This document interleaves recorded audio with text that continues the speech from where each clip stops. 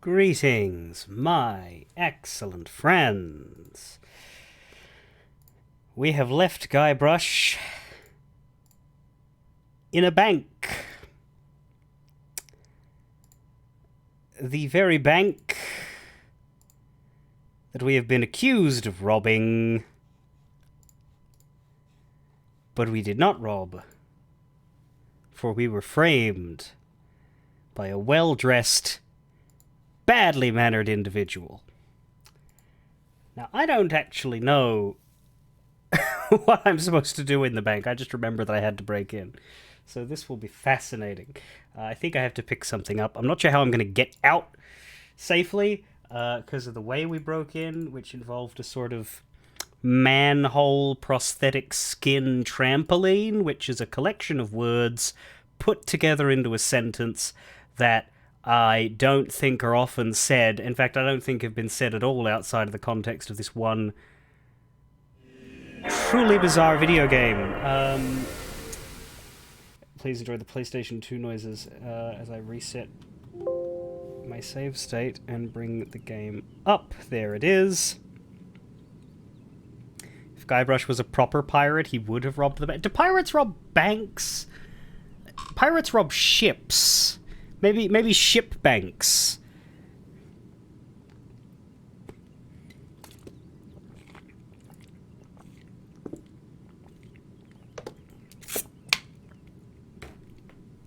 So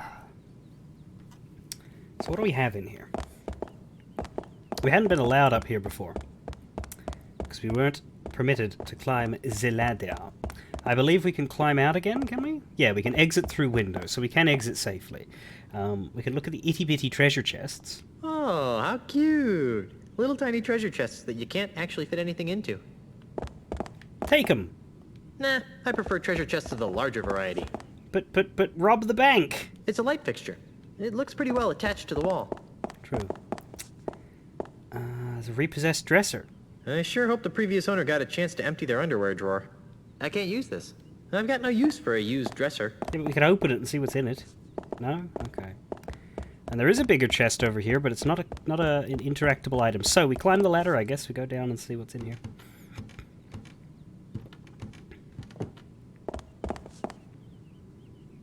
I've always wondered how they get the ship in there. That's the second most useless trinket I've ever seen. I believe this would qualify as a luscious fern. There's magazines. Pirate Magazine, popular news of the Caribbean, and in this month's issue, how to loot and pillage and still be there for the kids. Oh, I don't have time to read. who does? We have the painting and the pull chain. No, this must be the new thing in low-maintenance decorating. You don't even have to water it. Wonder what would happen if I pull it. It controls that light. Technology marches forward. Ah, we get music as well.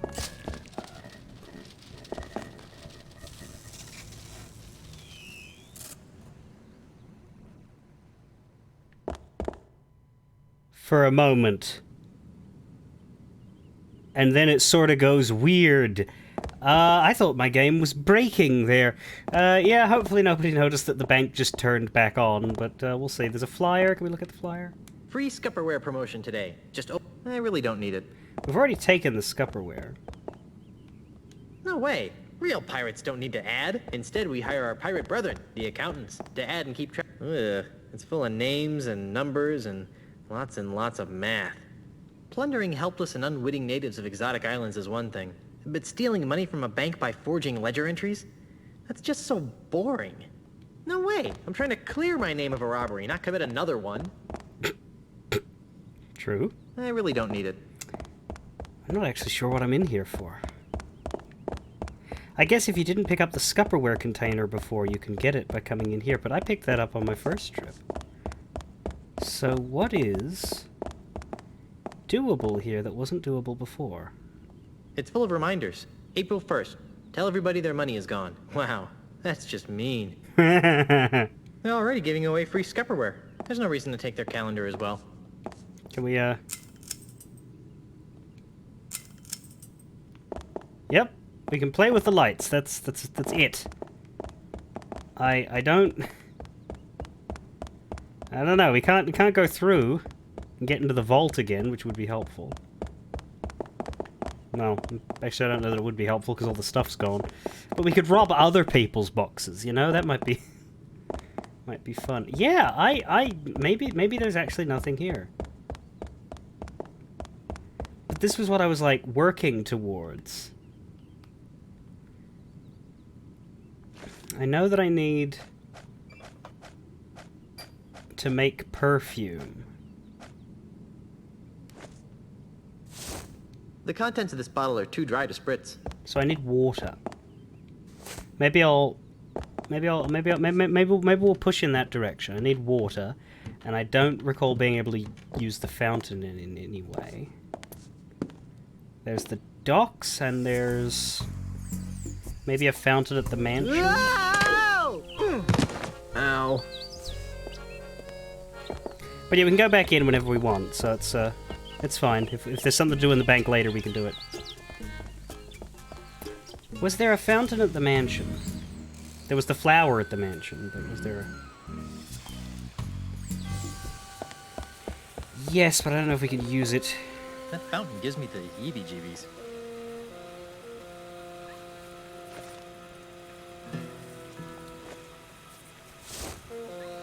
I'm not getting any closer to that fountain than I have to.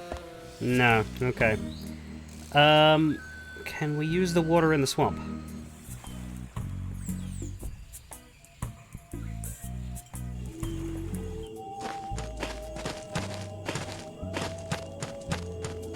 Puddle? Puddle.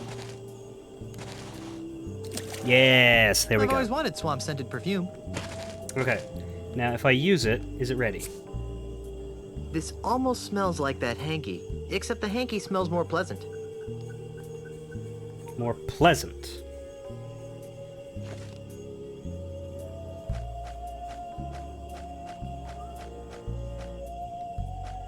I don't think that would help anything. I'm trying to... What does he actually say if we examine the hanky? No, not the scupperware. No, the fuck? It's still a bit clunky. It smells sort of like flowers, growing in a cesspool.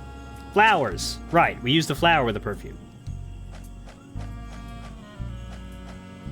There, that should make my concoction smell better. Now is it ready?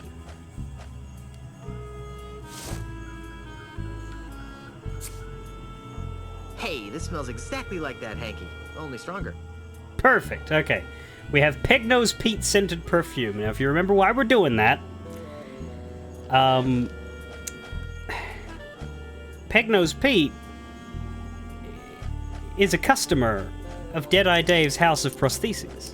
So, or Palace of Prostheses.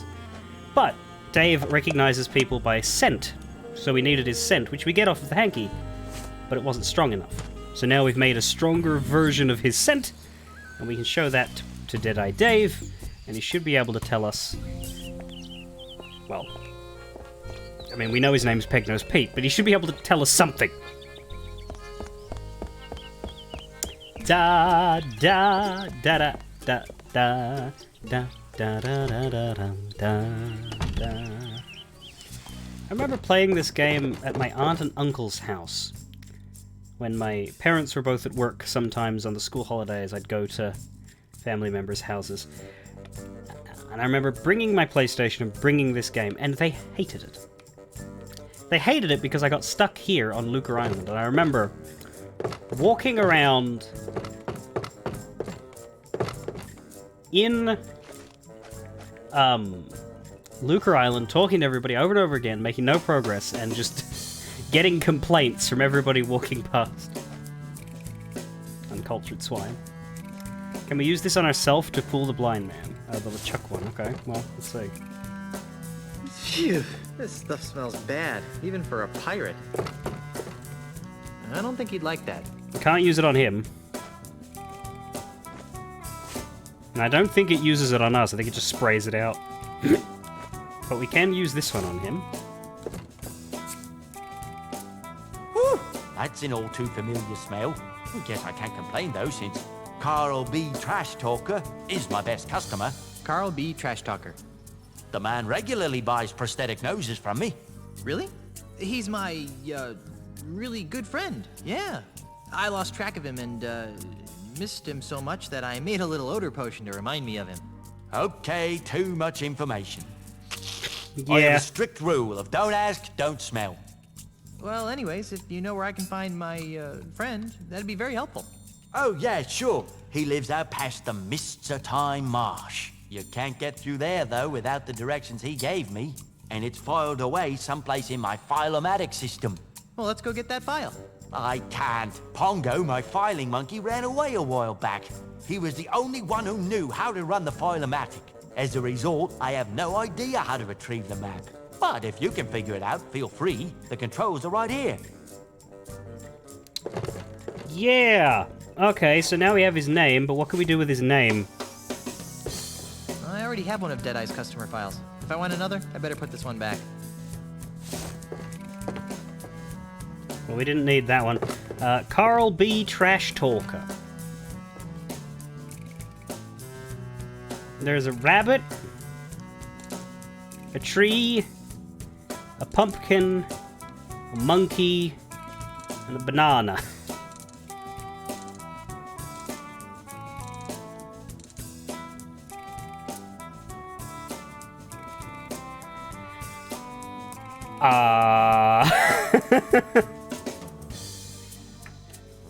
I don't know how we get that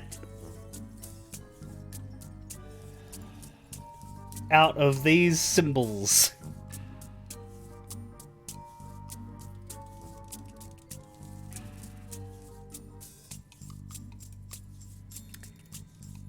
I don't know if we have to, like, brute force it, or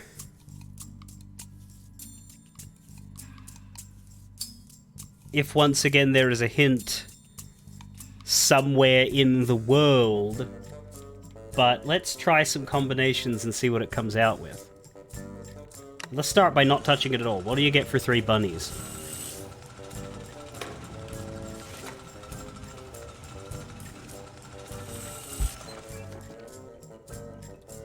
The name on it says, Adeline A. Apricot. It has all sorts of useless information, such as prosthetic prescriptions, address, phone number, allergies. Okay, so the bunny is A, but Carl B. Trash Talker is not anyone. That's not A at all. So what do we get for the tree?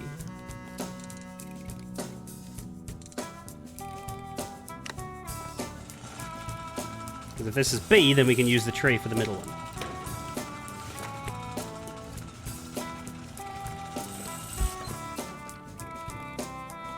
The name on it says, Eric G. Fungdagosmak. It has all sorts of useless information, such as prosthetic prescriptions, address, phone number, allergies. E, G, and F. Okay. So maybe the bunnies are A through D? In which case we want to keep the bunny in the middle for B? Damn it. Too far. Let's try keeping a bunny in the middle, but let's keep going. Because we need a K and we need T. Let's see if we can find one that's close enough to K to keep.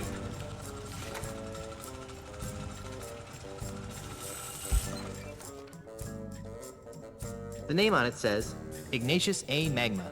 It has all sorts of useless information, such as prosthetic prescriptions, address, phone number. That one might be. That was Ignatius, that was I. H-I, J-K, that's close. So let's just move this last one.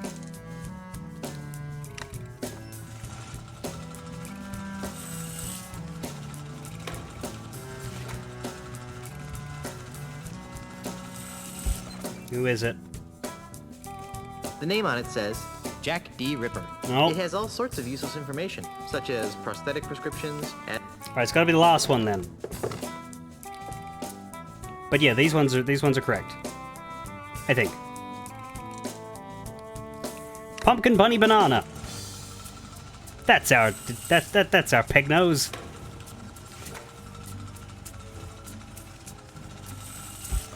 Please don't be wrong. Oh, we picked There it are up. directions to Pegnose Pete's house. Weird. Looks more like a train schedule to me. Oh, God. Customer, Carl B. Trash Talker. Prescription, EfMI prosthetic proboscis model TK421. Directions, Mistso-Time Marsh.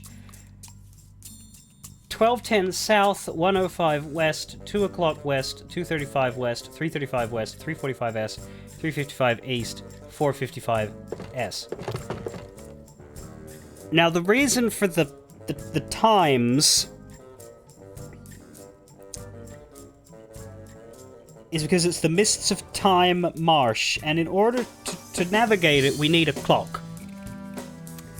This much I do remember. We need a clock, and I know where we can get a clock, but I don't recall how to steal it. I think it's in the dialogue, but I hadn't had any success before. Let's try...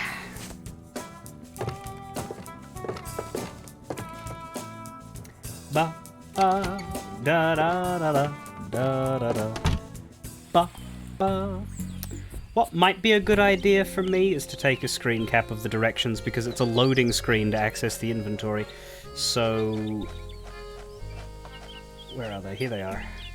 There are directions to Pegnose Pete's house. Yeah, let me Weird. see them. Looks more like a train schedule to me. Okay, print screen. Because, yeah, if I remember right, having to open this over and over again really slows it down later. So now I've got it on an image.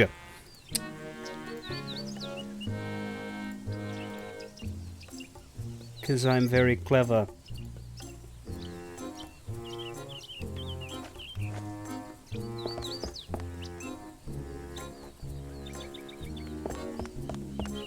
So, let's get that clock.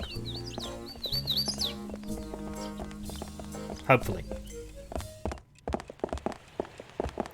I think we just have to talk to them and talk to them in the right order, but I'm not...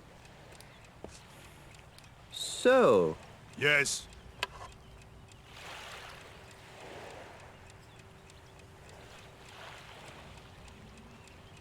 yipes! There's a spider on your shoulder. Where? Haha! Nice move, Brainiac. That doesn't count. You know the rules. You let go of a piece. That's it. It's a move. But, Rules are rules, Tabo.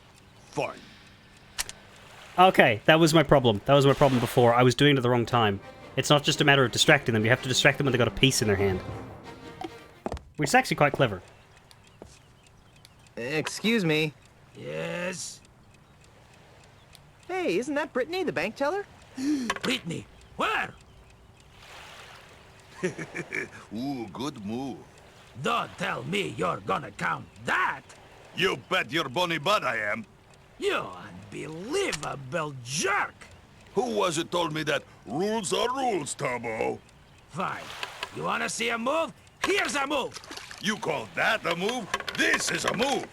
You can't do that. Oh yeah? Who's gonna stop me? Gainsey and Pig. Fringe candidate? And now they don't care if we take the Full clock. step standing. Weasel warrior? What the fuck is a weasel warrior? Cheese chomper. Monkey molester? Whoa! Sweat factory. Nose goblin? Lard bucket. Soft rocker? Bug magnet. Doily sniffer? Lard bucket. You said that one! Fringe candidate? Okay, have they run out of new ones now? Sweat factory. Yeah. Doily Bye, sniffer? guys! Also, yeah, infinite pieces. They use the cheat code for that. It's chess god mode. I think we can go there now. I think. Yes, there is.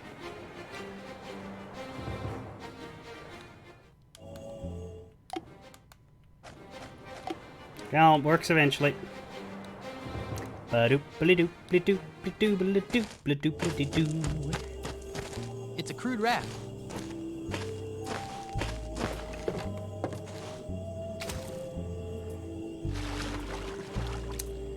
So what we want is to use the clock.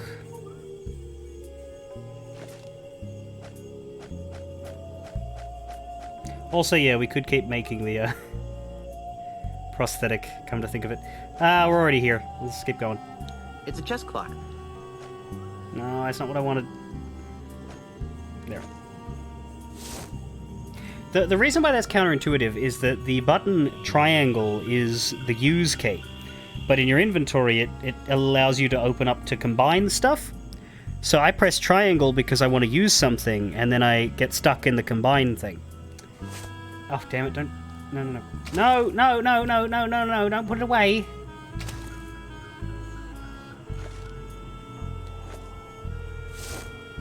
No, fuck!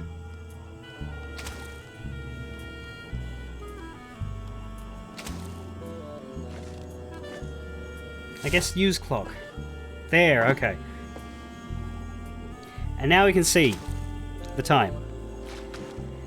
Awkwardly. It is 3:35-ish, 3:34.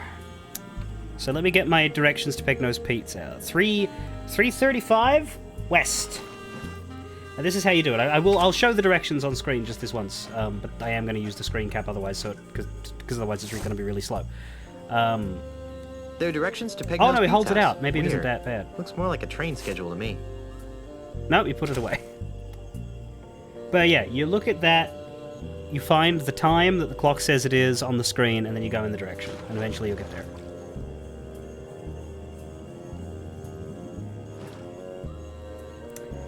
Though there are a few twists and turns along the way. It looks like 4:55 south. It is 1:05 west. Hey, Guybrush, I need your help. What? Here, take this.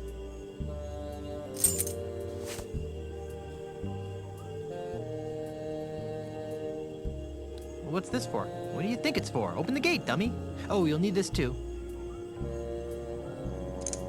A Hey, gun! great, a gun! Watch out, Pegnose. And this. Great, a rubber chicken with a pulley in the middle. Just gonna save my state here for a second. So Guybrush here has given us a key, a gun, and a rubber chicken with a pulley in the middle. So, let's use one of those items to progress the game.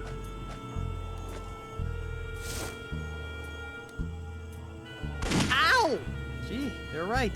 Gun owners are 5 times more likely to shoot themselves.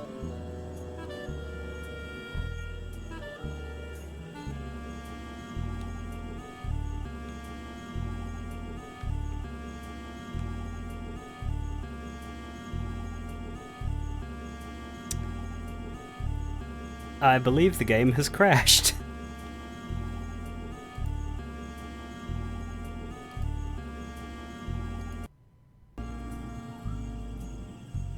Now, did that crash because I shot Guybrush?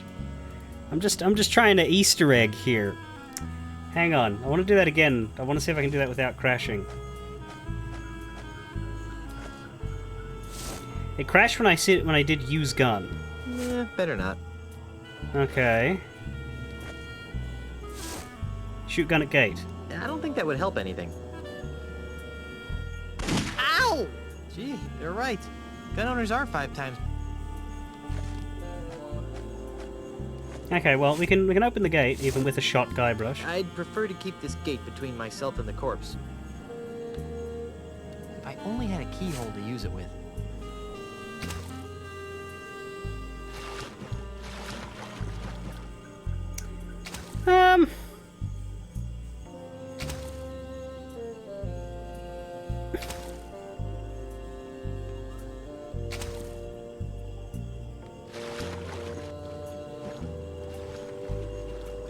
I'm just gonna keep going. I've got a save state from before I did that. You're not supposed to shoot Guybrush. You're supposed to open the gate. But I just want to see what the game does now. It is currently 2 o'clock west. It's currently 2:35 west. Hey, Guybrush, I need your help.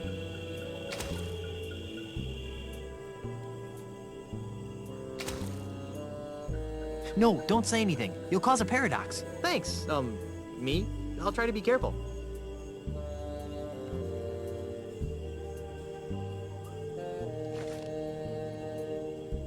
Oh, I think we have to... Yeah, do we give you the key? Here, take this. What's this for?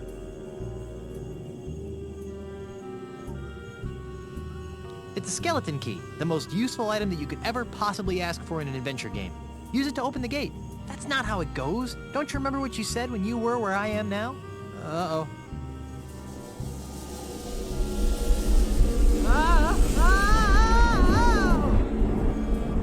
I don't remember. I was too busy fucking around with shooting you. Okay, yeah, that's what it does. I think it was going to do that automatically after I did the gun thing. Hang on. I want to see it happen. Okay. Shoot him again.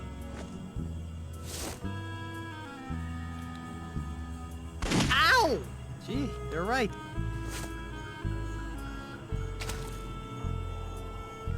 What time is it? It's 12:10 south. Now it's 2 o'clock west.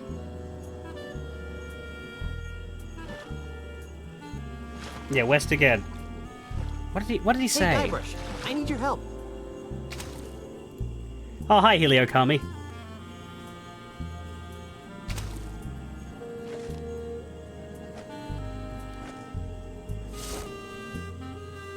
Here, take this. What's this for? What do you think it's for? Open the gate, dummy. That's what he said. Oh, you'll need this too. Hey, great, a gun! Watch out, Peg Nose. And this. Great, a rubber chicken with a pulley in the middle. Ow! Gee, they're right. Gun owners are 5 times more likely to shoot themselves. Uh-oh.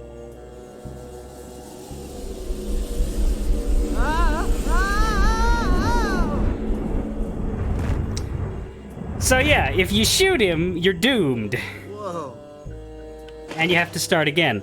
But I don't actually want to do that because I've done it enough, so I'm just gonna load the save state from before I shot him, and I'm gonna use the key to open the gate, because that's what you're actually supposed to do.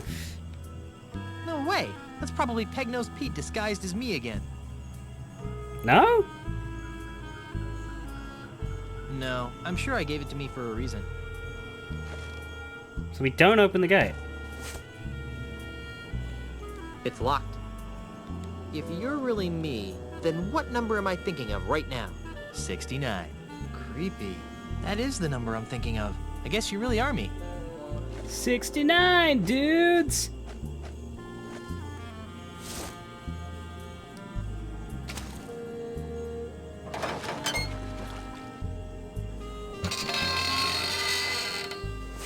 There we go. Thanks, Guybrush. You're the greatest. Oh, I've got one more thing for you. Oh. Ooh, a rope. That'll be useful. It won't, though, because you just have to give it to past you again. So, this is the Mists of Time.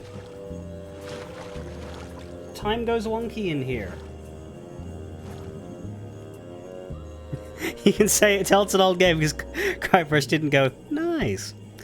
Yeah, it's funny that we have both of those. It is still 12:10 though, so we don't go through the gate. In fact, the time is exactly the same because it's through a save state, so... Hey, Guybrush, I need your help.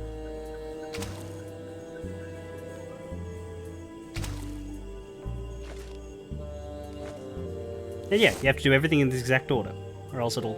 fuck. Here, take this. What's this for? What do you think it's for? Open the gate, dummy.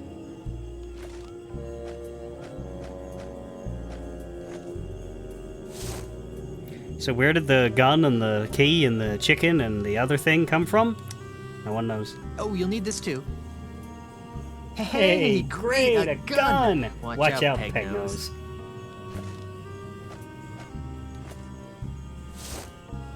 And this. Great. A rubber chicken with a pulley in the middle. If you're really me, then what number am I thinking of right now? 69. Creepy. That is the number I'm thinking of. I guess you really are me.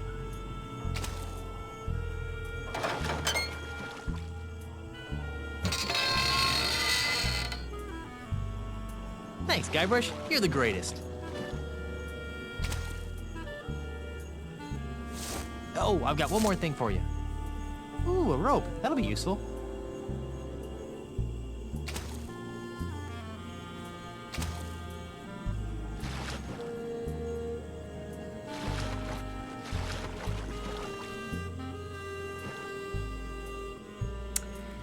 Okay, 3:55 east.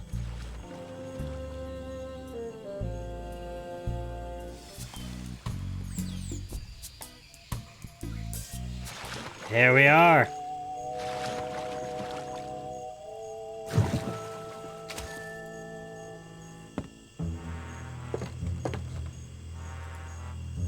And we can see him. He's still sort of wearing our clothes, or rather the clothes that he wears to look like us.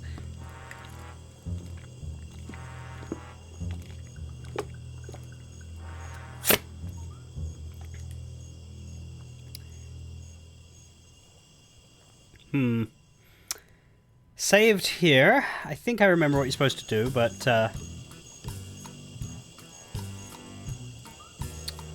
we'll see.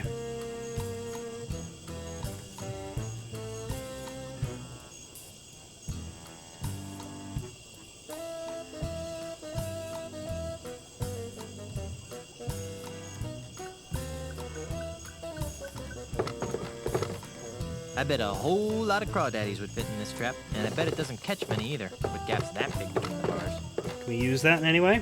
No thanks. I'll get my crawdaddies at the restaurant. This is somebody else's. I can hear some people talking inside. If I move closer to the window, maybe I'll be able to make out what they're saying. Who's Pecknose Pete talking to? Like I said, I got the job done. Now where's my money? This should be good. Yeah, all in due time, my dear Mr. Pignose. Hey, that voice sounds familiar. We've only completed part of the plan. You've done an admirable job in getting Guybrush out of the way, as well as reappropriating the Marley family heirlooms. I trust you put them somewhere safe for the time being. Of course I am. I'm no idiot. That junk you're so interested in is safe and sound in my impenetrable cave. That junk, as you call it, may very well be the key to ridding these islands of pirates once and for all. No offence, of course. Right. So about my fee. Later, my good man. In the meantime, the heirlooms are our little secret. Keep them hidden, and not a word to anyone. We'd hate to have my plan spoiled by an indiscretion. All right, Mr. Mackerel, we'll do it your way. But if you don't pay me soon, I'll cut your gizzard out. There's no need to be such a ruffian.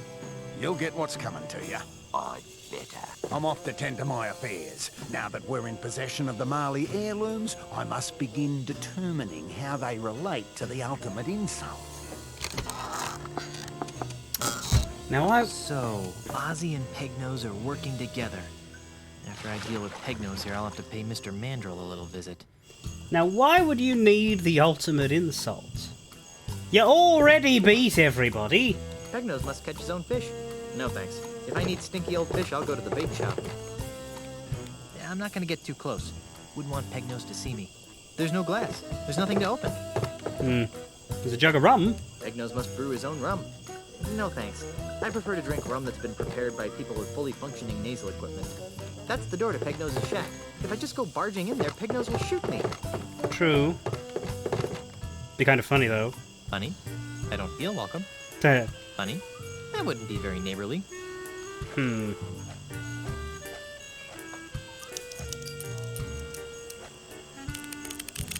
Do we do something with the termite-infested hand here?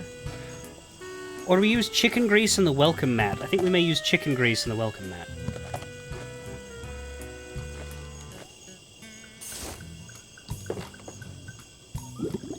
Yeah!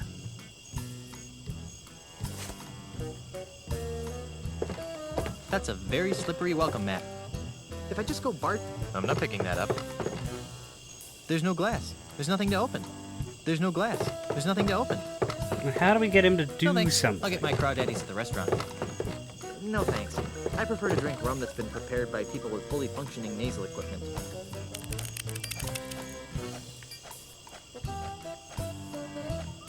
Do we make him think LeChuck's hanging around? I mean, the man doesn't have a nose, so... That smells fine the way it is. No? That smells fine the way it is. That smells fine the way it is. That smells fine the way it is. Phew, this stuff smells... That smells fine the way it is. No. A duck? We could put a duck in the window. Holy shit, this is it.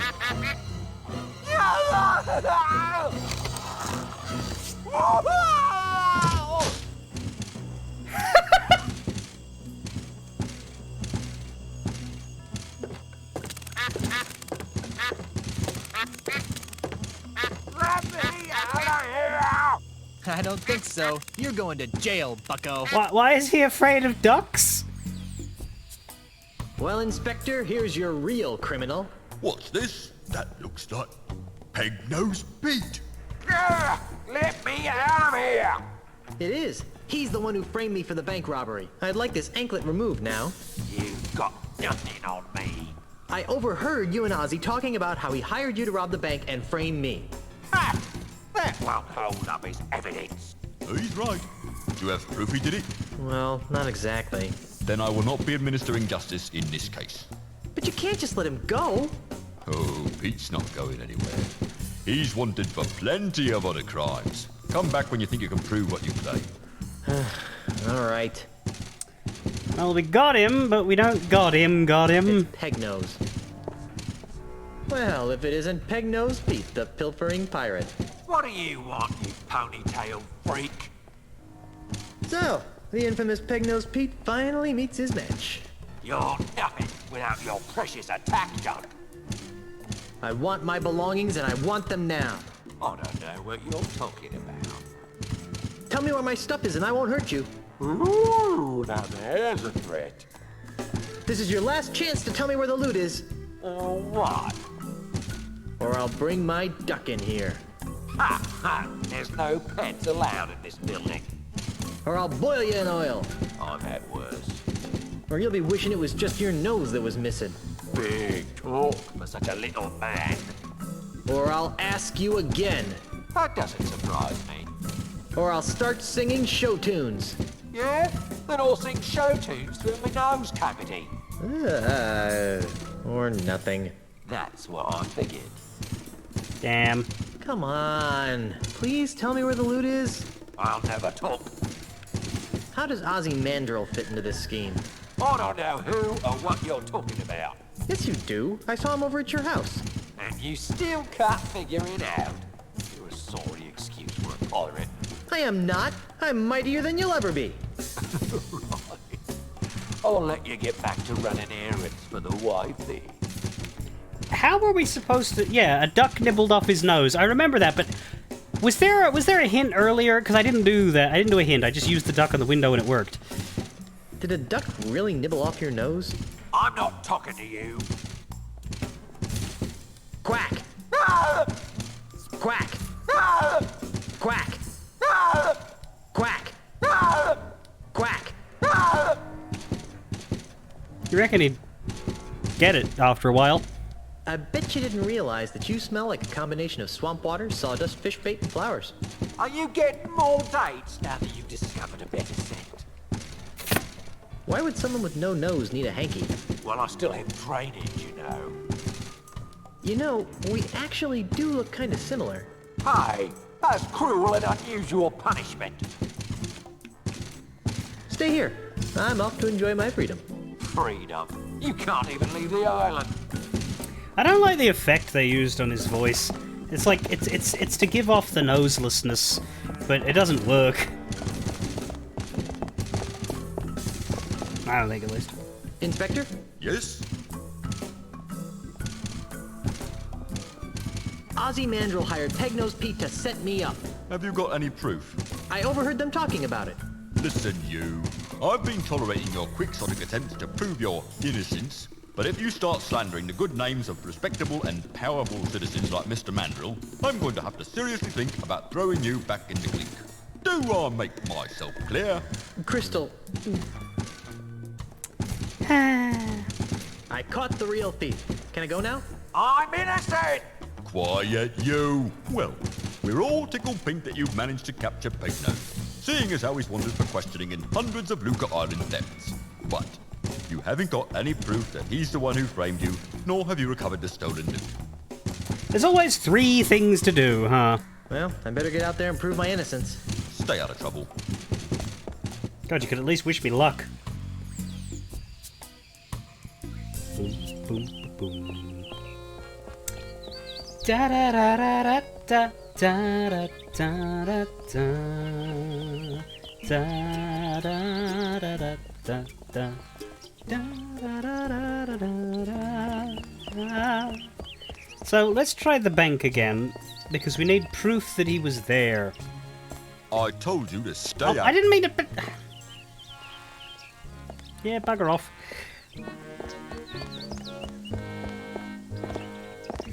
Look at prosthetic skin. Manhole with prosthetic skin stretched over it. Boing. Whoa, whoa, There's got to be something in here, and it's got to have something to do with the lights. whoa! Whoa, whoa, whoa! Oi!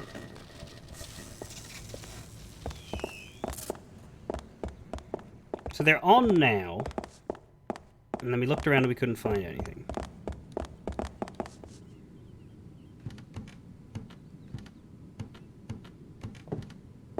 Can't remember whether they started on or off. It's full of reminders. Not February that, not 14th, that. Give away free Valentine's Day steaks. Whoa, I gotta remember to come here that day. Is that a bug? That turns on the lights around the bank. That turns on the lights around the bank. What changes? Not a lot.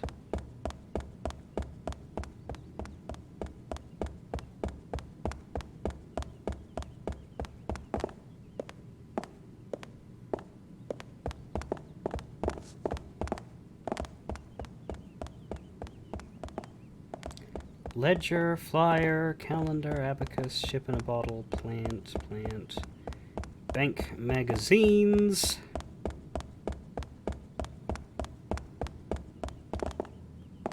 I've always wondered how they get the ship in there. If there's evidence, I don't know where it is.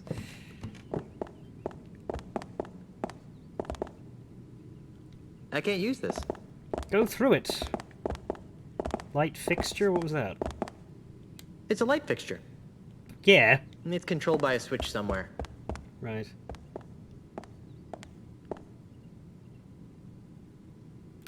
Look at funny shadow.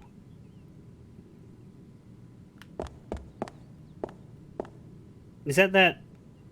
What is that? Looks like a...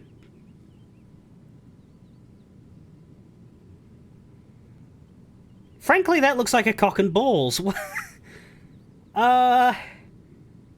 Okay, that's not there when the lights are off, because it's a shadow. What's that shadow?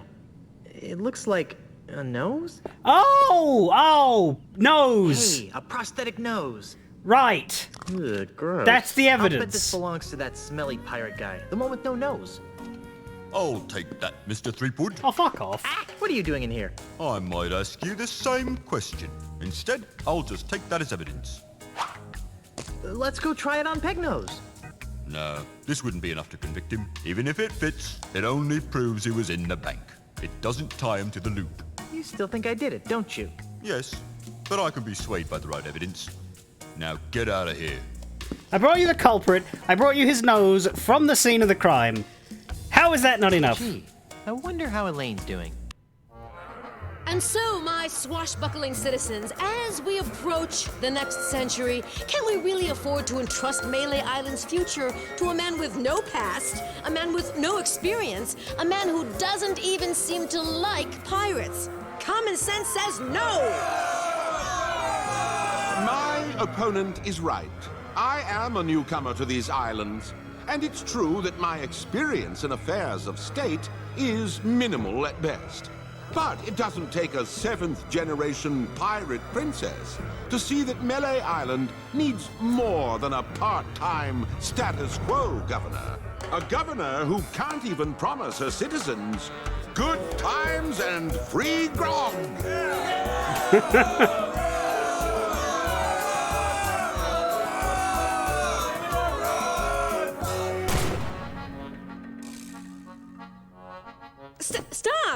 Stop it! You can't be stupid enough to believe that Charles is just gonna give you free grog and good times, can you?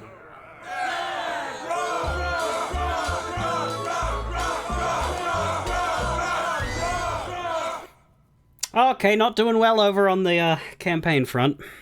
Hello, Polished. That is a line. Yeah. That's true. Technically, Elaine Marley is a Disney princess now, if we factor in Lucas and Disney. Are we allowed to leave through the front door, or do we have to go through the window, even though the inspector already knows we're in here?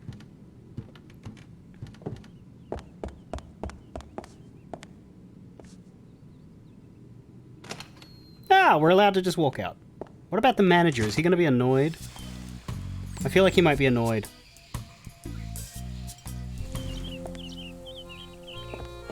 Hey!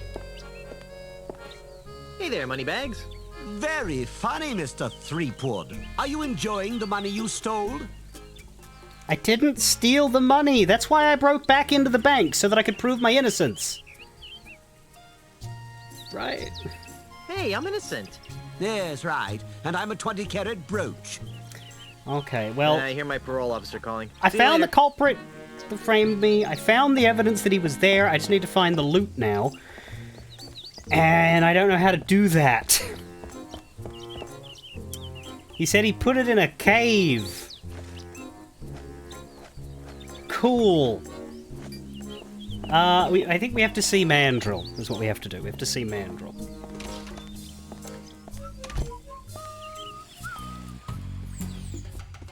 Wait, these are the lawyers. What am I doing? You lot deserve a ruler who isn't split between 3 islands, who won't abandon the island just to get away from her on-again, off-again husband, boyfriend, person she named a dog after. Yeah, just check Guybrush's ship for new cannons. Yeah, exactly! Anyway, it was not in fact a cock and balls. It was a nose. It was a prosthetic nose for a noseless man. So don't worry, Polished. We're keeping things somewhat PG as we oh, right. Polished, if you're still here. So this is an old adventure game, and the villain is an Australian real estate developer who is buying out all of the pirate islands and replacing them with classy upscale shops, and is basically just culture warring the Caribbean. And his name is Ozzy Mandrill, and this is his mansion. He's from Australia. If you could tell from the platypus, the wombat, the baby koala, the adult koala, the crocodile, the kangaroo, the dingo, the other dingo, and the giant egg of God knows what. I'd hate to see the creature that laid this. Anyway, I think we have to talk to you. I'm back. What do you want now? Hey, you're the jerk who hired Pegnose to frame me for the bank robbery. That's strange. I heard that you were the one who robbed the bank. Ha! I overheard you talking to Pegnose in the swamp. What? You heard me. I know all about your scheme to steal the Marley heirlooms. Ah! Your puny pirate brain is incapable of perceiving the true depths of my scheme. Besides, you'll never be able to pin anything on me without the loot. And you'll never find it. Ha! I already found it. Really? You found Pegnose's booty showcase? Yeah. What did it look like? As showrooms go, I'd rate it a 78. It had a good beat and I could dance to it. You're probably bluffing. But I was planning to take a hike to the showroom anyway.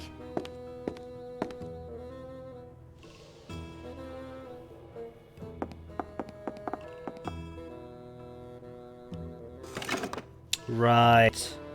And when I return, I'll have plumbed the mysteries of the ultimate insult. Don't touch anything while I'm gone. Grandpa Marley's letter mentioned the ultimate insult. Wonder if it's important. So this is sort of like in Monkey Island 1 where we gotta follow the guy, but it doesn't work. Like, we can try, but it doesn't work. We have to... I need to remember how to do this.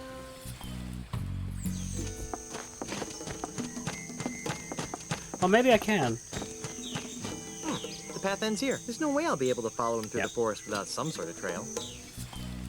So, what we have to do is we have to put termites on his cane, and if we put termites on his cane, the wood shavings from the termites eating his cane will do it for me. How do I put termites on his cane? I don't remember. This cane has an almost imperceptible crack in it. Looks like high quality wood, though. We can't just do it in front of him, I don't believe. We need to get him to break his cane, and then we can put it in the one at the House of Sticks, I believe. What are you doing? Stop that! I don't think he'd like that. See, he doesn't like that. Poor thing. Poor, doomed, hapless giant kangaroo. Can we fuck with his trophies? I don't think that needs a fake arm. What does? What if we spray LeChuck on him? We haven't used the LeChuck yet. I don't think he'd like that. What are you doing?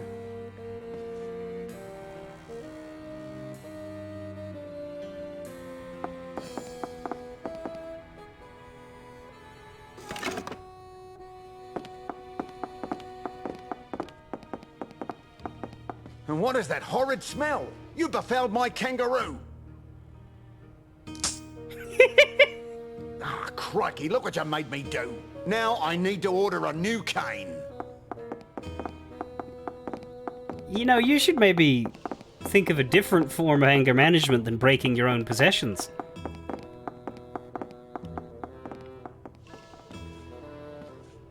I thought he'd never leave.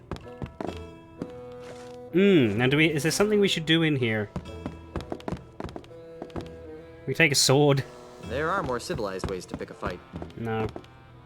Despite the great fun it would be, I'm not moving any furniture today. I'm not sure. I think... Like, I know we have to go do the cane. I don't think there's anything we actually need to do in here, because we can make him leave anyway. Right? We can make him leave to check the stash. So, as big as this mansion is, I don't actually think there's any adventure gamey stuff that we need to sneak around and do in here. Because, I mean, after all, he leaves us alone, willingly. It's locked. Yeah, we can't get in there.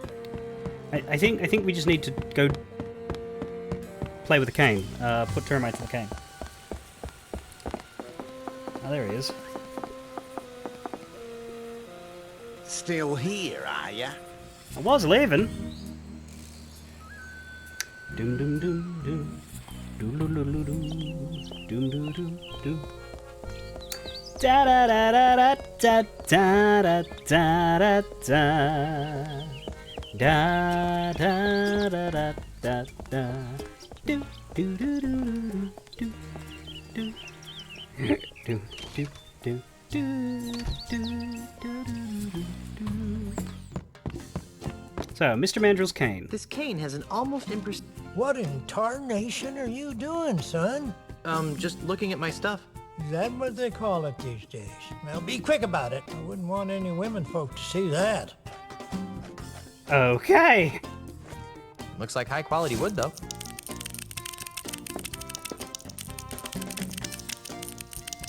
Those There. little buggers sure know high quality wood when they see it. Freddy, my new cane had better be ready. Oh, it sure is, Mr. Mandel. It's right over on that bench there. Creepwood? Thinking of buying a walking stick of your own, are you?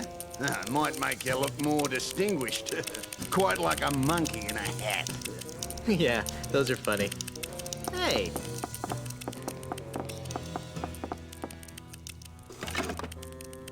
Put it on my bill, Freddy, and don't even think about overcharging me, or I'll own you. Yes, sir. Always a pleasure, Mr. Mandrill. And there's the streaks of wood chips. So now we get him to go check out Pegnose's stash again. And we can follow him.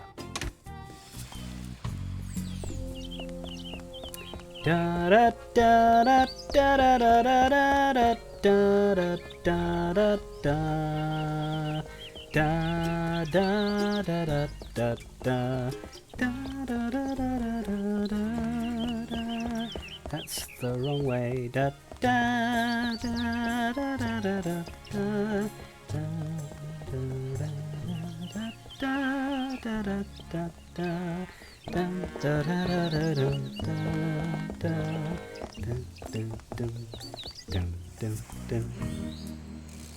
Yes, I do know that music way too well.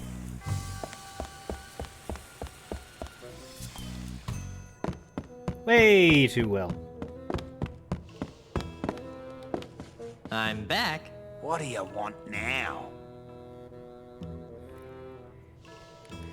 You're through, Mandrill. I can prove that you framed me. Let me guess. You found Pegnose's booty showcase. Yeah, And what did it look like? I thought there would be more chintz.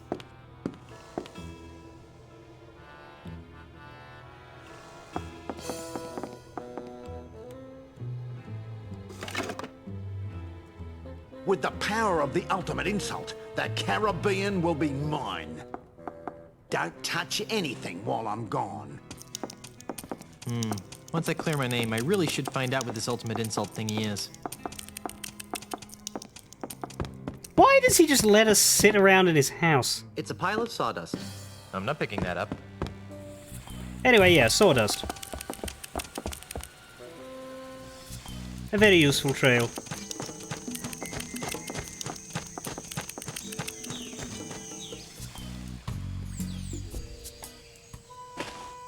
Good thing I had that trail to follow. Up until now, that is. It's disappeared. Those termites probably ran out of cane to eat. Now, where did that Australian pirate phobe go? Oh, there he is. I must have kangaroos in me upper paddock. Be very, very quiet. I'm hunting Aussies. He's still This got the cane. ultimate insult nonsense has me uncharacteristically baffled. I knew I should have taken that class in ancient voodoo curses at the University of Toowoomba.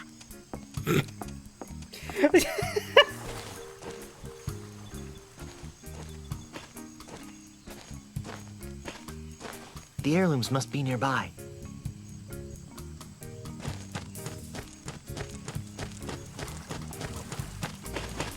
Shallow water? No thanks. I'm not thirsty. Not so shallow water. It's not so shallow here. I can just make out the bottom. Trees. It's pretty shallow here. I can see the dirt on the bottom easily. No thanks. I'm not thirsty. No thanks. I'm not thirsty. There's not a lot of stuff here. It's really deep here.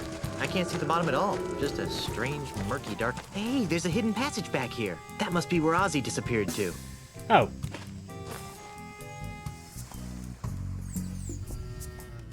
Wow.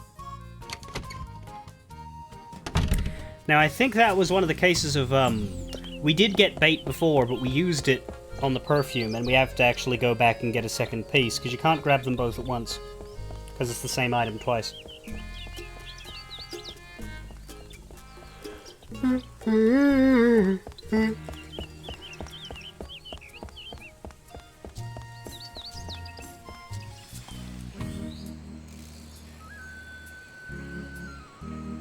Oops, wrong way. No, thank you. I do not wish to go to Ozzy's house or the Foreboding Mansion. What I want to do is dive!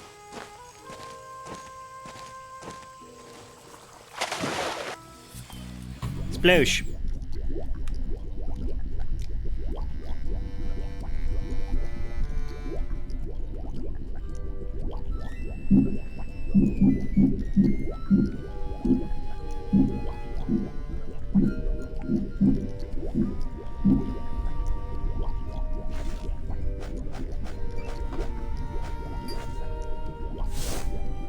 Here, fishy, fishy, fishy.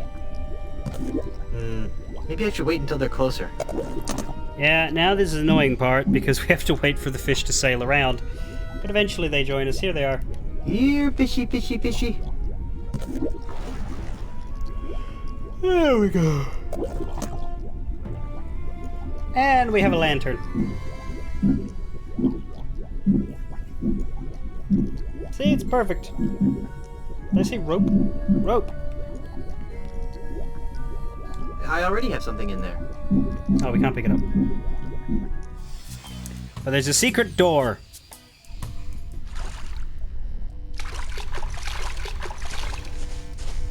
There's the loot. It's a good thing I can hold my breath for 10 minutes. It's the stolen booty from the bank.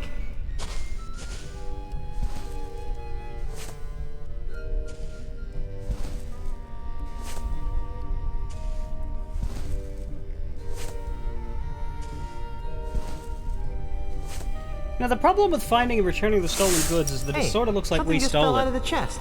A tiny screw. I'll bet it goes to Pegnose's prosthetic nose. Now I can clear the good name of Guybrush Threepwood. Oh, that'll help. I'm afraid to rummage through this, lest I get my fingerprints all over everything. It's the stolen booty. We grab the screw. Wonder what this little brass screw could be used for. I don't think that would help anything. And we leave!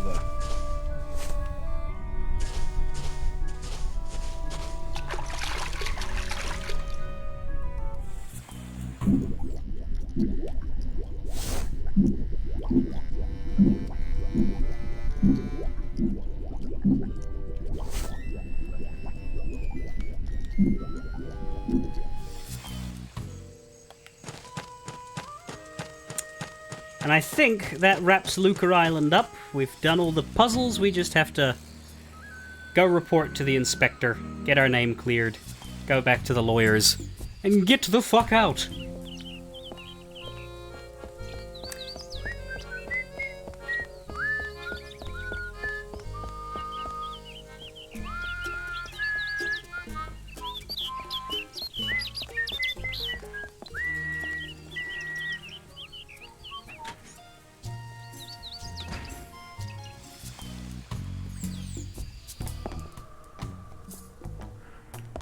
Excuse you, where's Peg? Oh, he's over here.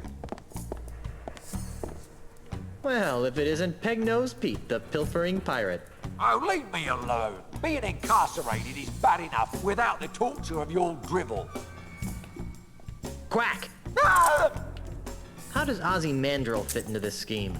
I don't know who or what you're talking about. Yes, you do. I saw him over at your house. And you... I am not... Stay here. I'm off to enjoy my freedom. Freedom. You can't even leave the island. Sure I can, I just have to pin the screw on the U.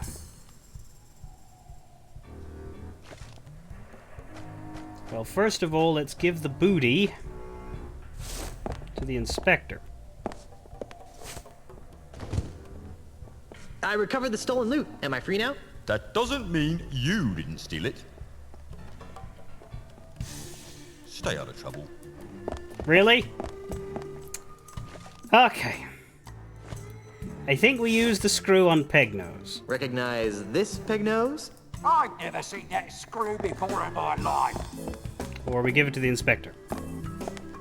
Oh, Inspector, I think you'll find this interesting. What's this? It looks like a tiny screw. I think you'll find it goes with a nose I gave you earlier. Oh, you do you? What makes you so sure, eh? It won't prove a thing. Quiet, you. Well then, perhaps we should give it a try.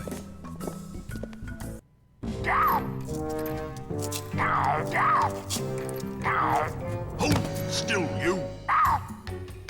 Quiet, you. Well, I'll be.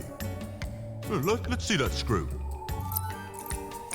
It doesn't fit. Quiet, you. If the nose fits, you must acquit. I've never seen that screw before in my life. Quiet, you. Well, all right then. They just slapped the Guess spikes. your name's been cleared. Let's see that leg of yours. Right. The anklet thingy. Hold on. Maybe I should do a background check on you. Just because you didn't rob the bank doesn't mean you aren't wanted for other more heinous crimes. Hey, he stole a duck! Quiet, you! On the other hand, without the stigma of felonious robbery hanging over your head, you seem pretty harmless. So, off you go. Hey, was that an insult?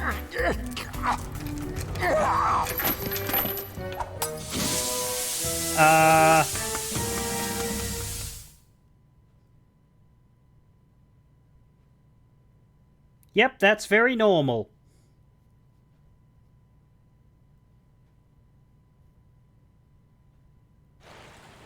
Done paying your debt to society, Otis? Ha freaking ha. Time to make sail, shipmates. Thank gods, I hate this repressive place. Yeah, I was getting kind of bored. We can't. I have more repairs to make. Just kidding. Ship's ready. Oh, good.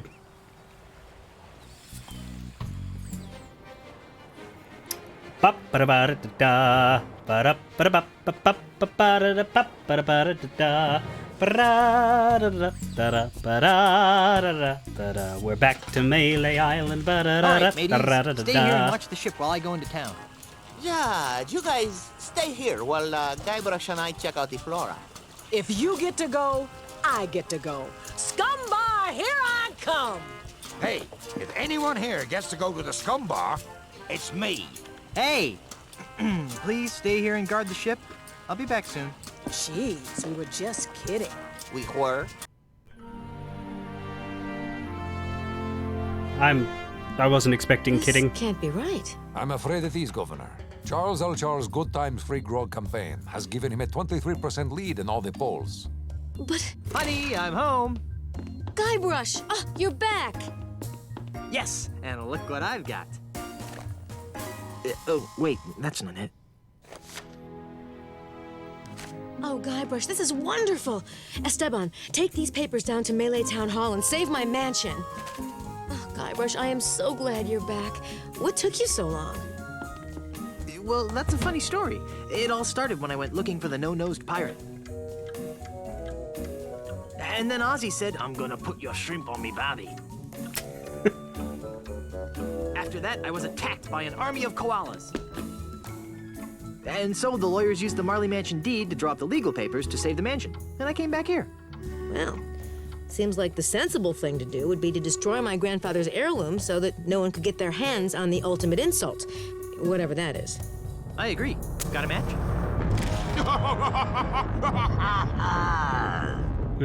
Charles, you manipulating weasel. Get out of my house before I stick my piranha poodles on you. Yipes! Now, my dear Mrs. Marley. The Reapwood. Is that any way to talk to the next governor of Melee Island? I don't care what the polls say. The pirates of Melee will see through your tissues of false hopes and empty promises. The pirates of Melee couldn't see through a window. They can't even see what's right in front of them. What are you talking about? Why, only the biggest lie of them. LeChuck! LeChuck! At your service. Enough of this inane banter. I've got an election to win. How do you expect to be elected once I tell everyone you're really LeChuck? Go ahead, tell them. Shout it from the rooftops. It will only ensure my victory. And once I'm elected, I'll use my gubernatorial powers to divine the secrets of the ultimate insult. Huh? You heard me. The ultimate insult. With its unholy power, I'll make the seas run red with the blood of my enemies. I'll bring the forces of hell to the shores of the Caribbean. And I'll finally make Elaine my willing bride.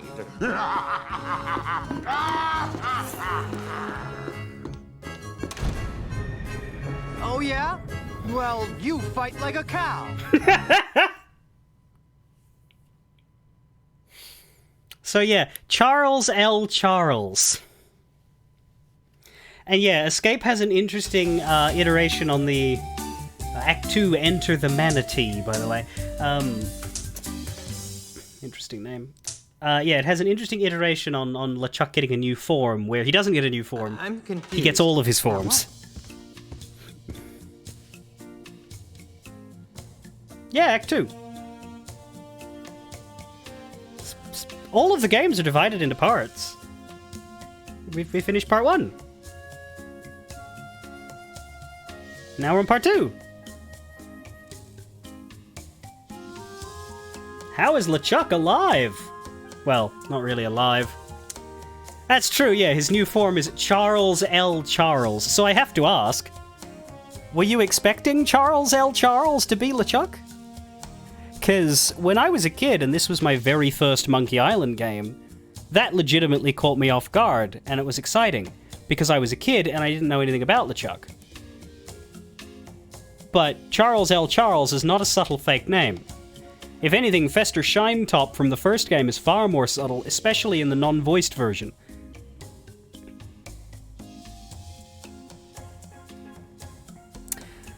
I would say that the voice actor does pretty well here, though, in not sounding like a pirate until it's time to. How can LeChuck be alive? Relatively speaking, of course. I don't know. Good stuff. What is the ultimate insult? And why are LeChuck and Ozymandias after it? I don't know. Well, I've got a plan. I know I'm going to regret asking this, but what is it?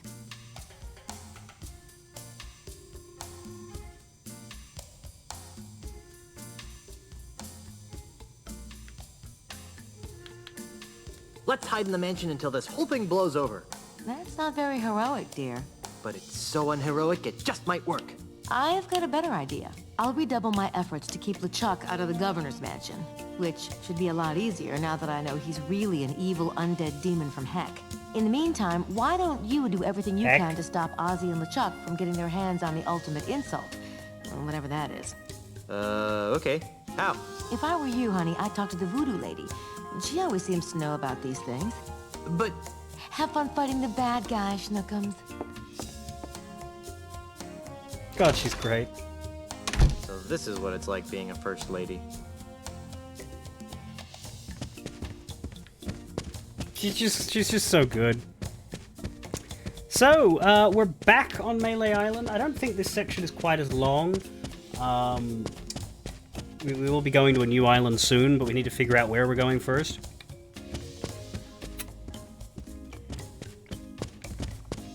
Which means, among other things, going to the Voodoo Lady.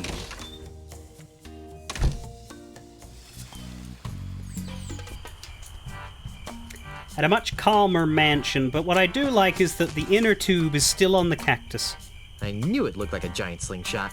As useful as a two-pronged cactus would be, I'd rather not stick one in my pants. Fair.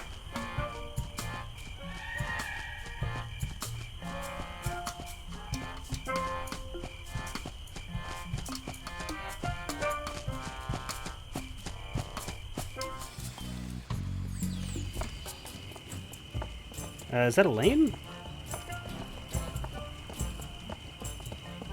Good afternoon, citizen.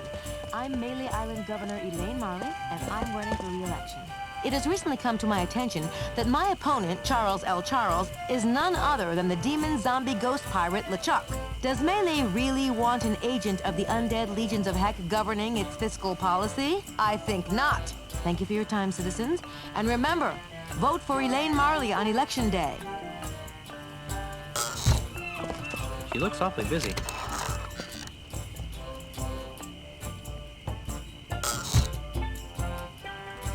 Elaine, darling? What is it, dear? I'm kind of busy right now.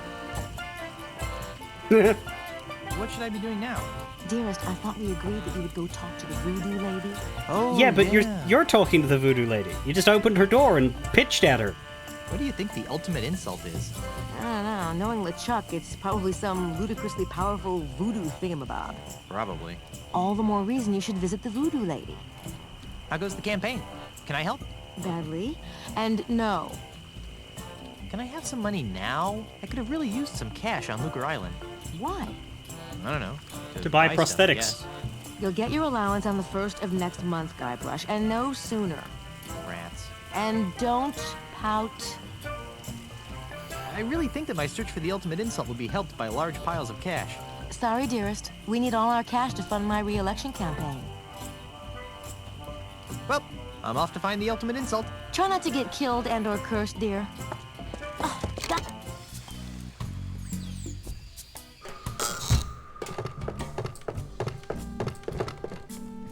What a strange mirror.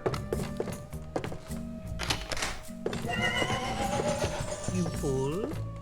Ah, Guybrush. I knew you'd return. How can I help you?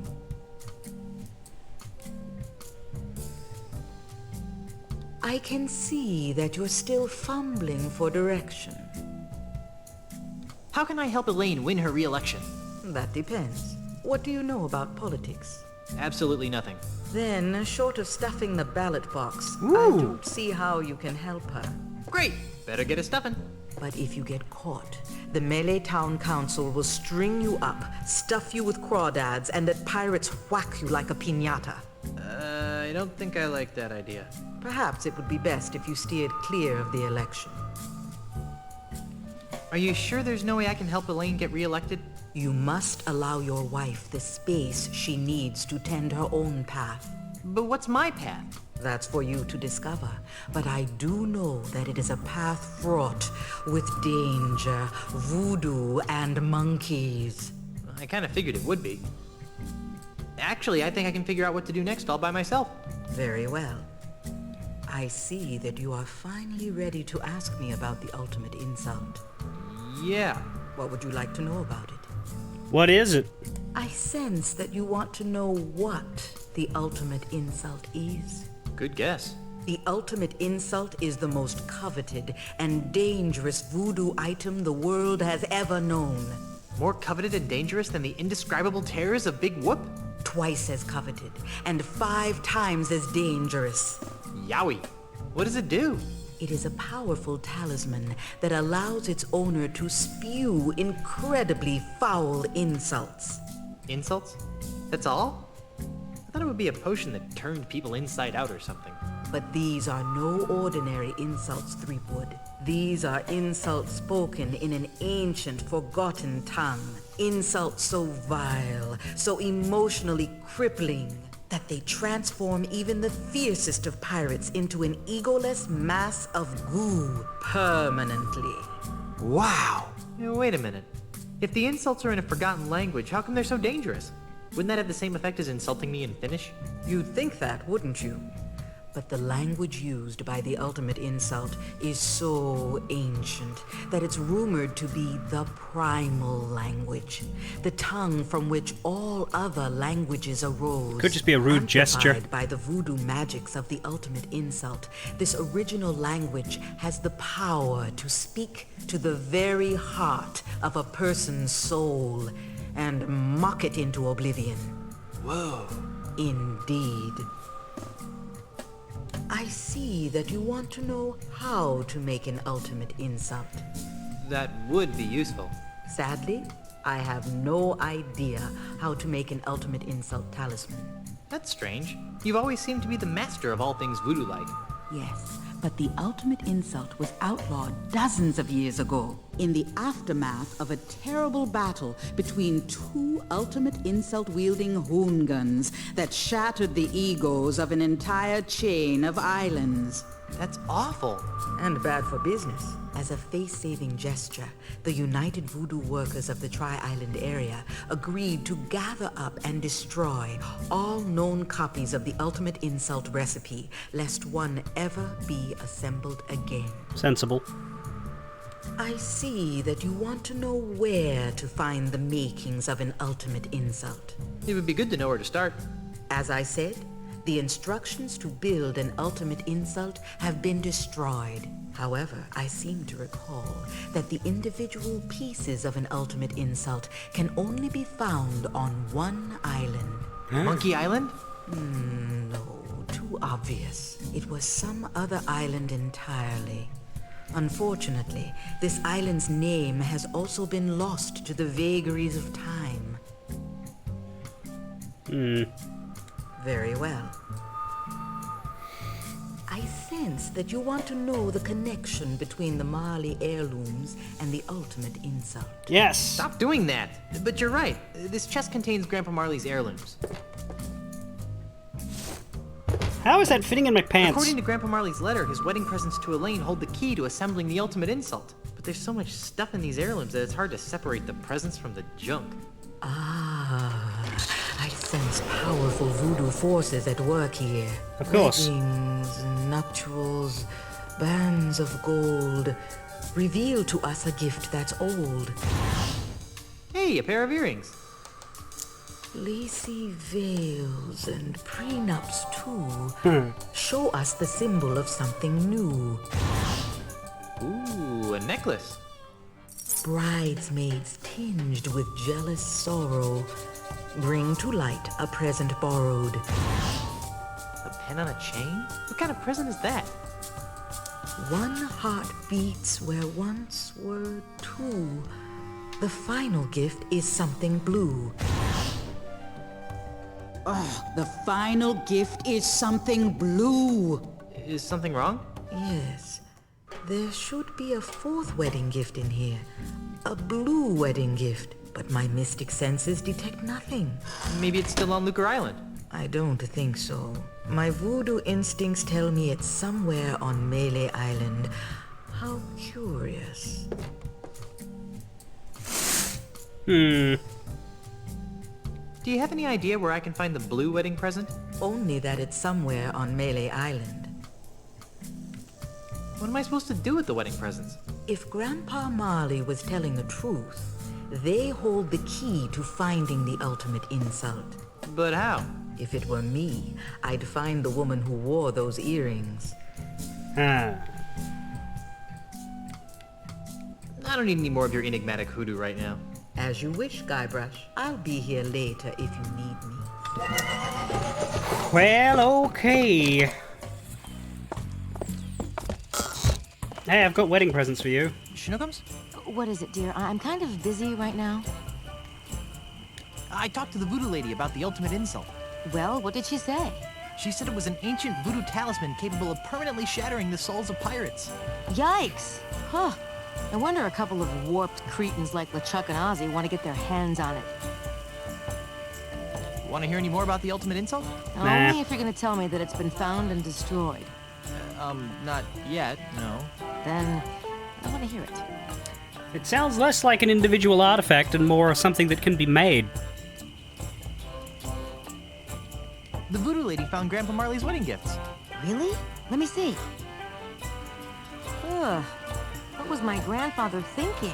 These earrings, they're way too big, and they're made of wood. The necklace is okay, I guess, but this pen looks like it was stolen from a bank. Maybe these gifts really do hold the secret of the ultimate insult. They clearly weren't intended to be proper wedding gifts. The earrings are made of wood. That is weird. Well, I'm off to find the ultimate insult. Try not to get killed and or cursed, dear. Guybrush! Sorry. I'm guessing that there's nothing of much value in here anymore.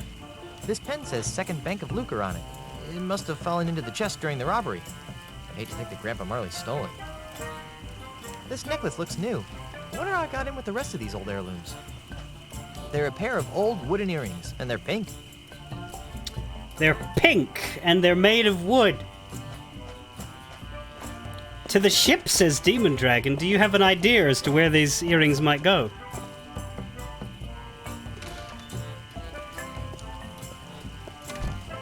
Thank you for your time, citizens. And remember, vote for Elaine Marley on Election Day. We could go to the ship. The extremely detailed front of our ship. Well, we could. Or we could go to the Lua Bar.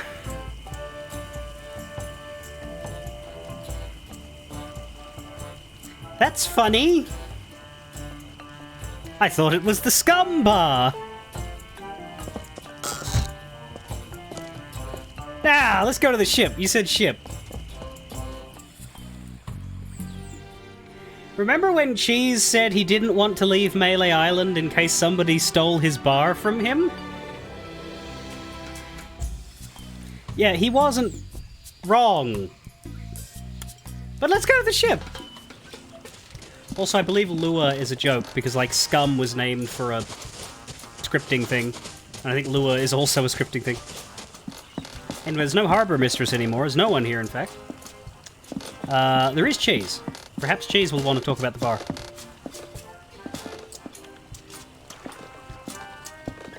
Hey there, Mr. Cheese. Ahoy. How are things down here? Quiet. Too quiet. Where's Carla? I'm right here. Where? She's on scupper cleaning duty. It's not fair. Otis cheats. I was witness. He beat you fair and square. What's Carla complaining about? Oh, she and Otis played a round of insult, rock, paper, and scissors to see who would have to clean the scuppers. She lost. There's no such thing as an illywhacker. That's what I tried to tell that Australian jerk, but it didn't work for me either. Where did Otis wander off to now? Oh, he's around here somewhere. I told him not to leave the shipyards. Oh yeah, and he always does what he's told. That's why he spends most of his time in jail. You'll never guess what I found out about that Charles L. Charles character. What? He's actually LeChuck in disguise. How about that? Aren't you surprised that Charles L. Charles is really LeChuck? Are you kidding? That was foreshadowed from the start. Have you ever heard of something called the ultimate insult? It wouldn't have anything to do with being beaten in insult arm wrestling by a spaghetti-armed pirate wannabe, would it? No. I don't know nothing about it. How are things down here? Quiet. Too quiet. I think we can tell him about the bar. Is that what you call it? After we go in. It's pink. So, figurehead. That's the second most beautiful figurehead I've ever seen. Hey, she's got pierced ears. Why would anyone put earrings on a ship's figurehead?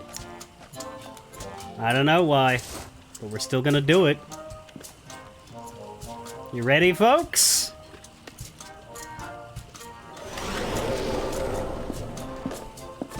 Who? What? Where? Oh, cripes, not again. Couldn't just leave me alone, could you? Most pirates would be happy with a gorgeous inanimate figurehead.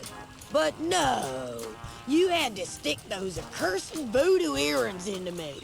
Well, here I am, an enchanted, talking, ticked-off figurehead. Am I everything you hoped for? Hey, a talking figurehead! Hey, a talking monkey! Well, actually, I'm a mighty pirate captain. Besides, there's no such thing as a talking monkey. Says you. I've been everywhere in this cesspool of a tropical paradise, and I've seen everything.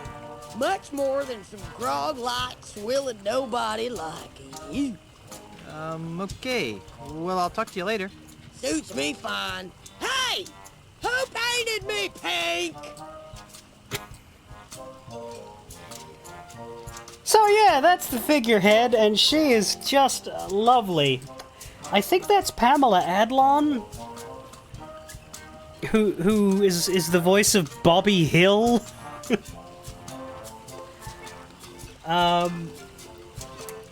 Definitely one of the more memorable characters in this game. I don't think she has a name. I call her the Dainty Lady because that's the name of the ship.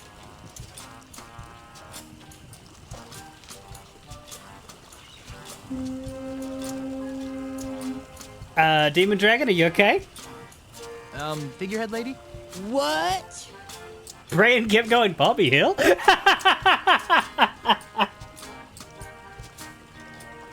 What horrible abomination of nature gave you the ability to talk? Damnedest thing. I cross-taxed with some old sea hag of a ship. How was I supposed to know she was carrying a cargo hold of voodoo root? So, a bunch of mojo crap fell off her decks and I sailed right through it. Next thing you know, I'm talking. Like you care anyway, squid for brains. You look kind of familiar. Perhaps you've seen me in your nightmares. No, I don't think so. Yes, you have. Watch this. I'm the king of the world! Woo! Ah! Stop! That's the scariest thing I've ever seen. What's with the surly attitude? You'd be surly too if you were screwed to the stem of a ship. Good point. What's with the surly attitude? This from a guy who can actually move his arms. Want to be my official ship? Want to be my anchor? No, I guess I don't want to be an anchor. Well then buzz off, son! You're blocking my view! Did you mean that in the literal sense or the figurative? How's this for clarity? Make like a jellyfish and dry up on the beach! I'd make a better captain. How long were you a bellhop before you got promoted? How about dropping this subject, toilet brush 3-fold? Figurehead lady? What? Ever heard of a voodoo talisman called the Ultimate Insult? Sure. What of it? Do you know where it is? Nope. Do you know what it looks like? Nope. I've heard it can emasculate the toughest of pirates. Really? Are you sure you've heard of it? I've never heard of your stupid Ultraman insult thing. I was just yanking your chain hard! I'm looking for something blue. We're all looking for something, Rat-Dander. But this is important. I need something blue, like a bride would wear at her wedding. And you would make a lovely bride. Not for me. It would have been for my wife. I can't help you, but I'll bet she's pretty blue now. Oh, scrub off now, would you? Figurehead lady? What? Oh, scrub off now, would you? Huh. What happens if we give her the rest of the stuff? I think that's what you have to do, which means we do need the blue thing, but I think we have to give her all the items. A statuesque lady of your beauty should have a necklace. Oh, how sweet. You remind me of the daughter your parents never had.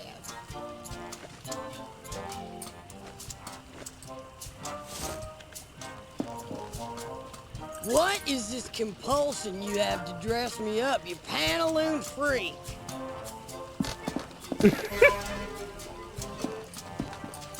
Figurehead lady? What? Oh, scrub off now, would you? Oh, okay. Cheese, do you have anything to say about the fact that the ship talks now? Hey there, Mr. Cheese. Oi. Nope. I should get back to work. Work? Now, is Otis at the shipyard? I wonder where the harbor mistress went. Hello? Anyone home? Oh, hi, Guybrush. Otis, what are you doing in there? That's a good question. Never mind. I'm pretty sure I don't want to know. Hello there. What do you want?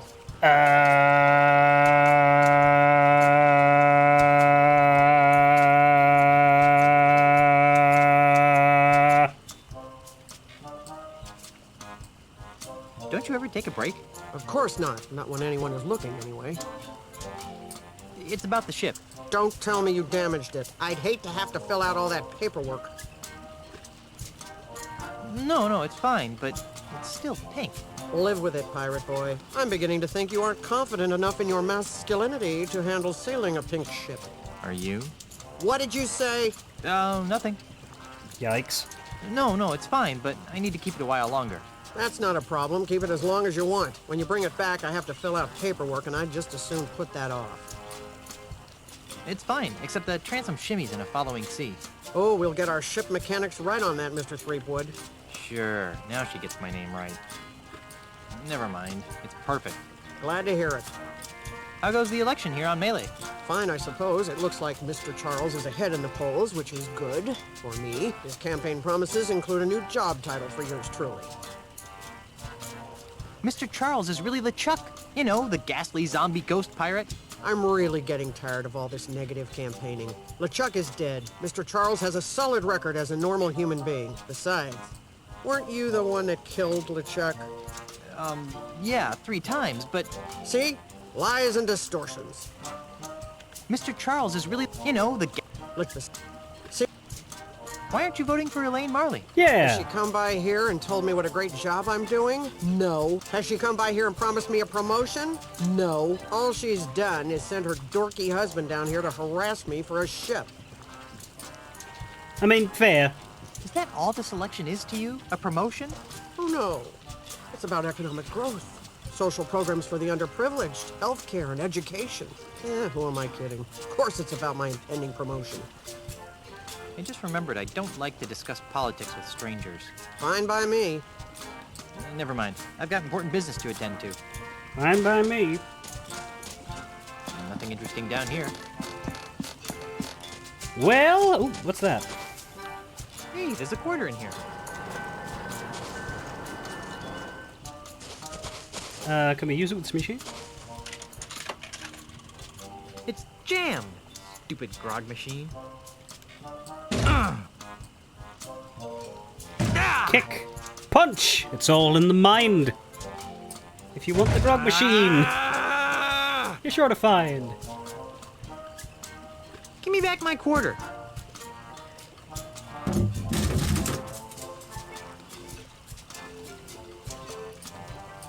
Huh.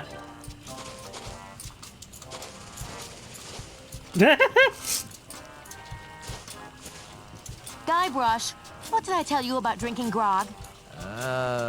Guybrush, Ulysses Threepwood. no grog until my errands are finished. No grog, but we get to keep. We can use the grog. We just can't drink it. I've already got one. You may wonder how Elaine got there. I think it's had enough. Okay, well, we don't have the quarter anymore, but we have a can of grog. Ice cold, refreshing grog.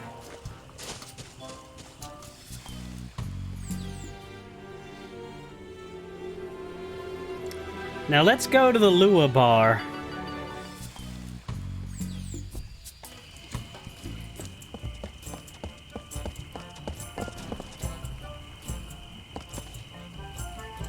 What does Guybrush say looking at it?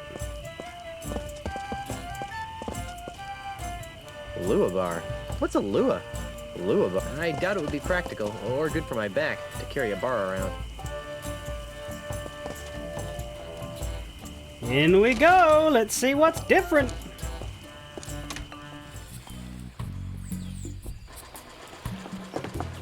Great pictures of grog! They've done something horrible to the scum bar!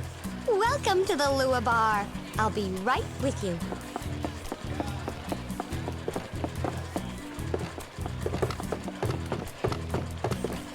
These bar stools have flowers on them. Somehow that just doesn't seem right.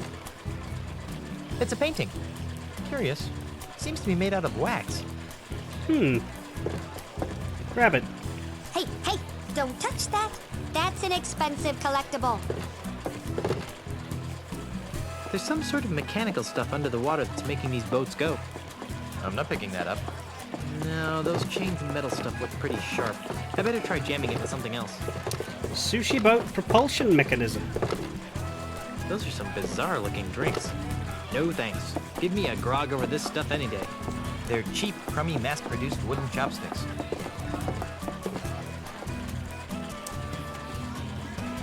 We'll take the chopsticks. There's a customer. She looks like she's enjoying her umbrella drinks just a little too much. Pardon me. Yes? Do you know what they did to the scum bar? Scum bar? What's that? It's what this place used to be before they redecorated it. It was dark, dingy, smelled like grog gone bad. Sounds disgusting. Yeah, it was great. What's good to eat here? Do you like sushi? I'm sure I wouldn't. You need to ease into it then. Order something that isn't raw to start with, and then work your way to the good stuff. Good stuff? I hope by that you don't mean the stuff that looks like it lived in the bilge of a ship last week. Ooh, the unagi. That's the best. You aren't from around here, are you? Does it show? When I travel, I try not to look like a tourist. I like to really get to know the place I'm visiting. Then this is the wrong place. You should be down by the docks, working the ships, drinking grog. Doesn't sound like much fun. This is plenty authentic enough for me. Thank you.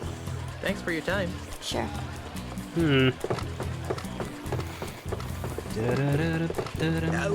Sorry. We'll get to the waitress. I just want to talk to all the not moving people first. Is this the only view that we get at this side? Must be.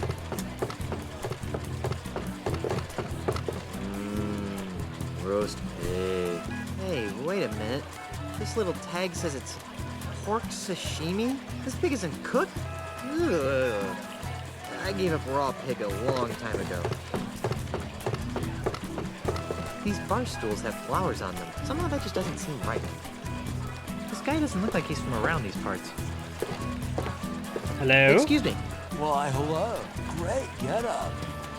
What do you mean, great getup? Whoa, you look really authentic. Just like a, real swashbuckler. Do you work here? No, I am a real swashbuckler. My wife's the governor. I'm a mighty pirate captain. Whoa, you really get into character. What's good on the menu? I like everything. Really? That sushi stuff looks pretty gross if you ask me. Well, don't tell anyone, but I don't like it either. But everyone else is eating it, and, after all, isn't that what real pirates eat? I've heard the flaming scuttlefish is the way to go if you don't like sushi, though. The flaming scuttlefish. Did you know this place used to be a real pirate bar? Really? More than this? Oh yeah, they had real grog, real pirates, and real fights. Whoa, sounds great. But, what's grog? Never mind. Enjoy your stay. Yeah, thanks. Terrible. These bar stools have flowers on. Somehow that just... I'll just sit over here. Nah, don't sit down yet. Can we go in the kitchen? Sutalor! You are not allowed back here! Close the door before I whack you in the noggin! Sheesh. Lumpy. That would be a no. Sutalor! Close... Sheesh. Lumpy. Sutalor! Close the door! Sheesh. Lumpy. Now where'd the waitress go? Oh my god. There. Excuse me, miss. I'll be right with you. Why don't you have a seat first? Okay, I think we can sit anywhere. But I think, specifically we want to sit in front of the painting. Not yet, though. I can't really remember. Well, we'll sit somewhere else. It's got something to do with... Curious. It seems to be made out of wax. It's got something to do with meat hooks. I think we need to go to meat hooks. I'll just sit over here. Well, wait. Okay, so he always sits there. Okay, that's fine. There appears to be a minuscule meal set on this silly square-shaped tray. Excuse me, miss. Miss? Can I help you? What happened to the scum bar? Oh, we're under new management now. We've done away with all the pirates, swill, and wenches. Ugh. But I liked the pirates. Ew, gross. Nobody likes real pirates anymore. That's so last week. Uh-huh. But I liked the swill.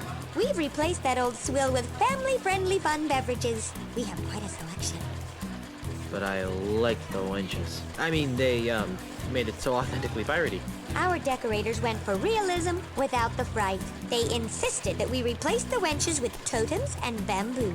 Drink sales are down, but we can turn the lights on again. Excuse me, I have customers waiting. But food. Excuse me, miss. Miss? Can I help you? I'm a mighty thirsty pirate. What can I get you? I could sure go for a nice grog. We don't have that, but we do have a fine selection of tropical drinks. What? No grog? I'm not sure what that is, but I know we don't carry it. Can I interest you in a fine tropical drink? They come with cute little umbrellas. What kind of bar doesn't serve grog? I've been serving drinks in bars for months. I've never known a bar to serve grog. But that's all they used to serve here. What else can I get ya? What kind of umbrella drinks? Well, we have a few specialties. Deep Blue Sea with a Coral Reef Chaser, Monkfish Mango Madness, and Barnacles and James Brine Cooler. But I really wanted a grog. Looks like you've maybe had too much already. If you don't calm down, I'll have to cut you off. I'll let you think about it. Wow. Can you recommend something from the menu? Oh, the sushi is all very good. Our chef is one of the best there is. What's sushi? Are you for real? Everyone's eating it these days. Okay, it's raw fish artistically prepared with natural ingredients from the sea. That sounds pretty gross. Well, we do have a heated dish for the less trendy people like you. Try the flaming scuttlefish. Can I order some food? Sure. What can I get you? Can you recommend something? Try the flaming scuttlefish. It's for people like you. I'll have that. Excellent choice, sir. We're required to say that. Your order will be up shortly.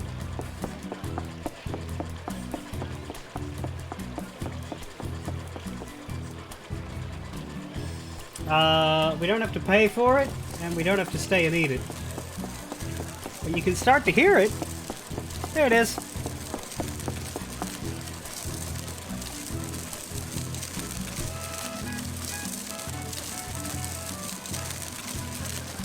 I believe we need to make the fire stop under the wax painting.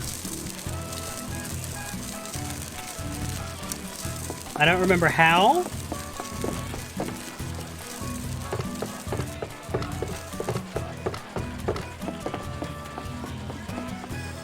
But I do want to go to Meat Hooks first.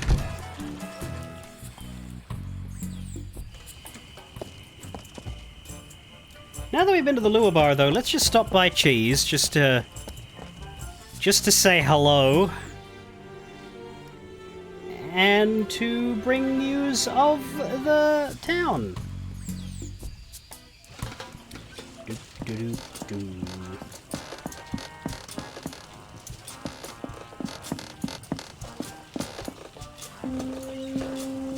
Hey there, Mr. Cheese.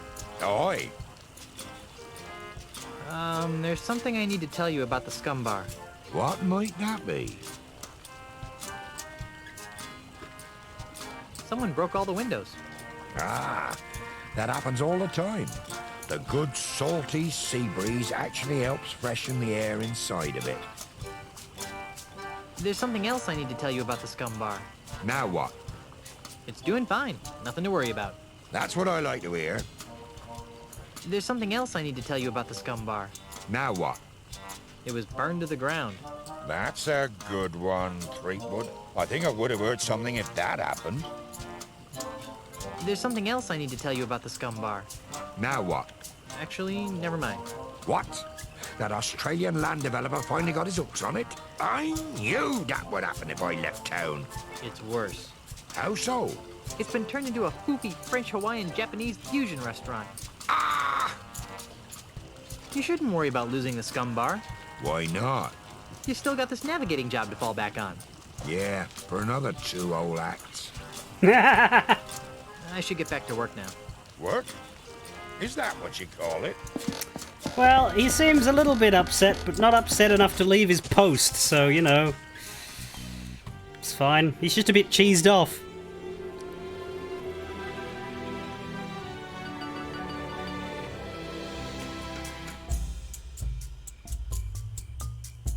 Meat hooks.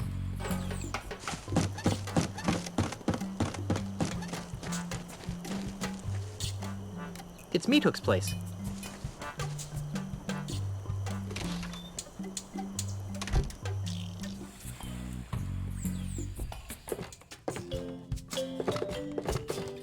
What vibrant colors. I can't use this. I wonder if he recycles these candles in his art. Ah, the thirsty Buccaneer Mountains, where we get expensive bottled Ivion mountain spring water. I don't think this would match the decor in our living room. What vibrant colors. What else is there? I think there's something we can pick up somewhere. A box full of grenade canisters. Don't be silly.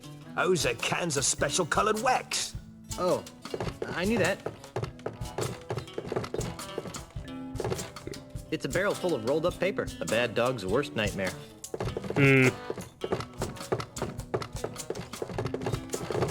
there like a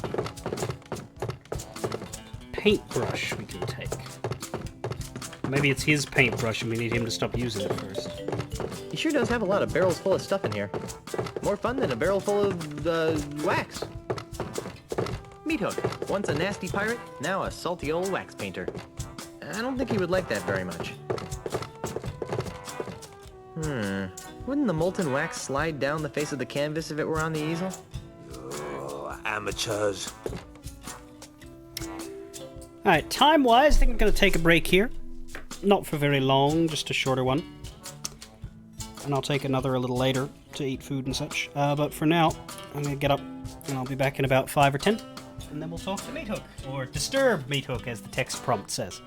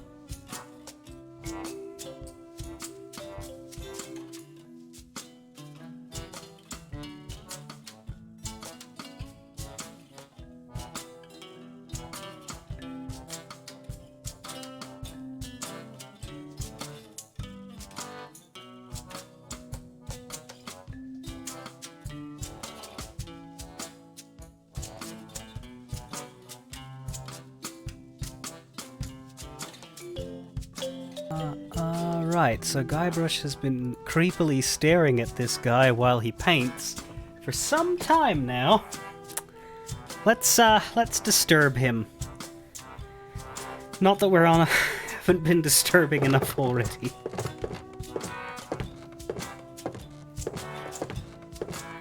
Meat Hook! Guybrush, I'd heard you were killed by a giant clam. Note that Meat Hook has a mustache now, and it's quite an impressive one. There's not a clam alive or dead that can defeat Guybrush Threepwood, although you'd be surprised how many have tried. No doubt. What brings you to my little corner of melee, old pal? Except by parrots, Casey. I thought we could catch up on old times. Like what? How did you and Carla and Otis escape from Monkey Island? Same way you did, of course. On Herman's hidden pirate ship? Herman had a ship? That jerk never told us. I guess we didn't escape the same way you did. If you didn't use Herman's ship, how did you? Escape from Monkey Island. I don't want to talk about it. Oh, come on. No. Whatever happened to your parrot? You mean the beast? Oh, he died. Hunger? Loneliness. A parrot without someone to talk to is a sad parrot. Do you still do that thing you do? I don't know what you're talking about. You know, that funny thing you do. Come on, do the funny thing you do. I still don't know what you're talking about. You know, that thing you do with the talking and the face. If you don't want to do the funny thing, just say so. What are you talking about? You know, the thing with the tattoo. Ow! You mean this? Hello, Guybrush. That's it. Could you do the thing with the tattoo again? Sure. I'm Guybrush Threepwood. I'm a mighty pirate. Could you do the thing with the tattoo again? Sure. I'm Guybrush Threepwood. I'm a mighty pirate. I don't know if it looks worse or better. On second thought, I really don't have time to reminisce. Fine by me. What do you want to talk about? What's with all the candles? I use them to create me art. Your art? I didn't know you had an art. Oh, yes. As a child, I was one of the foremost watercolor painters in the Tri-Island area. See? Here are me old paintbrushes. Nice. I love painting, but after I lost me hands in the accident, I just sort of drifted into piracy. I didn't really like being a pirate, but what else could I do? I was a painter with no hands. You could have become an improv performer, then you could be a painter with yes hands. So how did you end up painting with wax? Well, after me traumatic experience on Monkey Island... Sorry. I decided that I didn't want to be a pirate no more, and resolved to return to the world of art. Well, to make a long story short... Too late. One night, I discovered that I could create paintings from the wax drippings of coloured candles impaled on me hooks. Since then, I have been known to art lovers everywhere as Meat Hook, Master of Wax. That's the silliest story I've heard in hours. Do you sell a lot of these wax dripping paintings? They're selling like wildfire, which is ironic. Why? Because if you put them next to a wildfire, they melt. The humor of the artistic elite has always escaped me. I'm looking for something called the ultimate insult. I could use your help. How can I help? Do you have any idea what the ultimate insult is? Not a clue. Maybe you should ask the old voodoo lady. She's good with stuff like that. Do you know what the ultimate insult looks like? Nope. I'm looking for Grandpa Marley's 4th wedding present. Why? Because it'll help me find the island of the pieces of the ultimate insult. That's funny. Why? Many years ago, when I was a child prodigy using conventional watercolors, Grandpa Marley hired me to paint him a map of the Tri-Island area. He said it was going to be a wedding present for his granddaughter. Unfortunately, he left for Australia before I finished it. Where's that painting Australia? I don't know. When I began working with wax, I painted over all my old watercolors. I just couldn't stand looking at them anymore. I think I covered Marley's map with some sort of landscape. That's all I can remember, though. Do you still have it? Oh, no. My waxy creations are sold faster than I can produce them. Marley's map could be anywhere by now. Darn. Such as the Lua Bar. Do you think that the map you painted for Grandpa Marley is really the 4th wedding present? It seems likely. And you really don't know where it is? All I know is that it's out there, somewhere, with a beautiful waxy landscape painted over it. I think I'll plumb this ultimate insult mystery on my own. Okay. Anything else? No. Nothing important. Go back to what you were doing. Thanks. Anytime. So he's moved his bucket with a paintbrush in it. This paintbrush seems pretty solid. So yoinksies! So let's paint Meat Hook. I don't think he'd like that.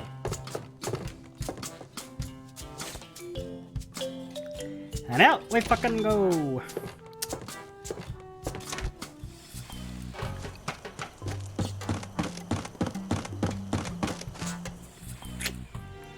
So, now we have a reason to want that painting. It's a wax painting of a landscape by Meat Hook, and it might have a map of the Tri-Island area underneath it if we can burn off the wax. Thankfully, these guys have a meal full of flame. Now, I believe this is a timing-based mission, which is not good. We have to stop the, sushi boat propulsion mechanism. Is there something else up here? No. I think we have to stick either the chopsticks or the paintbrush into the propulsion mechanism right when the painting has... right when the scuttlefish is under the painting. Excuse me, miss.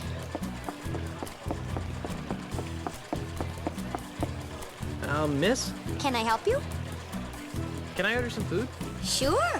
What can I get you? Do you have anything that's cooked? Try the flaming scuttlefish. It's the only thing that isn't served raw. I'll have that. Excellent choice, sir. We're required to say that. Your order will be up shortly.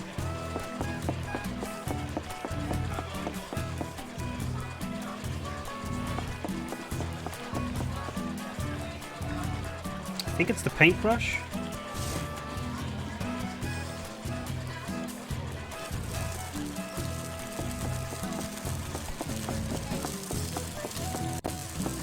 I'm just saving so I can try and get this timing right.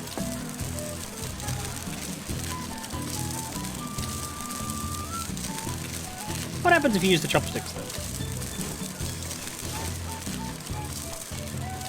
Because we can jam them in. Now. No, it's too slow. Darn. The chopsticks were too weak. They just snapped right in half.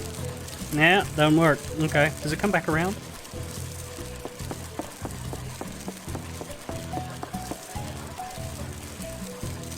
It does.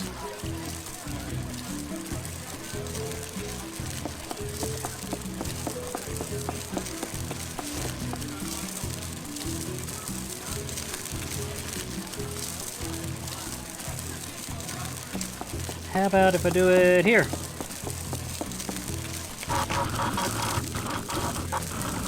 Almost? Is that going to be close enough? Mon Dieu, not again! Uh-oh. I better move before he sees what I did.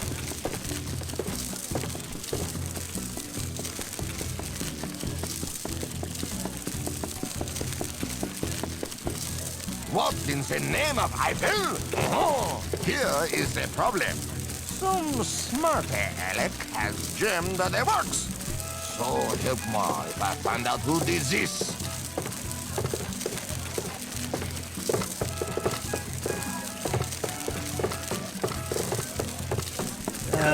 Sorry. Doesn't seem to work. Oh, oui, oui. Fix it again.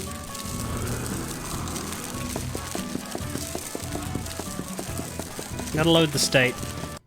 I think we need to do it when it's behind the tiki.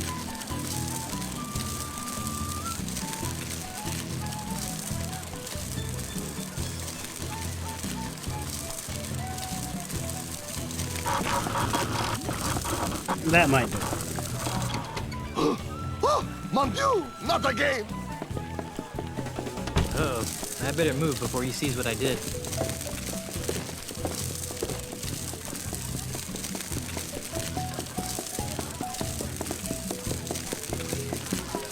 What in the name of Eiffel? Oh, here is the problem. That's still not working. Has jammed the works. So help me if I find out who did this.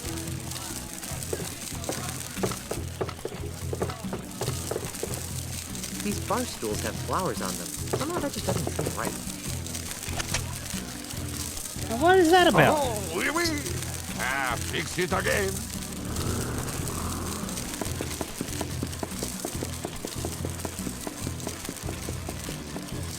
Okay. There's got to be something more to it. It gives us freedom to move. And he's out of the kitchen.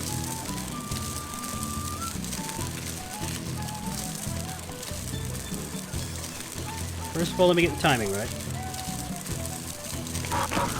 That should be right. Oh, mon Dieu, not again! Uh-oh. I better move before he sees what I did. Let me move. Let me move.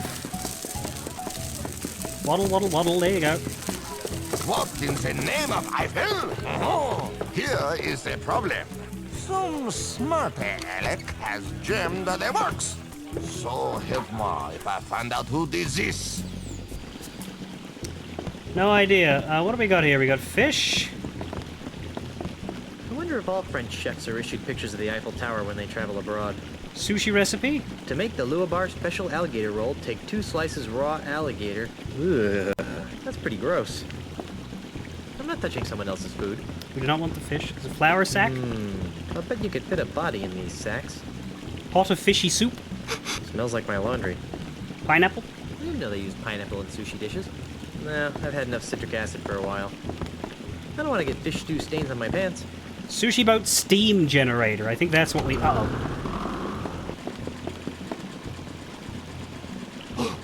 Sacre fou! What are you doing in my kitchen? Health inspector, we have to have a talk about sanitation. Out! Out! Out! Okay, I don't really want to do that again, so I'm just going to load my save state. Pretty gross. Wonder what kind of yummy goodies are baking in there. I don't think so. Brass monkey. Brass monkey, monkey! What the fuck? Brass monkey. Brass monkey, monkey! I don't think so.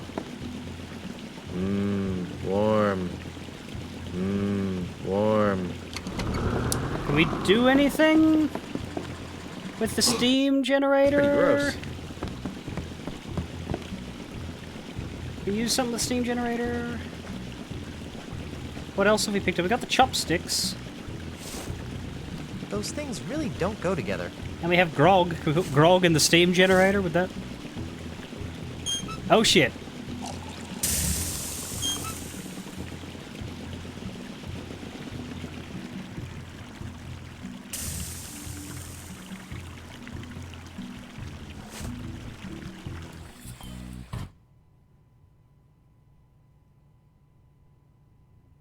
Game.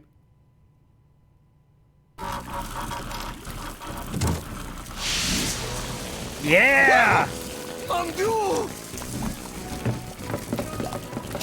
Le painting! It melt! She's fixed. Oh no! My beautiful painting! She's ruined!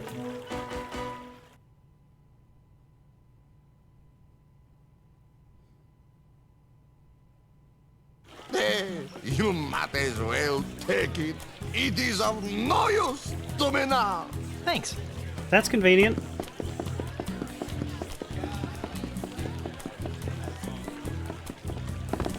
It's a painting from Meat Hook's Blue period, depicting what appears to be the entire Tri-Island area. Oh, it's a blue painting, is it? Funny. Let's thank him for giving us the painting. Sutalor! You are not allowed back here! Close the door before I whack you in the noggin! Okay, he's back to being mean. Let's go.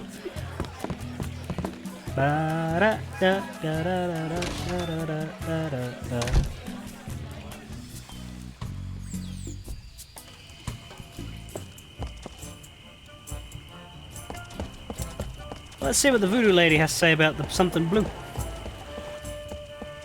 It has recently come to my attention that my opponent, Charles L. Charles, is none other than...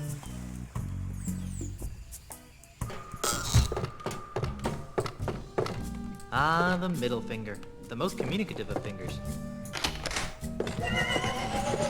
You pulled?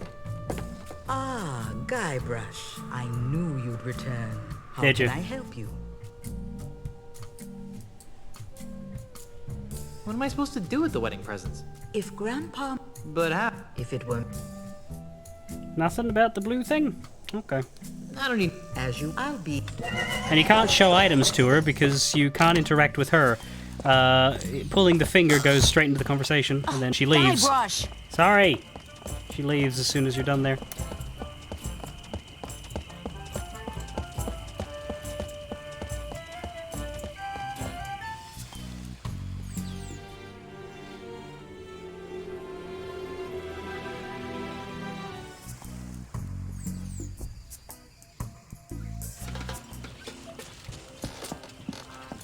Now she stays there. Alright. The figurehead. We've given her the other gifts. Let's give her the map. It's quite a good map. It's the same map that we're using to navigate. That's the second most temperamental figurehead I've ever met. It's a painting from Meat Hook's Blue period. That won't appreciate the painting like I do. Oh, do you need me to carry that big, heavy picture for you? Yeah, do you mind? You know what else would look good on me? Your blood on my hands. Say, you don't happen to know anything about the ultimate insult, do you? I got your ultimate insult right here. Sounds like a big yes to me. Do you know where it is?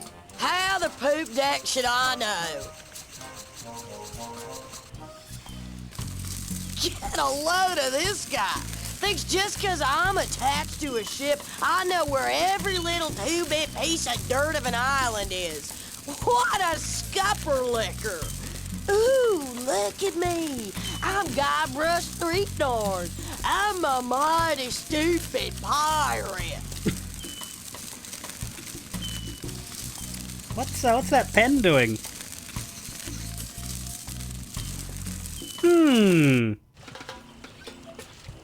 Interesting. Do you know what it looks like?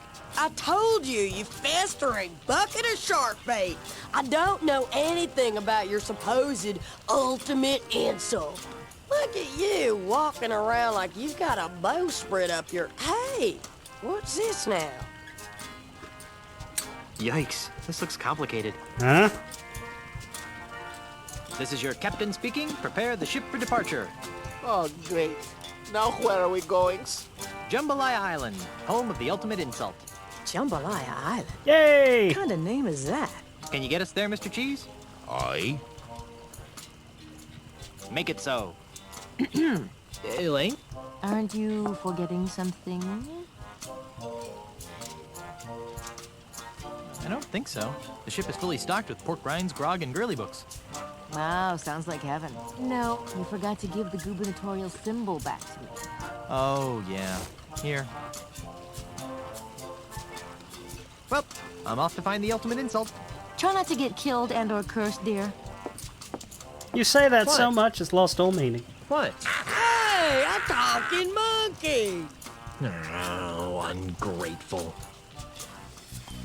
God, they reused a lot of lines there. Wouldn't it be easier to sail around that typhoon on the horizon? Where'd be the fun in that, Captain? Cry havoc, and let's slip the dogs of war! Release the Kraken! Not in the face! Not in the face! For the ship cannot stand the strain, Captain. There's no place like home! There's no place like home! This was only supposed to be a 3-hour tour. Alright, and here we are on Jimbalushi Island. Well, that was a miserable journey.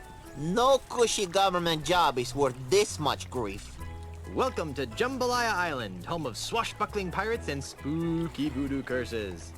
And tacky-themed restaurants. And tourists. Do I be hearing piped-in music wafting through those artificial trees? What are you guys talking about? This is a perfectly normal pirate town. Is it?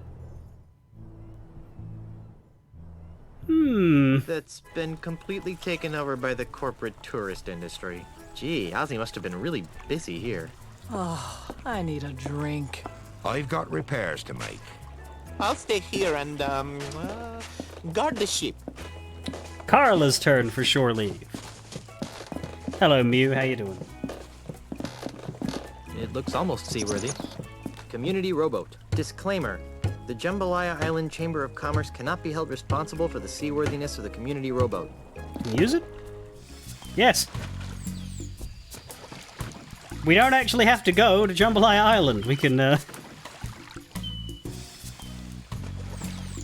go wherever we want. We can row to that ship. Fire! Oh, God.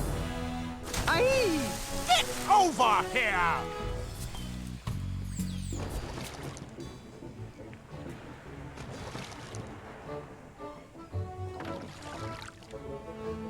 Hey.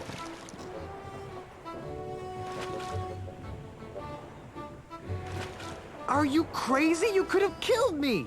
Crazy? I'm not the one flagrantly violating the rules and regulations of nothing at all. Huh? What's your name, sailor? Guybrush Threepwood, sir. Now, Mr. Threepwood, what is your business on nothing at all? I'm just looking around, sir. Very good, Mr. Threepwood. Now, before I allow you to pass, do you have any questions?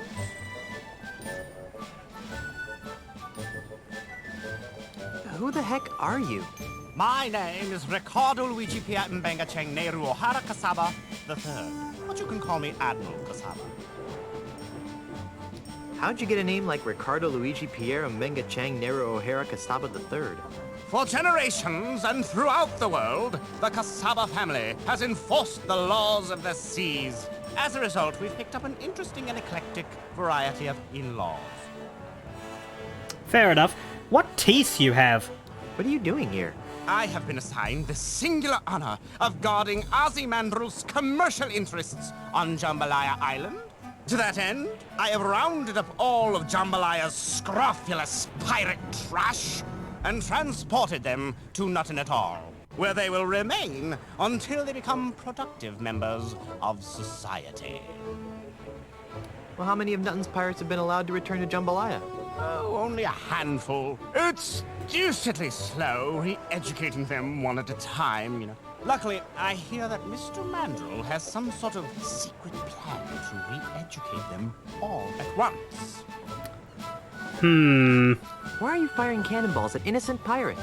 Mr. Threepwood, it is my experience that there are only two kinds of pirates. Those who are committing acts of wanton savagery, and those planning to commit acts of wanton savagery.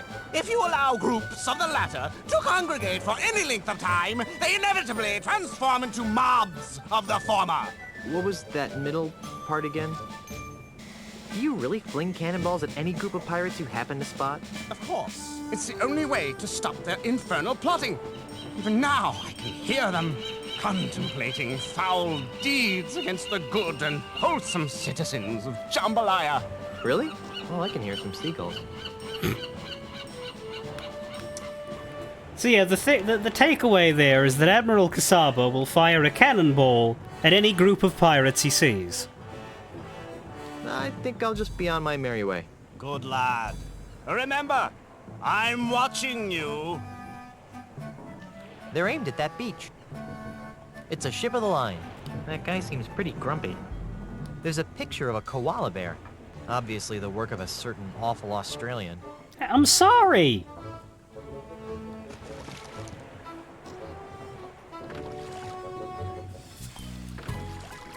So yeah, this is Jambalaya Island and Nutton Atoll. Nutton Atoll is that dingy looking one off to the east. We can go there, but let's explore the main island first. I just wanted to see if I could get on the rowboat immediately, and yes I could. That's actually quite cool. Not too many places to look at. There's basically 3 areas here, I think, unless you can go to that beach as well. But we can... That's the pirate light town I arrived at. We can go back in this way. Oh, did I talk to Cheese? I didn't talk to Cheese. And the figurehead. I suppose we can talk to her now, too. Cheese! I'm starting to have my doubts about his navigational skills. Ahoy there, Mr. Cheese! Ahoy yourself, Captain. What can I do for you? Assemble the crew, Mr. Cheese. We're shoving off. I'm afraid not, sir. Why not? This old ship is in need of some major fixing before it goes shoving off again. I got your fixin' right here, cheese boy. Besides, shouldn't you be looking for that penultimate insane dingus?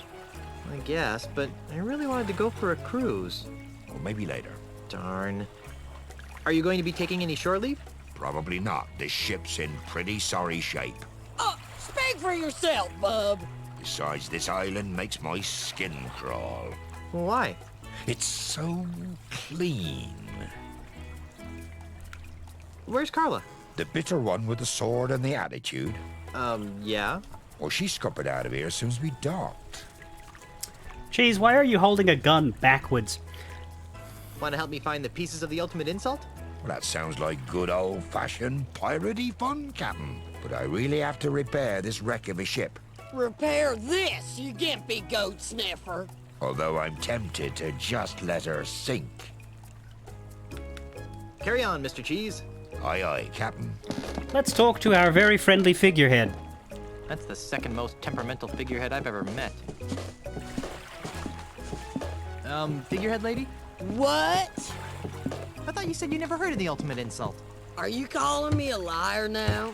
I don't know, and I don't care about your intimate insults. But you drew a picture of the ultimate insult for me. I don't know what you're talking about, but I don't think I like what you're implying, you son of a sea urchin. You really don't know what the ultimate insult is, do you? Finally got that through your thick skull, did you?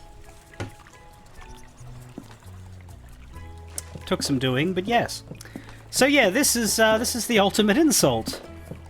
It's got a map on one side and a picture of the ultimate insult on the other. The ultimate insult looks like it's comprised of 3 parts: a silver monkey head, a bronze hat, and a golden man. I wonder how it works. So we need a silver monkey head, a bronze hat, and a golden man. Fascinating.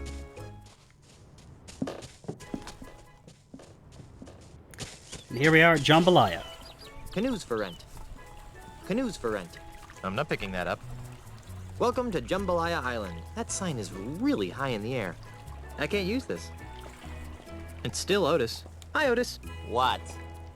Where's Carla? She's on shore leave. I'm sure you can find her at the bottom of a bottle of grog. I wish I could join her.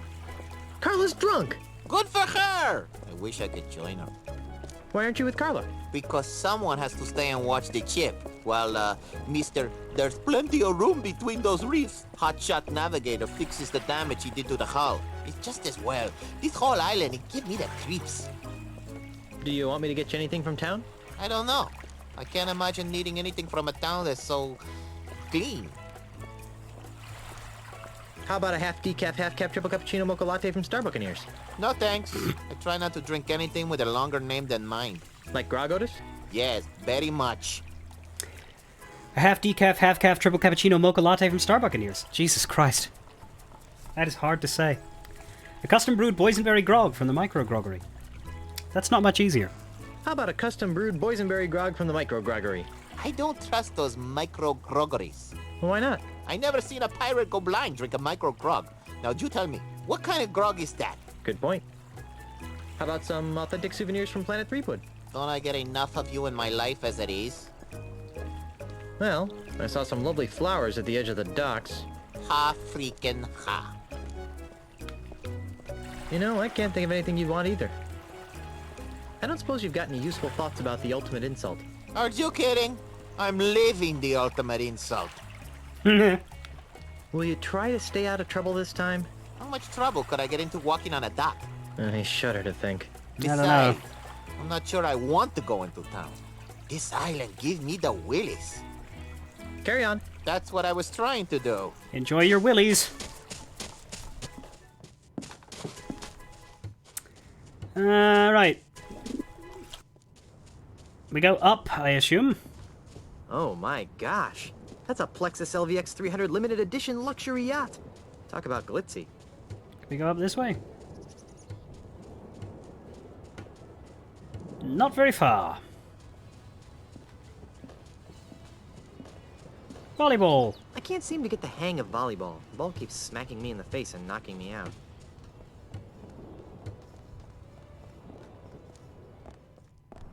Where do the real pirates go when they're looking for Buccaneer-style family dining at a reasonable price? Why, Planet Threepwood, of course. Come on in and taste our world-famous Guybrush Burger. And drink from our one-of-a-kind ceremonial Mega Monkey Mug. It's good, clean pirating fun that's safe for the whole family at Planet Threepwood. Tell them Murray sent ya. Murray? Threepwood is a wholly owned subsidiary of Ozymandial Enterprises. Looks like this particular storefront hasn't been moved into yet. The sign says, coming soon, Jumbo Juice frozen fruit smoothies. Added nutrients give you energy boosts and help prevent scurvy in 99% of pirates aged 2 and above. Knock it off, Murray! Planet Threepwood is a wholly owned subsidiary of Ozymandial Enterprises. Well, we could go to the Star Buccaneers, but I'm interested in Murray over there. Ladies and gentlemen, mesdames and messieurs, brigands and wenches, welcome to Planet Threepwood, the piratiest place on Earth. Step inside and sample our fun-filled, genuine pirate cuisine, prepared by genuinely fun-filled pirate chefs. Gaze upon our genuine Guybrush Threepwood paraphernalia, donated by actual friends and associates of Guybrush Threepwood who lived to tell the tale. Come one, come all, to the place where everyone from 8 to 80 gets their buckles swashed. Planet Threepwood, a wholly owned subsidiary of Ozymandial Enterprises. Murray's got a job! Hey, it's Murray! Where do the real pirates go when they're looking for Buccaneer-style family dining? Murray? Murray the Evil Skull? Guybrush? Guybrush, the mortal pirate? Wow, it is a small world after all. How did you escape from Monkey Island? The last time I saw you, you were sitting on a shelf in LeChuck's demonic amusement park. Ah, that's a tale of heart-stopping malice and evil. Is it? Naturally. It all started a few months ago. As usual, I was sitting on my shelf, working on my plans to conquer the world. Suddenly, the amusement park exploded with a blast of demonic heck fire. Are they not allowed to say hell in this game? Because I'm pretty sure they were allowed to say hell in the previous ones. Also, yeah, Murray's lost weight.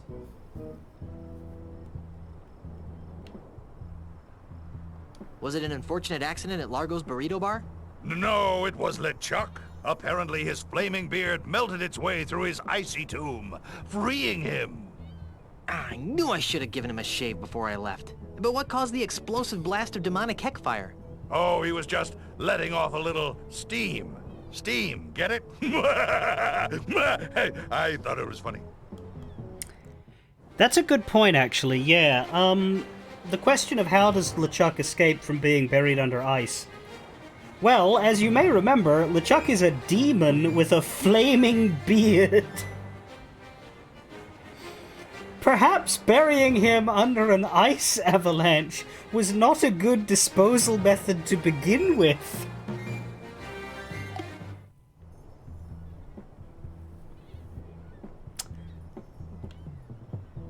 So after LeChuck escaped, how did you end up here? After his escape, LeChuck began destroying his theme park in a fit of demonic rage.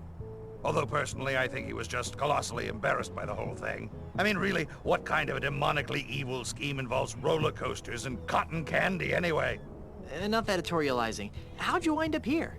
Oh, that. Well, one of the explosions flung me out to sea, where, ironically, I landed on the shattered remnants of a midway dart game. After weeks at sea, I drifted ashore on this delightfully evil isle, where Ozzy Mandrill, a man after my own blackened soul, gave me a job at this fine establishment. Mwah! You know, the tale of your exodus wasn't particularly filled with heart-stopping malice and evil. Are you kidding? It had LeChuck, Ozzy, and yours truly. How much more evil can you get? Good point. What are you doing here? Isn't it obvious? I'm the greeter/bouncer of Planet Threepwood. The creme de la creme in pirate-themed family style, all-together evil dining. Murray! All right, I added the evil part.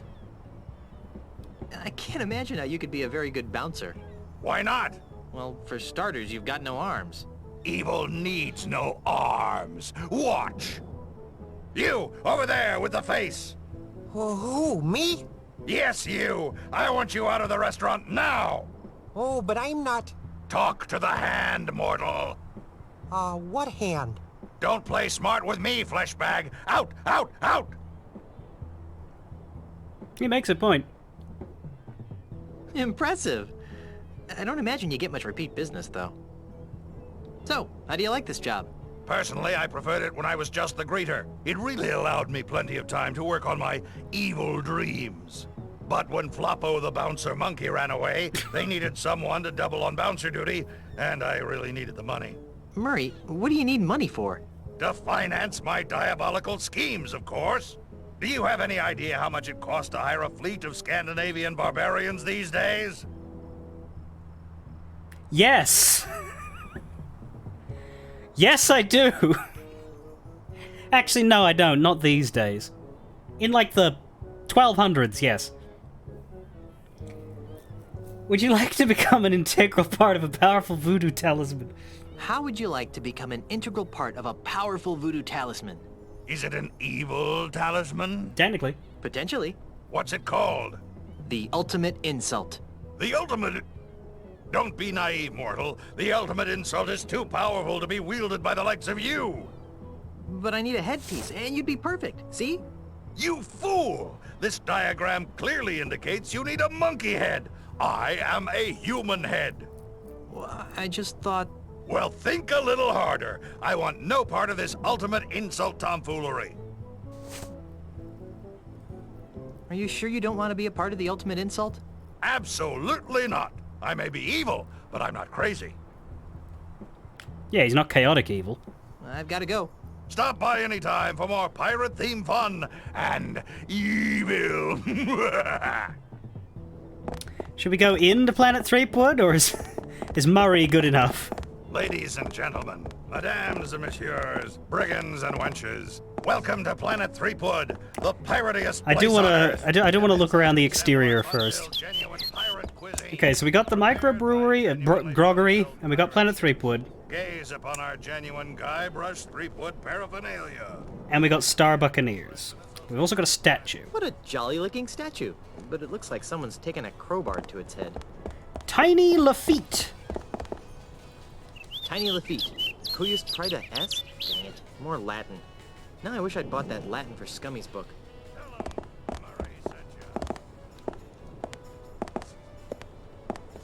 Pardon me. Yes? What kind of a pirate are you? A pirate? Moi? Heaven forbid, old bean. I'm just a humble tourist. You're pretty brave for a tourist. Most tourists would steer clear of pirate-infested islands. Normally, you'd be right. In the past, I've avoided islands like Jambalaya because of their pirate problems. But my tour guide assured me that Jambalaya has been scrubbed clean of its more undesirable pirate elements, if you catch my drift. So you kept all of the desirable pirate elements? What would you say if I told you that I was one of those undesirable pirate elements? You? Don't be so hard on yourself. You may be a little smelly, and your manners could use some improvement, but you're not even 1/10 as vile as one of those rapacious brigands that used to roam this island. I think I've just been insulted. No, really, I am a grog-swilling, sword-waving reprobate. Honest. Whatever you say, old chap. That's a great ensemble. Isn't it, though? My wife picked it out for me. It looks like a produce cart exploded on your arms. Do you know where I can find the pieces of the ultimate insult? Is that a fruit-flavored drink over at Planet Threepwood? No, it's a dangerous voodoo talisman of inexplicably soul-crunching power. Its pieces are supposed to be somewhere on Jambalaya Island. Ooh, a scavenger hunt! How thrilling! Maybe I can help. What do the pieces look like? One of the pieces looks like a golden man. Nope, nothing comes to mind. What's that statue made out of? And why is the top of its head look like something's been removed? Anyway, unrelatedly, I need a bronze pirate hat. One of the pieces looks like a bronze pirate hat. A bronze pirate hat? That's interesting. Why? Take a good look at this statue, boyo. Do you really think the bronze hat I'm looking for could have come from this statue? Well, that'd be my guess. One of the pieces looks like a silver monkey head. A silver monkey head, eh? Sorry, I'm drawing a blank. I've had just about enough talking about the ultimate insult for now. Fair enough. What are you doing? I'm admiring the craftsmanship of this statue of Jambalaya's most famous pirate, Tiny Lafitte. What made Tiny so famous? He was the friendly pirate of Jambalaya Island. He robbed from the bad and gave to the nice. And he always said please and thank you. Twice. He's the perfect symbol of the new, non-threatening Jambalaya Island. I don't know, he still robbed people. Was there really a Tiny Lafitte, or was he dreamed up by someone's marketing department? Oh, he's real, all right. I hear his son lives across the bay on nothing at all. What happened to the top of the statue? Looks like someone gave Tiny a bad haircut. I'm not sure. Rumor has it that some vandalous pirates from Nothing at All stole the statue's hat, but I don't believe it. They do a pretty good job of keeping those types off of Jambalaya. Yeah, they fire cannonballs at him. I'd rather not talk about Tiny right now. Fine. Sorry to bother you. No bother at all, Obeen. Well, Tiny Lafitte.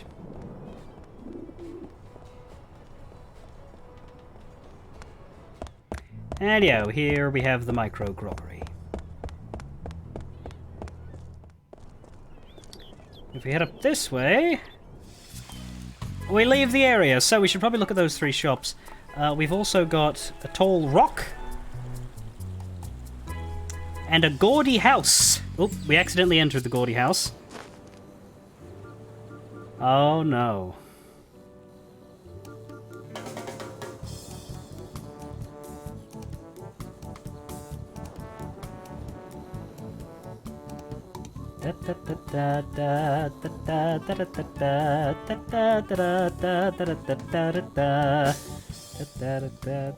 Of course he's here! Stan's Timeshare Emporium.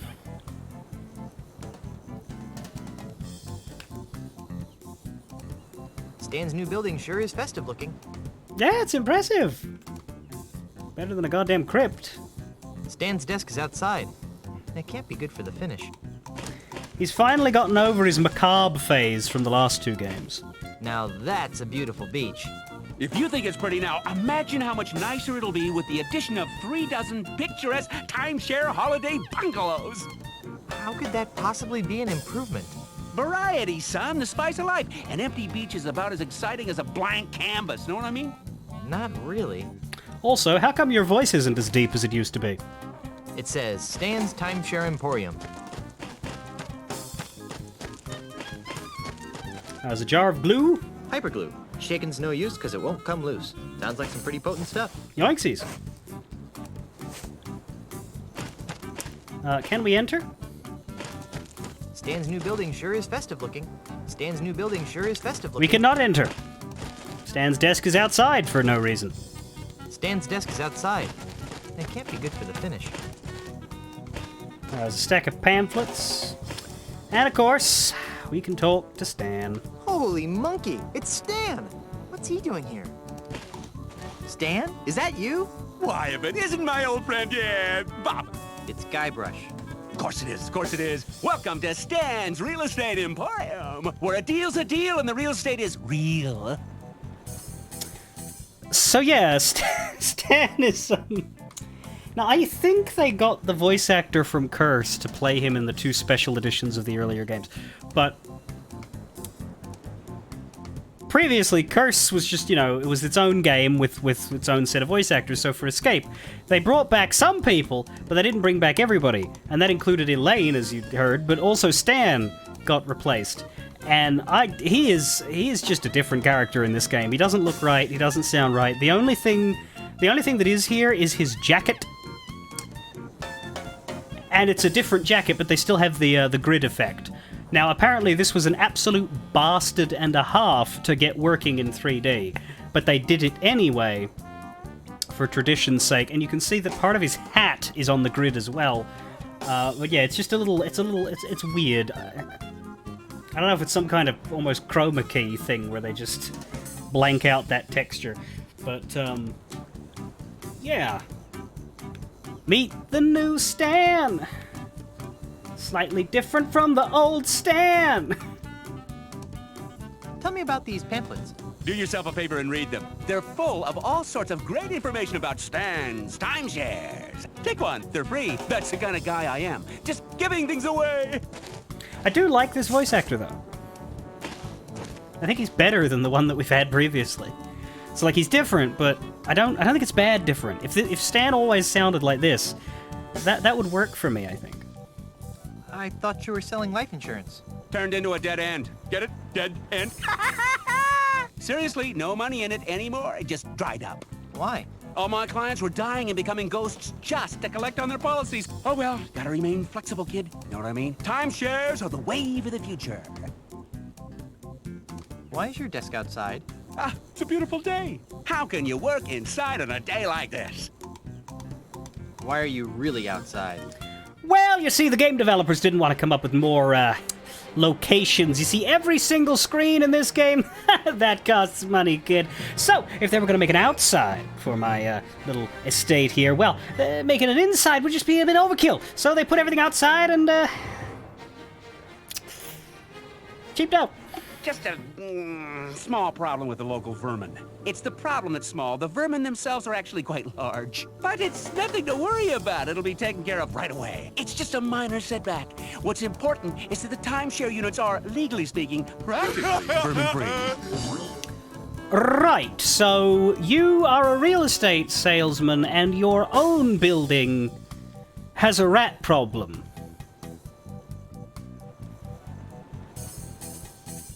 Optics, Stan. Optics. And thank you for the follow, even though you've been here like 5 times. You're hawking real estate now? Timeshares, my good man. Looking for a second home? Investment property? A little extra income? Look no further. You can't afford not to take advantage of this once-in-a-lifetime opportunity. And for the next 24 hours, for just listening to my pitch, you get a coupon for a free monkey mug at Planet Threepwood. Limit 1 per customer while supplies last. Void where prohibited by law and in the state of Wyoming. Give me the pitch. Give me the pitch. Smart decision, my friend. You'll thank me after you've heard about this exciting opportunity. Stay with me. The full pitch takes just under 3 hours. Be prepared to be stunned by what I have to tell you. What's the best investment for your hard-earned cash? I just love the his stock outfit. market? No, too volatile. Duck food futures. No, ducks have short lifespans. Porcelain figurines. Uh-oh, oops, too fragile. What then? 2 words. Time, share. That's right. Real estate. Let me show you how a small investment today can compound into an incredible fortune in just a few short generations. 2 hours and 57 minutes later. So, who's excited and ready to invest, huh? Hey, wake up. Huh? Oh. You must have dozed off, pal. Sorry. Hey, no skin off my nose. I'm not the one that's gonna miss out on this once-in-a-millennium opportunity. Come back when you're ready to hear the whole pitch. You know where to find me. Right, so we can't get the Monkey Mug coupon until we figure out a way to stay awake throughout his pitch. Ever heard of something called the ultimate insult? Why, are you looking for one? Yes. Do you know where I can get it? Not just now, but perhaps I can acquire some, if the markup is substantial. How many units do you think I could push? Never mind. Are you working for Ozymandial? Ozymandial? Let me tell you something about Ozymandial, kid. Ozymandial doesn't know squat about being a real entrepreneur. He doesn't know the thrill of haggling, the ecstasy of a hard-earned sale, the agony of a lost customer. All Ozzy wants are orderly lines of zombies queuing up to purchase his prefabricated, pre-priced, pre-processed garbage. I ask a kid, where's the fun in that, huh? Where's the love? He wouldn't hire you? Not even an interview. It's just so good! Like, Stan is a good character, but this guy is just... He's on cocaine! Like, possibly literally, but just figuratively. He's... I don't know, the energy is just so much higher in this Stan, and it crushes me that I don't think he's in any other game. I think there are 3 Stan voice actors. I think Tails and Return have another one, but, yeah. They're not this guy. I don't even know who he is. I want to look it up. Alright, Stan, Monkey Island voice. Let me figure this out.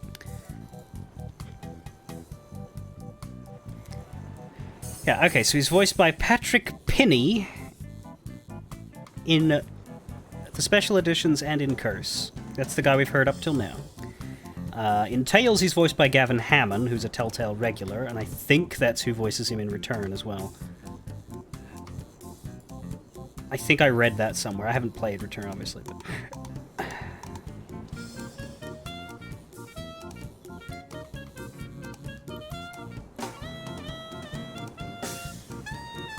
Yeah, there's a Reddit saying, Stan confirmed for Return to Monkey Island, voiced by Gavin Hammond. But in Escape, he was voiced by Patrick Fraley. Never heard of him.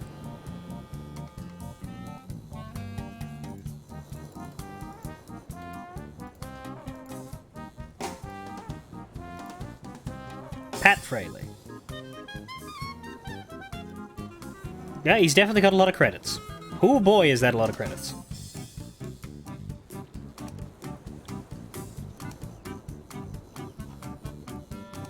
Wow.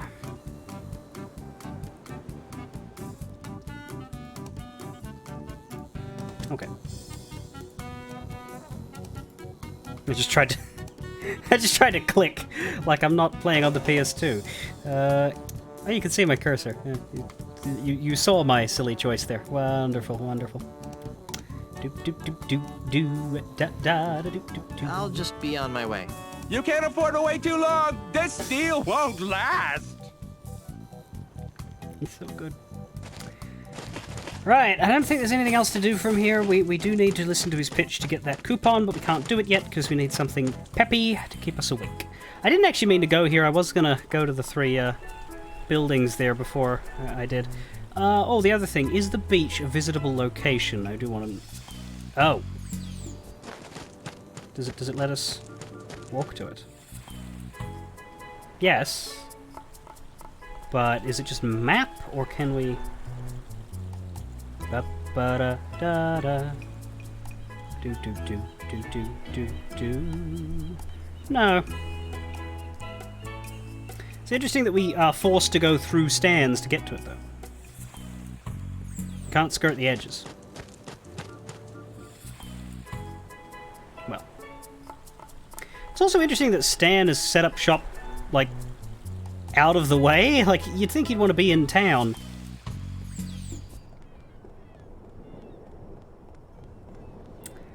Alright, well, we've got Starbucks, Star Buccaneers, Planet Threepwood, and the Micro Groggery. Let's go Brigands and wenches. to Threepwood Welcome first. to Planet Threepwood, the piratiest place on Because Earth. we need to feed Step the ego. inside and sample our fun.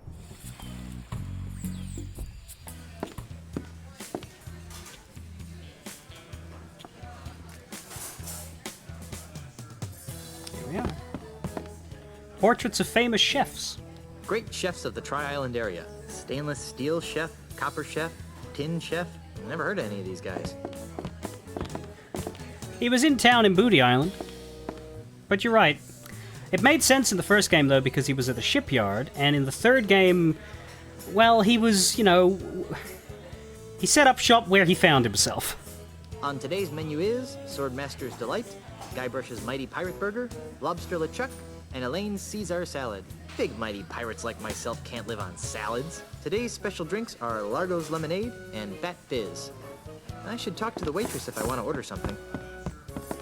The best and only fish, Planet Threepwood. This place must be good. Planet Threepwood has won the Golden Fish Award in Jambalaya Town. Nice. At least this place has a bar. At least this place has a bar. Can you use the bar? Sorry, the bar's closed right now. Come back later. Oh. There's nobody here. Bet there's someone here when a customer tries to leave, though. Looks like they managed to get their hands on some of Elaine's stuff. Glove, music box, plastic ice cream cone. Elaine's gonna have an aneurysm when she finds out about this. Oh my. Elaine's gonna have a fit if she sees this. They made her look fat. Oof. He looks fascinated by all this stuff. Pardon me. Yeah. You're a little goofy looking for a pirate, aren't you? Oh, gosh. Me a pirate, don't I wish now. Pirates are the coolest. I'm a vacationing pet shop clerk, don't you know? Aren't you afraid of encountering real pirates? Oh, nah. Everyone knows that Ozymandias swept the island clean of those, those real scary pirates. Well, thanks to him, I can indulge my passion for pirate memorabilia, if you must know. Without the hassle of dealing with actual pirates. Right. What would you say if I told you you were looking at a real pirate right now? Oh, get out of here right now. Real pirates have scars and parrots and peg legs, stuff like that. There. You look more like one of those squeaky clean pirate performers that Mandrill's hired to entertain the tourists. But I am a real pirate. I'm Guybrush Threepwood. Oh, don't be stupid now. The real Guybrush Threepwood is over 7 feet tall, wears a hat dripping with the blood of his enemies, and he has the ghost of his favorite parrot perched on his shoulder there. Right there, yeah. Wow, I'm scarier than I thought. But I am a real pirate. I'm Guybrush Threepwood. Oh, don't be stupid now. The real wears a and he. Wow. I'm looking for the pieces of the ultimate insult. Is that one of Planet Threepwood's toy giveaways? No, it's a volatile voodoo talisman of indescribably psyche-destroying power. I'm trying to stop an undead evil pirate from assembling it. Oh, cripes, a quest? This is just like my pirate role-playing games at home. What does this ultimate insult look like? One of the pieces looks like a golden man. Ah, that sounds like my Yellow Avenger action figure back home in Oshkosh. I don't think that's it. Probably not. One of the pieces looks like a bronze pirate hat. Nope, I guess I don't have the experience points to come up with a clue. Ha ha ha ha ha. One of the pieces looks like a silver monkey head. A silver monkey head, eh? Oh, that sounds like the silver monkey mug they use for special occasions here at Planet Threepwood. Oh? You think the silver monkey mug is one of the pieces, huh? I'd risk half my hit points on it. Oh, yeah. Yeah, he's a tourist. I've had just about enough talking about the ultimate insult for now. Well, fine. I'll just be on my way. Bye-bye now. Bye-bye. Ooh, it's a top secret sign. I wonder what the secret is. Who cares anyway? I can't use this. Guybrush's old clothes. Oh my gosh. Somebody stole my original pirate clothes out of my closet. Hey, look, but don't touch. I wonder if Murray knows that they have his arm on display in here. I can't reach it. LucasArts seems to have their grubby hands into everything around here. Guess they couldn't find anything else interesting when they were stealing stuff out of my closet. they've got my name on them. Just like my underwear. Excuse me. Yes, would you like a free pirate caricature? Free pirate caricature? Yes, to help promote the zany, swashbuckling atmosphere of planet Threepwood. Ozymandias Enterprises has hired me, Christopher Kilometer, to render free pirate-themed caricatures of our guests. Would you like one? Sure, why not? Yeah. Wonderful. Just a moment. You know what I like about pirates? They're so active and healthy, you know, all that sword fighting and sailing, really outdoorsy stuff. What's your favorite pirate activity?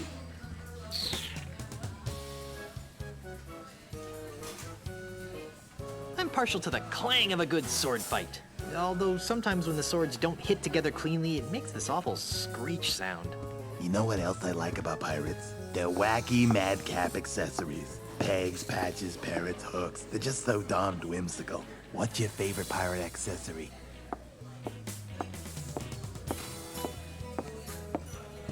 I've never met a pirate who didn't love his eye patch. Although I suppose they'd love to have their eyes back even more. You know what I can't figure out about pirates? I shudder to think. What do they do in their spare time? They can't spend their entire lives fighting, sailing, and wenching, can they? I guess not. Of course not. So, what do you think pirates do in their off hours? If what I've heard is true, more and more pirates are spending their free time on the internet. I have no idea what it is, but I'll try to draw it. Yes. Done. Here you are, sir. Is it any good? Thank you for your patronage, and enjoy your visit to the happiest island on Earth. Thanks. He made me look all goofy and cartoony, with a sword and an eye patch, swinging a dead mouse around while entangled in a fishing net. He made me look all goofy and cartoony, with a sword. Can we see it? Yes! That is interesting. Presumably, there's a specific character we need to get, but we don't know what we need it for yet, so we just have that one. There's a big picture of some couple in here that I don't recognize. Whoa, look at the size of her ponytail. Mm-hmm. And an eye patch, swinging a dead mouse. Excuse me. Hi, I'm Elaine, and I'll be your waitress this afternoon. Would you like to hear about today's special? Elaine? With a Y? I'd love to hear about today's special. We call it Stan's Budget Bologna Sub. It's 4 pieces of bologna, ham, and turkey smothered in 3 types of cheese on rye bread. Ew. That's funny. We've been getting that reaction all day. What kind of place is this, anyway? This is Planet Threepwood, one of a chain of restaurants dedicated to showcasing the exploits of the Tri-Island area's most famous pirate, Guybrush Threepwood.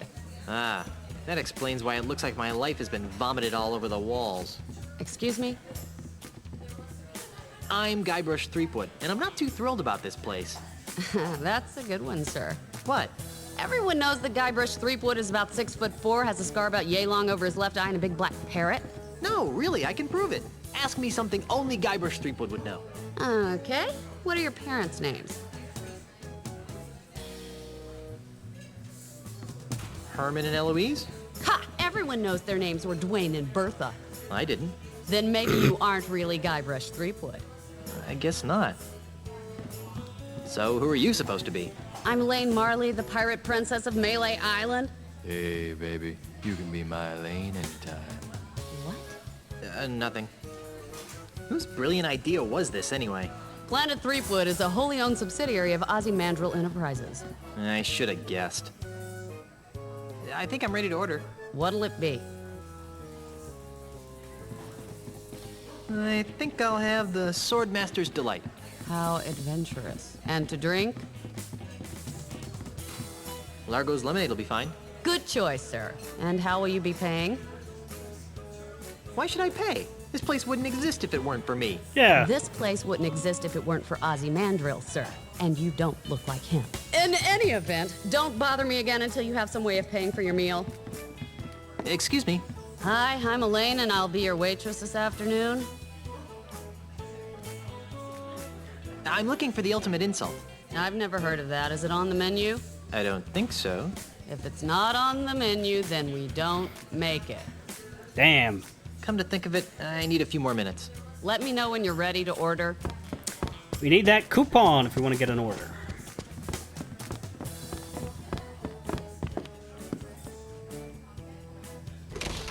It's a shame Elaine didn't just give us some money. Not her, the real Elaine. Ladies and gentlemen. Still, let's try these other two buildings. We got Star Buccaneers. Ooh, pretty flowers. Let's do an Otis. I don't think these flowers are gonna get me any closer to assembling the ultimate insult. We cannot do an Otis.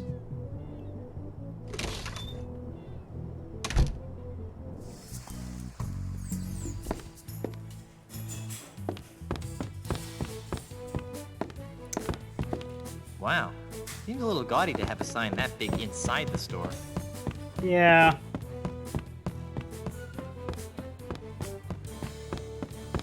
What do we got here? Merchandise? Star Buccaneers logo merchandise. Logo mugs, t-shirts, thermoses, coffee pitchers, and a few items that I don't recognize. It's a ship riding a wave out of a big coffee cup. How cute. In a corporate retail sort of way. It's a tray full of mini bagels with some kind of weird pasty goop on top. That goop you are referring to is Star Buccaneer's own Schmear Whiz, a wonderfully delightful blend of artificial cream cheese and salmon lock bits with the convenience of a spray-on can. Great. We're giving away free samples today as a promotion, so please help yourself. Schmear Whiz. Cool. God. It's the machine that dispenses all the Star Buccaneers' fancy coffee drinks. And there's a lady here with a shopping bag. Touristy stuff mostly. Lots of coffee and a Star Buccaneers logo coffee cup. I think she'll notice if I try to take the whole bag. It's an overpriced trendy mug with the Star Buccaneers logo on it. There's a sale on coffee beans. Oh my word, really? Oops, my mistake. You almost gave me a heart attack! There's something very peculiar about this lady. Pardon me. Yes? Isn't it a little dangerous to be vacationing in pirate-infested waters? I'll say, somehow I got ripped off! What? Some scummy pirate weasel must have swiped my coffee mug from my shopping bag. Can you believe it? Oh, no! And this place is supposed to be pirate-free! Baby, that outfit is making me hungry. Don't get fresh, local boy! Sorry. The fuck was that line? Do you know where I can find the pieces of the ultimate insult? Jesus. Is that a new kind of frappuccino maker? No. It's a malevolent voodoo talisman of gut-wrenching power. I'm trying to stop an undead evil pirate from assembling it.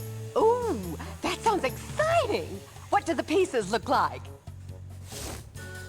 Wouldn't surprise me, Wolf Ether. Wouldn't surprise me at all. One of the pieces looks like a golden man. Oh, you know, I believe the local cliff diving competition has a trophy that looks like that. Really? I think so. There was a picture of it in the travel guide. So you think the golden man might be the diving trophy? That's what I remember from the travel guide. One of the pieces looks like a bronze pirate hat. Nope, can't think of anything. One of the pieces looks like a silver monkey head. A silver monkey head, huh? Sorry, I'm drawing a big old blank. Sounds exotic, though. If you find the shop that sells them, let me know. I've had just about enough talking about the ultimate insult for now. Fine. What are you doing?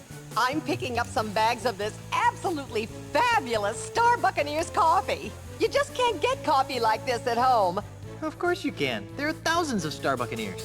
Yeah, but these have Jambalaya Island stamped on them. My friends at home will be so envious. I still say that coffee is coffee is coffee. Well, of course you do, you poor, unsophisticated pirate. The locals never seem to appreciate what they have. I'll just be on my way. Ta! Bye-bye. Why are all these coffee house clerks always prepubescent street urchins? Hey, the tough pirate look is out. My job prospects are better as a friendly, non-threatening corporate lackey. Someday I will manage one of these stores. That sounds exciting. Welcome to Star Buccaneers Coffee House. Can I help you, sir? Grog me. Sorry, sir, but we don't serve straight grog here. But we do have some nice grog-flavored coffee drinks to choose from. But I want a grog. You'll have to go over to the micro-groggery for that, sir. We prefer not to compete with independent businesses. But doesn't your company prey on the competitors?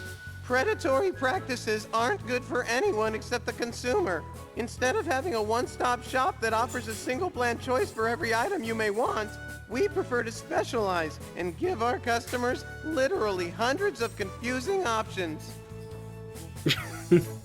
I'd like a coffee drink. Excellent.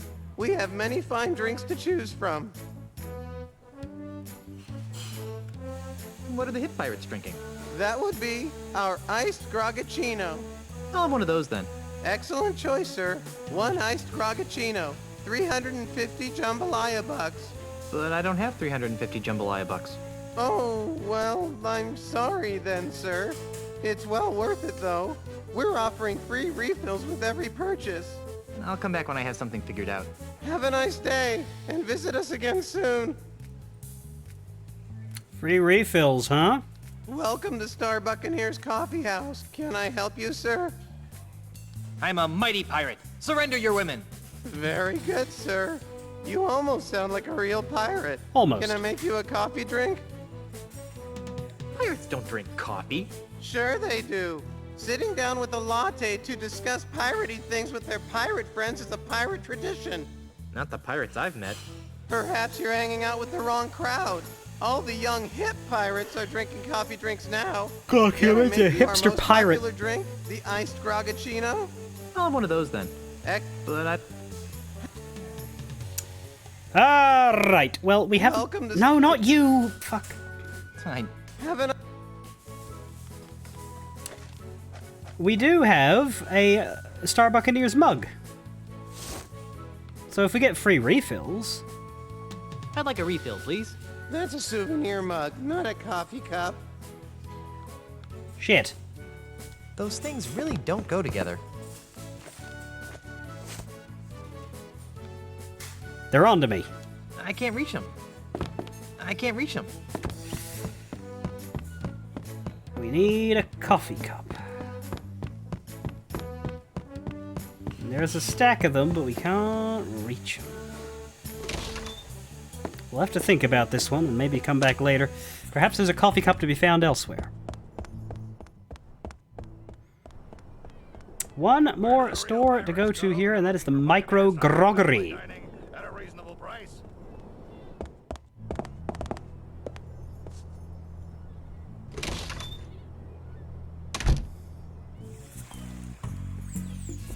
Come on in and enjoy some handcrafted homebrewed grog.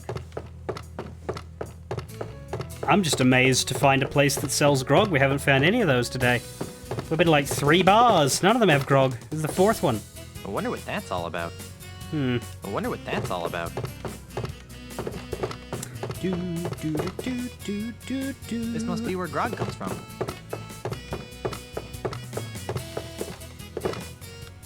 This bar counter is incredibly clean and unsticky. Oh my. Carla looks pretty sloshed. Let's talk to drunk Carla. Oh, Carla. What? What do you think you're doing? What does it look like I'm doing?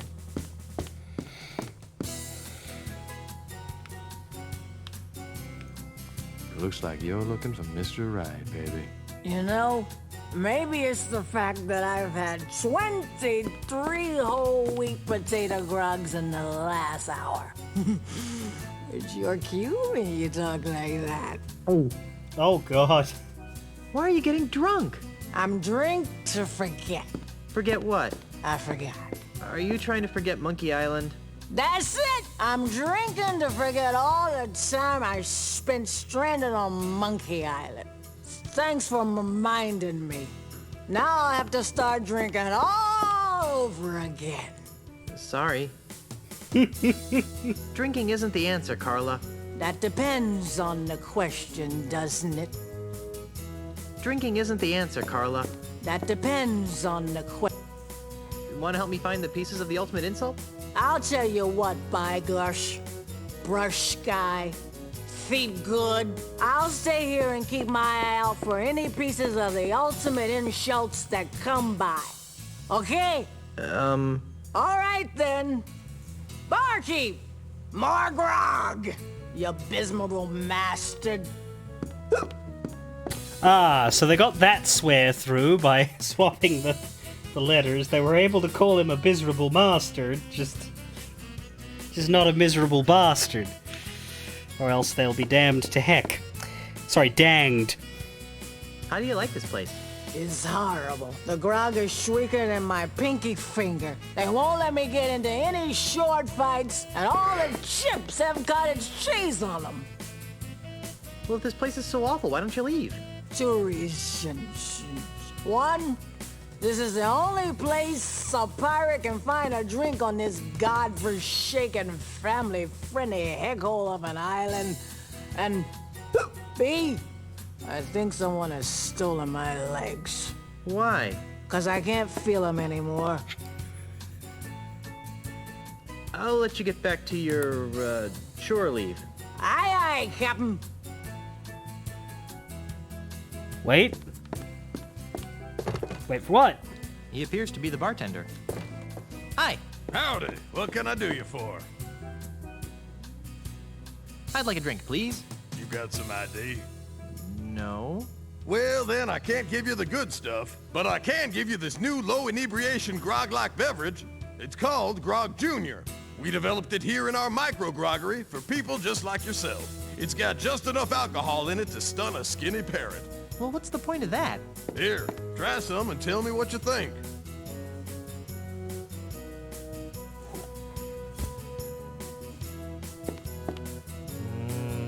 Maybe later. Free drink. So, how's business?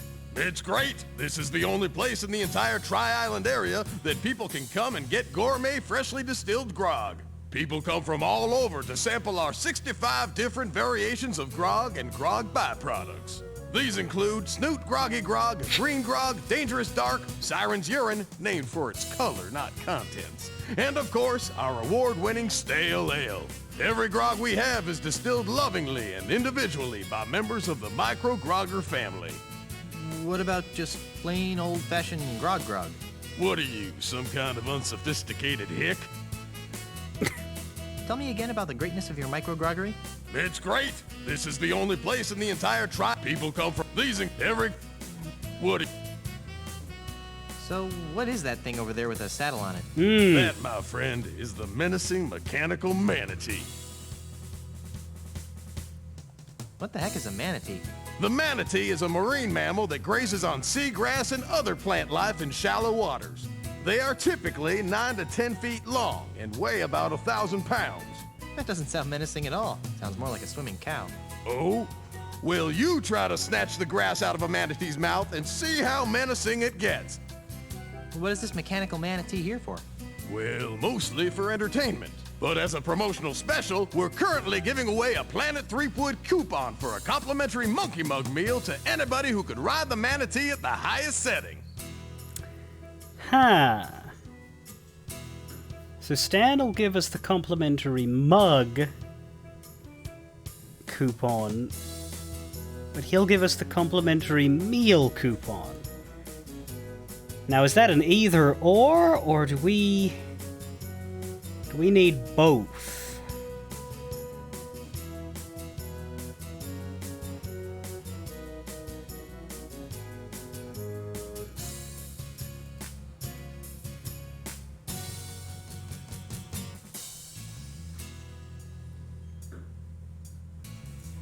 I don't know.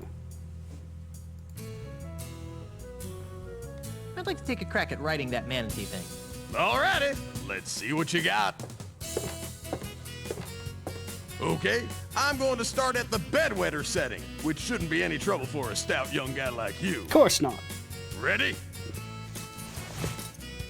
Ready. Whoa. Whoa. Whoa. Ow.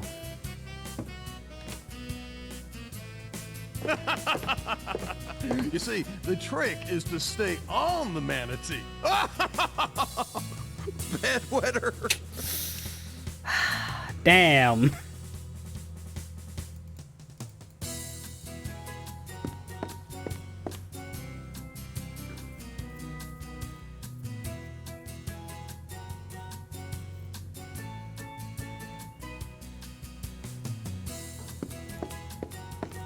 Well,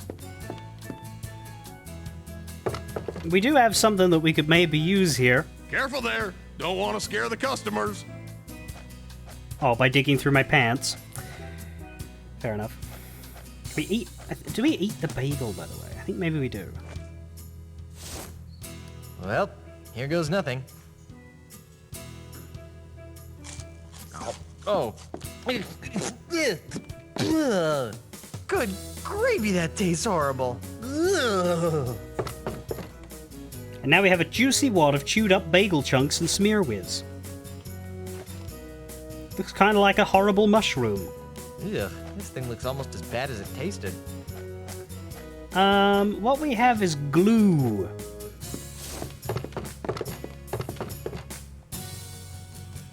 I'll just splatter some glue on here like this. Voila! A puddle of glue.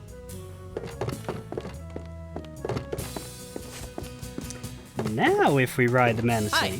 Howdy. What can I do you for? Why does this island seem so wholesome? Well, the inhabitants of this island, in conjunction with Ozymandias Enterprises, have worked very hard to keep this island friendly and clean and family compliant. Family compliant? Yeah, we don't have much use for those surly ragamuffin pirate types around here. They're not very good role models. Of course. Role models? You sound surprised. So you're not one of those scruffy, undesirable pirates that are always scaring little kids, are you? Oh, no. I try to plant a tree and give insult sword fight, grammar lessons to children every day. Well, good for you. So what's the deal with that manatee thing again? It's called the Menacing Mechanical Manatee. I want another shot at taming the manatee. Alrighty, let's see what you got. Okay, I'm going to start at the bedwetter setting, which shouldn't be any trouble for a stout young guy like you. Definitely not. Ready? Bring it on.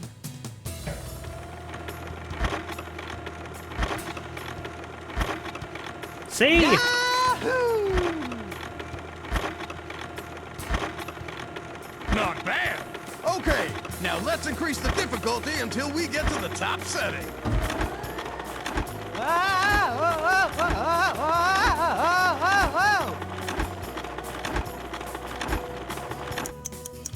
2 hours later.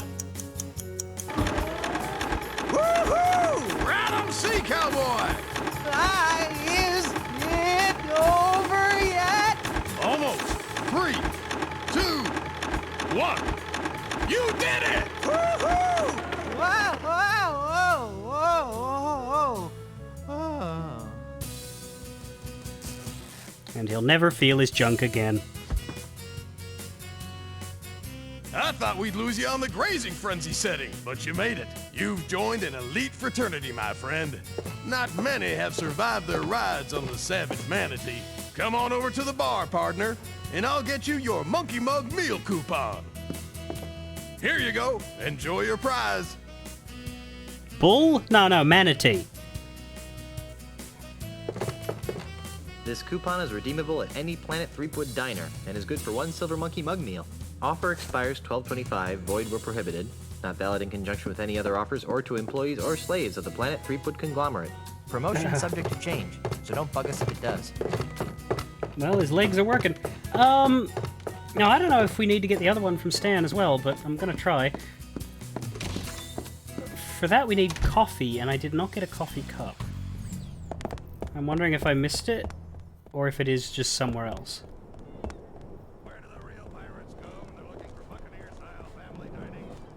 Get out of my way, random man. God, it's hard to work around in this place. And drink from our one-of-a-kind ceremonial Mega Monkey Mug.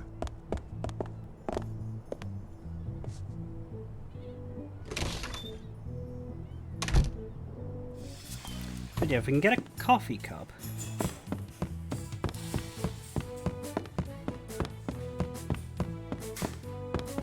There definitely isn't one on any of those benches.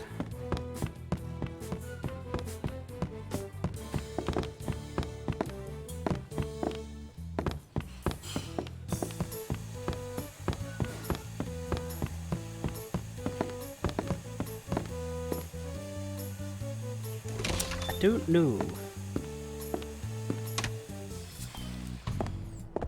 Got the flowers here. Look at empty Grogachino cup.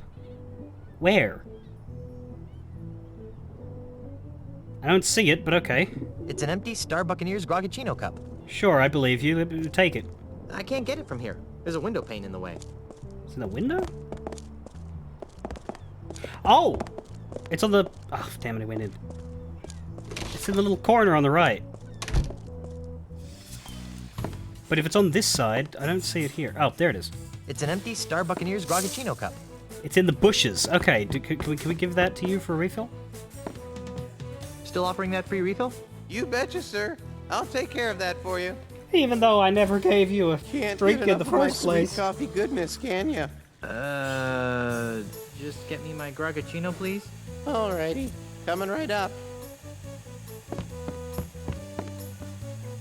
So I think if we drink that, we can survive Stan's pitch, and then we can get the identical item.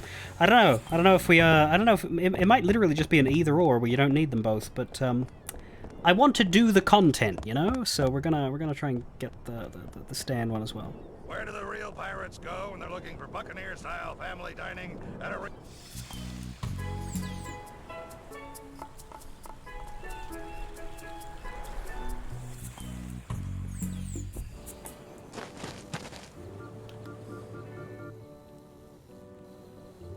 So, coffee.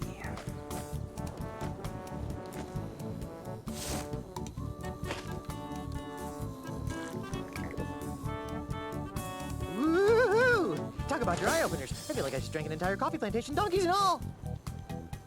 I don't think he'd like that. Hi, Stan. What can I do for you, young man? Tell me more about this timeshare deal. It'd be my pleasure, my pantaloon friend. You have to be touched in the head not to take advantage of this once-in-a-lifetime opportunity.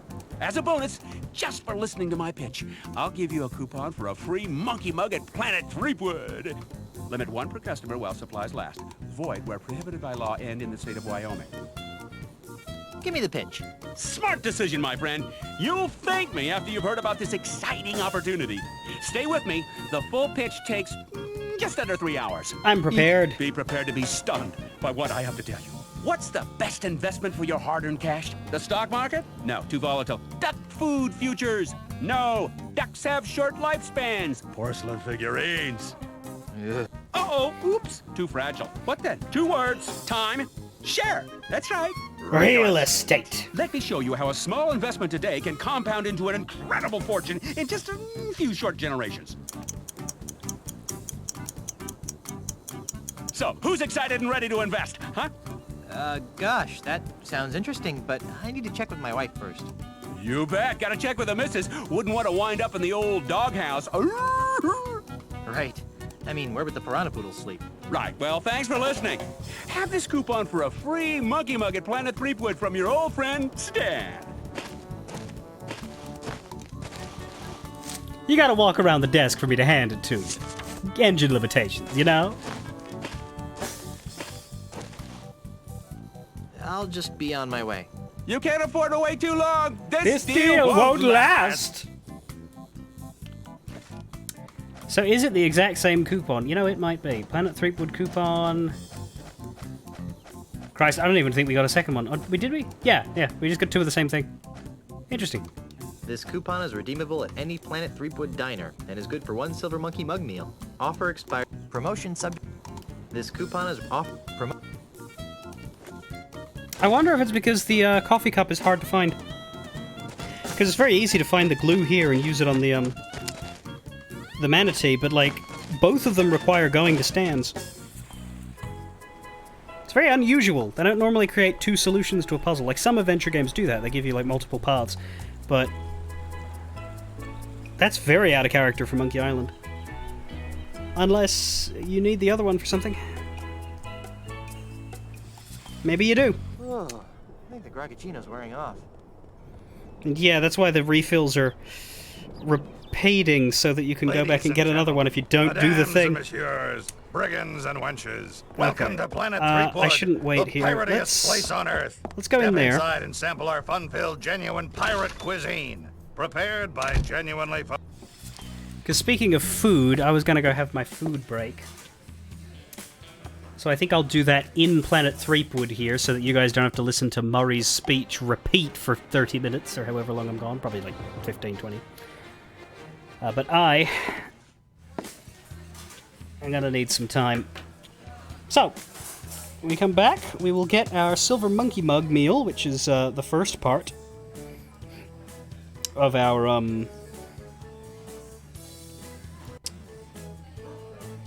ultimate insult. And then we're going to try and get the Golden Man next, which is on Jambalaya Island. And the Bronze Hat, I think we have to go to Nutton Atoll for, so we'll probably do that last.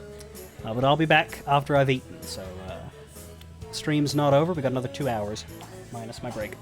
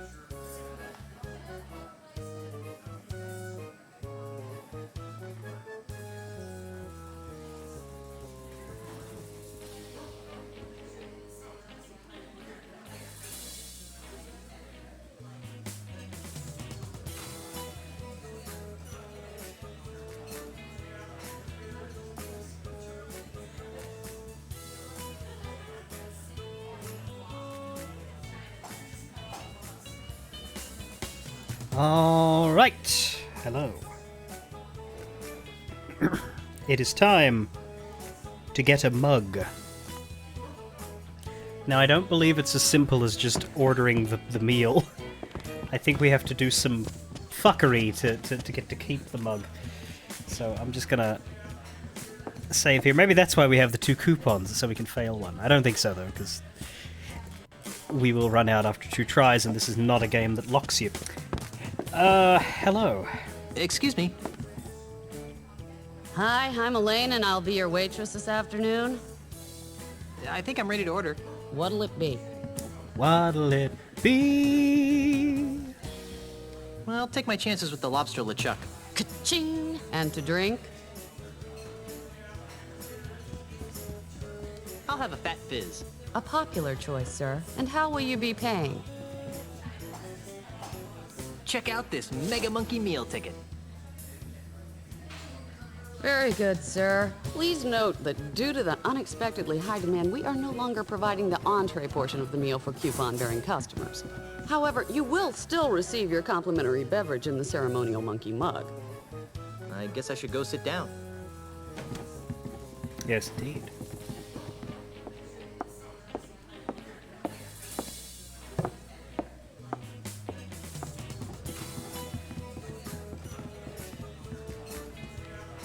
Swipe the mug? It's a silver mug that looks a lot like a monkey head. Spooky. Is it that simple?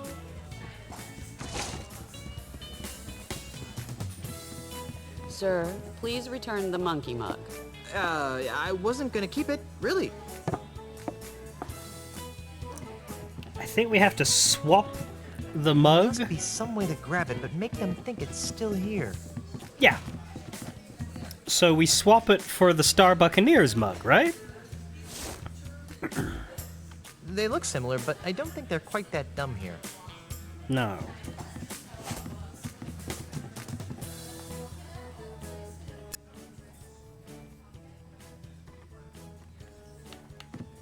Excuse me. You already got a caricature. Don't be greedy. But I want one with me in the monkey mug. Oh, all right.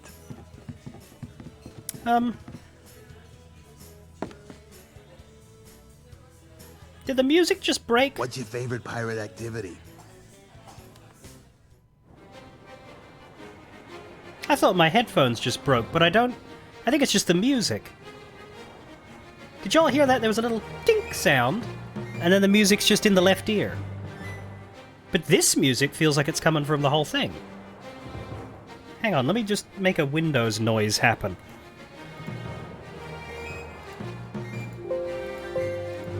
Yeah, no, my headphones don't seem to be broken. I think that...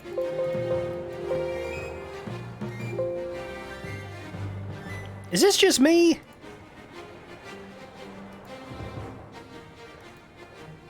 There was a definite ink noise, and then the sound in here stopped coming out of the right ear. At least for me.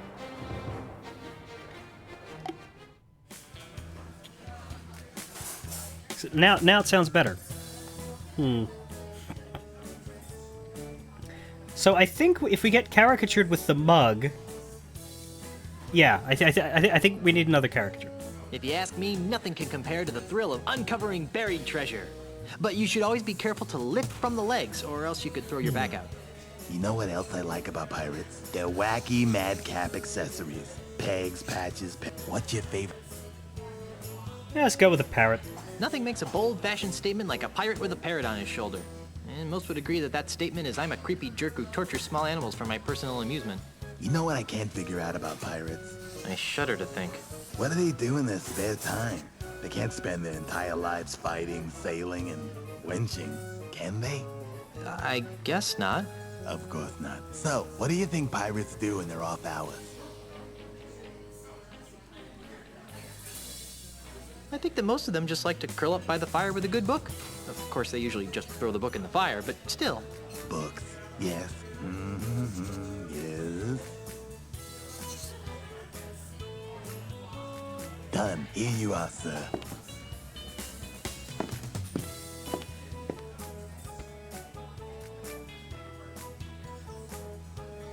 Thank you for your patronage, and enjoy your visit to the happiest island on Earth. Thanks. I don't think the meal ever actually shows up. But now we have... Not that one, we have another one. We have the mug, monkey mug caricature. It's a reasonably good caricature of me with the silver monkey mug, with a pile of treasure and a parrot on my shoulder, reading a book down by the fire. If this picture was on an actual mug, it could actually pass as the real thing. If it was dark, and the person looking was stupid. And I ripped my face out of the picture first. That reminds me of something I've done before. But if we combine it with this mug, can we put the... The caricature won't stay on the mug by itself. Right. Glue? Now I can stick this on something.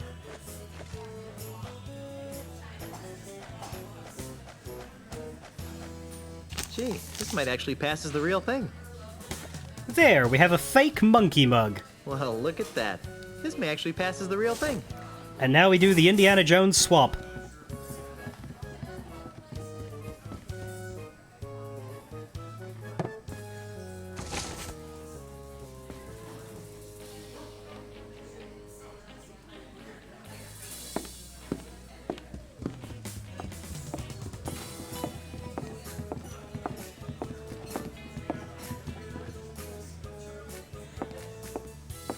Good shit.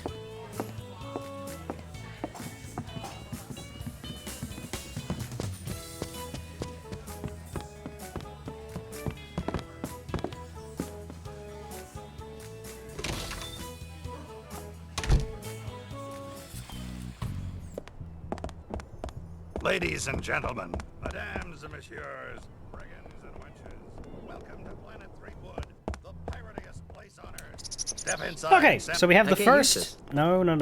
We have the first piece of the ultimate insult. We have the monkey mug, the silver monkey head. We just need a bronze hat to put on top of it and a golden man to go under it. It's a silver mug that looks a lot like a monkey head. Spooky. It's a bit makeshift, but it'll do. Let's go to the piece of Jambalaya Island we haven't gone to yet, this tall rock.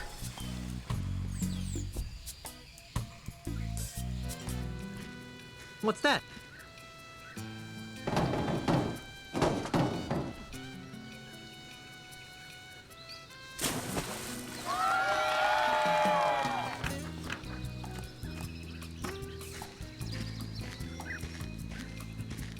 Whoa. Nice dive. Thank you, my friend. I fear that my skills have atrophied as of late, though. I'm not half the diver I used to be. That was one of the best plank dives I've ever seen. And who are you that would take such pains to flatter an aging plank diver? The name's Threepwood. Guybrush Threepwood. Welcome to Jambalaya Island, Mr. Threepwood. I am Marco De Pollo, undefeated and undisputed plank diving champion of the world! Marco de Pollo! Cousin of El Pollo Diablo. Are you really the greatest diver in the world? Yes. I have spent years searching the planet for someone who could better me in the art of the plank dive, but to no avail. How sad. What are you doing on Jambalaya Island? Ah, that is an interesting story.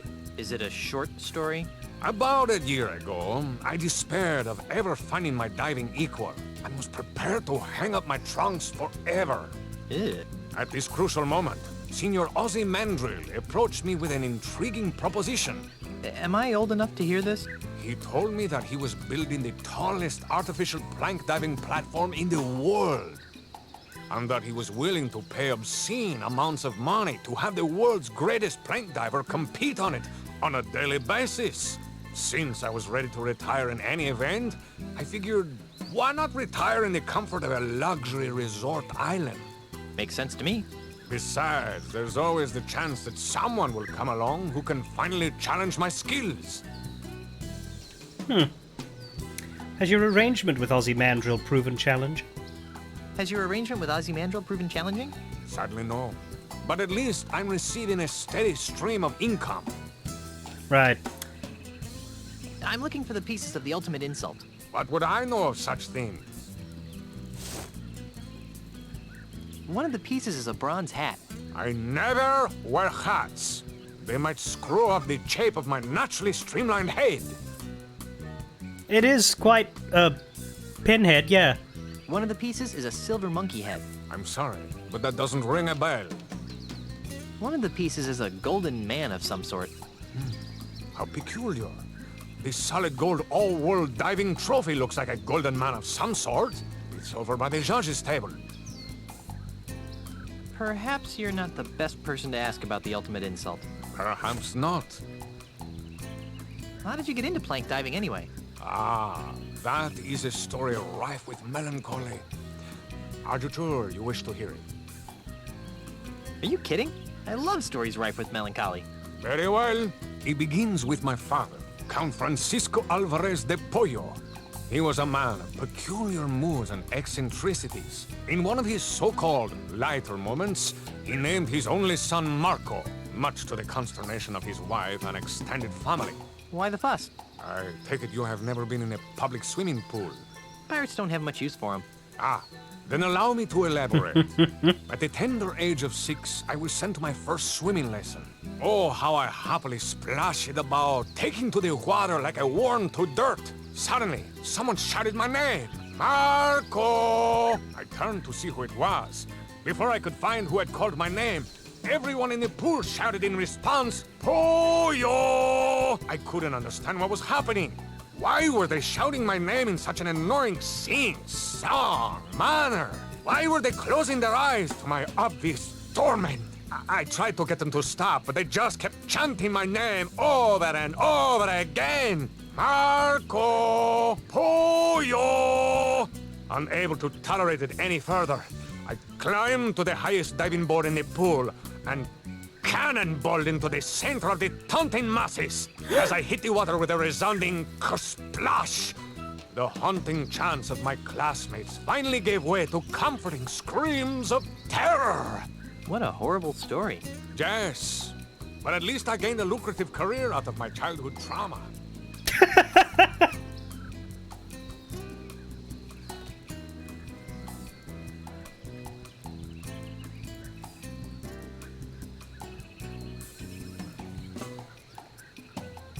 I'm keeping that one.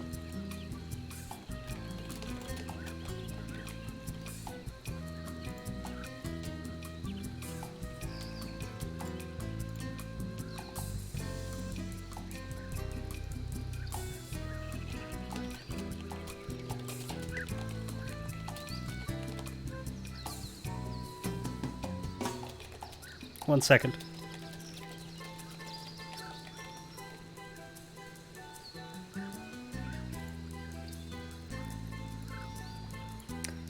Okay. Do you still dive to drown out the voices of the taunting children? Oh no. Now I'm in it for the thrill of victory and the lure of a fat paycheck. The fact that it provides a temporary balm to my permanent psychological damage is purely a side benefit. I hate to think there was something weird going on here. Of course. So is this diving competition open to anyone? Hardly. If I were to compete against everyone who wanted to get their hands on the solid gold old-world diving trophy, I'd be diving 24 hours a day. That's a lot of diving. So who do you dive against? The judges panel over there does an excellent job of weeding out the poseurs from the serious divers. I'd like to dive against you. You want to dive against me? Ah, thank you, little friend, for bringing laughter back into my life. What's so funny? Don't tell me you're serious. As serious as scurvy, diver boy. It's not wise to trifle with me, Mr. Threepwood. I am the greatest diver in the world. Second greatest, you mean? Very well. The gauntlet has been thrown. I suppose you have been certified by the judging committee? I've never met them. Do you think I am some sort of clown who accepts the challenges of every 2-shilling braggart that comes my way? Yes? If you want to dive, go to the judges committee and get certified. Okay. I'm certainly certifiable. I'm ready to dive against you now. So, you've managed to get yourself certified? No, I'm just ready. Then you're not ready to face me. Sure I am. I told you I was ready. Remember the previous engagement. Bye. I am my own judge. Bosun and Bosun's baby seal oil. I'm assuming that this oil is meant to be used on baby seals rather than... Don't touch that oil. Oh. It's very expensive. But it's a small item on a table. I can always pick up small, isolated items on tables. It's the changing tent. That for diving, I assume? Well, I don't know that we can dive just yet. Please stay off the diving plank, man. It's for competitors only. Sorry. Yeah, Guybrush will definitely win without any trickery or cheating. We could just swipe the trophy. It's a golden trophy of a man in a classic arms overhead diving pose. Yoinksies. Oh, sorry. That trophy is for the winner of the all-world prank diving contest only.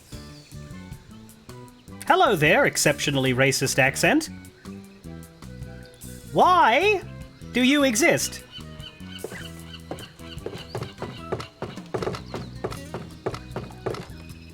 I think they're the diving judges. Excuse me. Hey, little dude. What's up? Your mouth looks like a cavernous portal to hell. What's going on around here? We are the judges for Jambaraya's all-world diving contest. Actually, it's more like a free-for-all than a contest. Dude, quit projecting your negative vibes, man. Nice trophy. Isn't it a trip?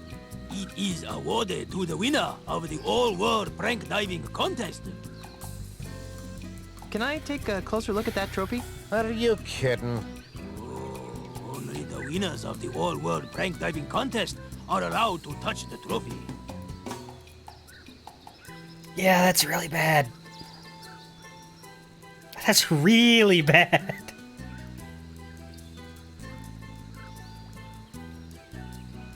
It's gotta be a white guy doing that voice, right? I'm looking for the ultimate insult. Hey, is that a variation on the flying finger, man? Or perhaps the rolling Regis. No, it's an ancient voodoo talisman of indescribably horrible power. Look, Junior, we're diving judges. We know as much about voodoo as you do about astrophysics. Are you guys sure you can't help me find the ultimate insult? No. Well, I'd like to win the diving contest. I'd like to take a crack at winning that diving trophy. You and dozens of other gold hunting wannabes. If you wish to dive, you must be certified first. Why? We could leave ourselves open to most grievous lawsuits if we let physically uncool people try to dive. Now, if you just step behind the table... There won't be any word problems, will there? Hey, what are you doing with that? Please turn to the right, dude. You're not gonna put that there, are you? Now then, let me know when this begins to hurt. Ouch!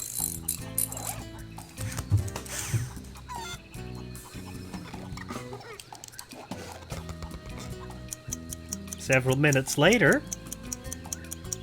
And another thing, I think the staple gun was completely uncalled for. Be that as it may, you have passed the physical. Really? Don't act so shocked. You'd have to be a palsy-ridden grandmother to fail. Here's your certificate. Feel free to challenge our champion diver whenever you want to dive. Wow. That was easy. So there's Hippie Judge, Wise Old Judge, and Grouchy Judge.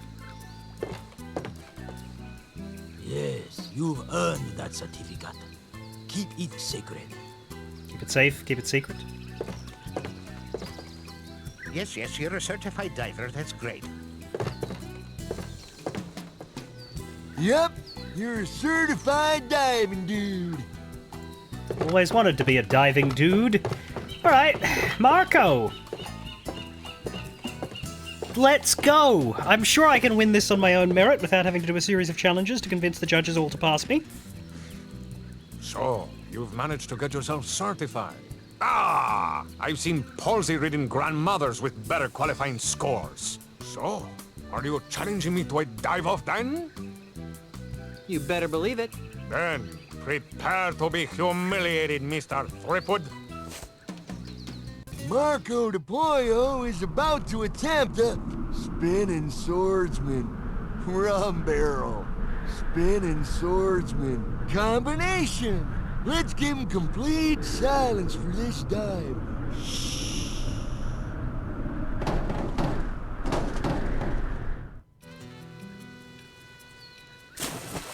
Pretty good dive. But how can we beat 10-10-10? The plank is yours, Threepwood. Plank you in a minute.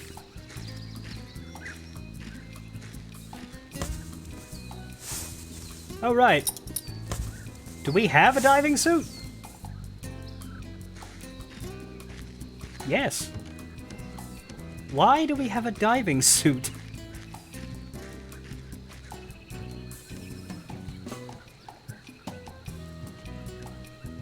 Oh boy, this cutscene isn't agonizingly long or anything.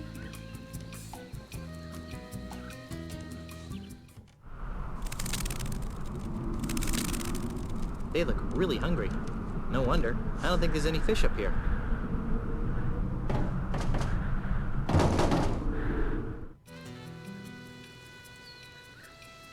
Oh, that's right. Whoa, what happened to my head? I wasn't that bad, was I? Rats. They gave me a 5. Whoa, flashback, man. Marco de Pollo wins again. Yeah, the dives have button presses, and I don't remember how you figure out what is what. I assume that there's an answer somewhere, but maybe I'll have to ask these judges. Now we can talk to them individually. Now let's go left to right. Pardon me. What? What was wrong with my last dive? It sucked. Could you be more specific? Nope. I'd like to dive now. Tell someone who cares, like Marco de Pollo over there. Why are you giving me such low scores? Look, kid, it's nothing personal. It's just that I've got an expensive red-headed wife, 2 expensive red-headed kids, and an expensive red-headed dog to feed, you follow? Not really. Then let me spell it out for you.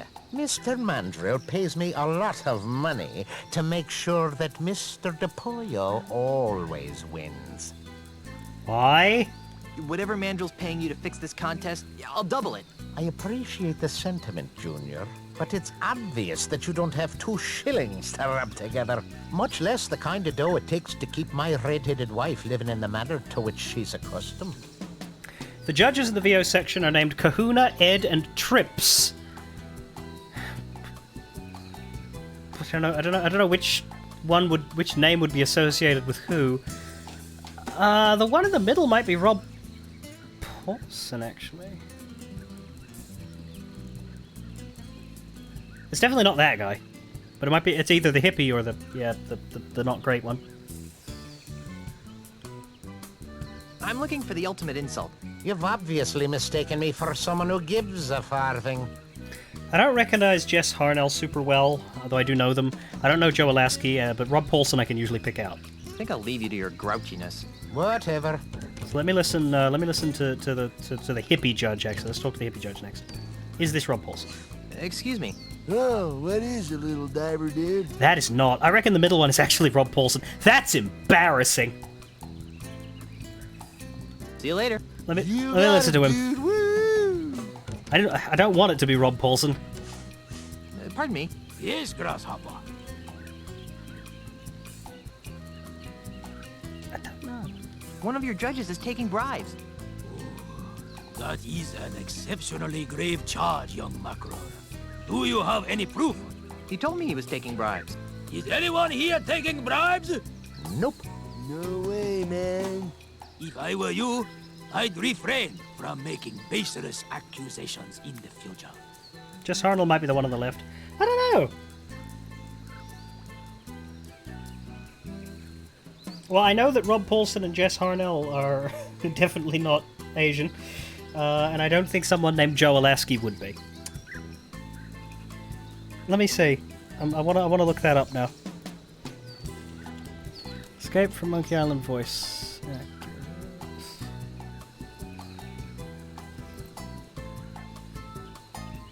Rob Paulson is Judge Kahuna.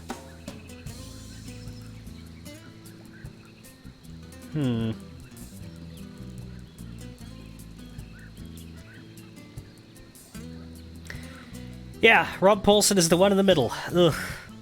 Ugh. Ugh. The hippie is Jess Harnell, and that's Judge Trips. Right. And Judge Ed, the one taking bribes on the left, is Joe Alaski, who I'm not familiar with.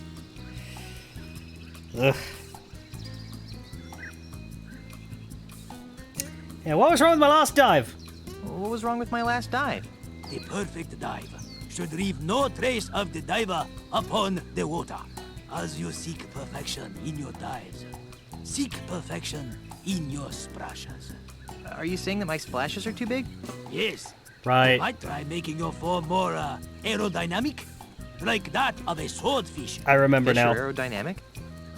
We can't do this one yet. We have to go to the other island. We need to get something on the other island, or else we'll never impress him. I'd like to dive now. Then you should challenge the Pollo directly. I'm still looking for the ultimate insult. I am only versed in the subtleties of diving, young one. Aloha. May your life be big and your splashes be small. Excuse me. Oh, what is it, little diver dude? What was wrong with my last dive? You really didn't get into the flow of DePollo's groove, man. Say what? Hey, you gotta match DePollo's moves if you want to be the dude. But how? Well, basically, there are 4 types of moves allowed in plank diving, man. Well, first you got the keel haul, you know, a mellow, swan-like move that you can do by lifting your nose up in the air. Keel haul. Up. Got it. Next is the rum barrel, man. A somersault move that's easy to do by shoving your chin down into your chest. Rum barrel. Down. Check. The third move is the spinning swordsman, man. That's a dangerous vertical spin that should only be started to the right. Spinning swordsman. Right. Okay. Finally, there's the alpha monkey, a chest-pounding maneuver that always starts with the left hand. Alpha monkey left. Good. Okay, bro, pay attention to the moves that DePollo makes, you know, and try and match them. For example, on his last dive, he did a spinning swordsman, rum barrel, spinning swordsman, combination. So, if you wanted to match him, you'd lean. Right. Down. Right. You got it, man. Wow, we both sort of sounded like robots there for a minute. I'd like to dive now. Hey, that's cool, man, but you should tell DePollo, not me. I'm looking for the ultimate insult. That sounds like a major bummer, dude, and I don't get involved in major bummers, you know. See you later. You got it, dude. Woo! Right, so, that judge doesn't need any special attention. We just need to get the combination right. Middle judge, we need an item. Grouchy judge, we need to do something with him, and I don't remember what. What have we got? We might need the island for that as well. It's definitely not that. It's not a certificate of diving. It says I'm globally certified and physically fit to compete in any Tri-Island area world diving competitions. It's not another 3-pud coupon. It is not a cup of grogachino. I don't think we need to give him wimpy grog. Grog Jr. All the great grog taste with only 2% of the alcohol. That is so wrong. I think we have to put this in DePollo's oil. That's the other thing. We also have to make DePollo worse because we can't beat 310s. Is it this guy? It looks like the waitress from Planet 3-pud, but I think that might be the judge with her. Hey, there's a picture of that grouchy diving judge in here. But that blonde he's with is definitely not his lovely red-headed wife. Ah, this is the one. Hello. What's this? It's a brochure for Stan's Jambalaya Timeshare Emporium. Yeah? So? Take a look at page 3. Yikes. I think your red-headed wife would be very interested to find out about the time you've been sharing with this blonde, don't you? You got it all wrong, kid. She's just a friend of the family. Really. Really? Oh, well, then I guess your wife won't mind if I show her the brochure. Wait, stop! What do you want? What's it worth to you?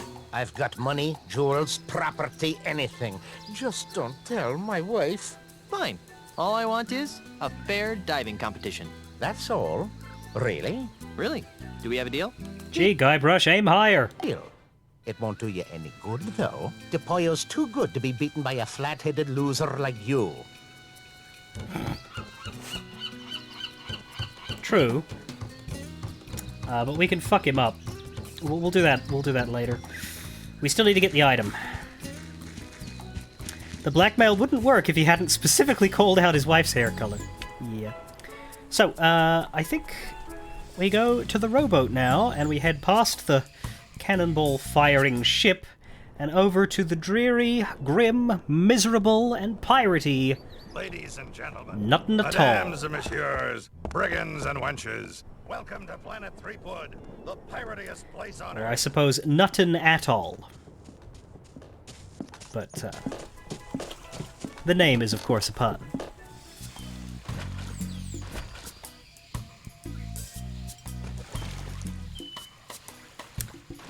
Do-de-do-do. I don't actually want to go to the fuck.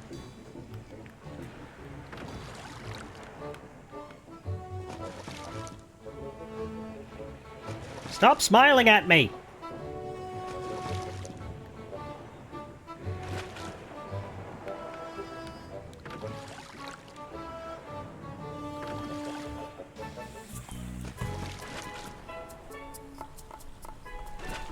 Here we are.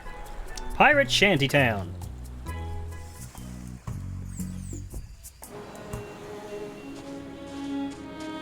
Here we are. Isn't it nice? Yeah, you can lead a cow to water.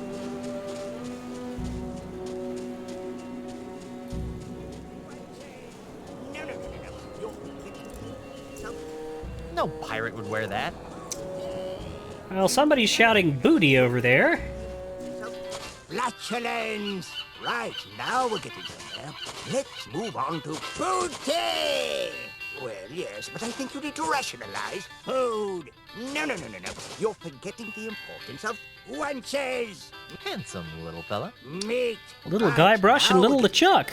Nasty little fella. Rum. Right, now we're getting somewhere. Let's move on to... Who are you? I be Hellbeard, the unrepentant, the scourge of the seven seas. Hellbeard. I think I've heard of you. Of course you've heard of me. I'm the nastiest pirate in the world.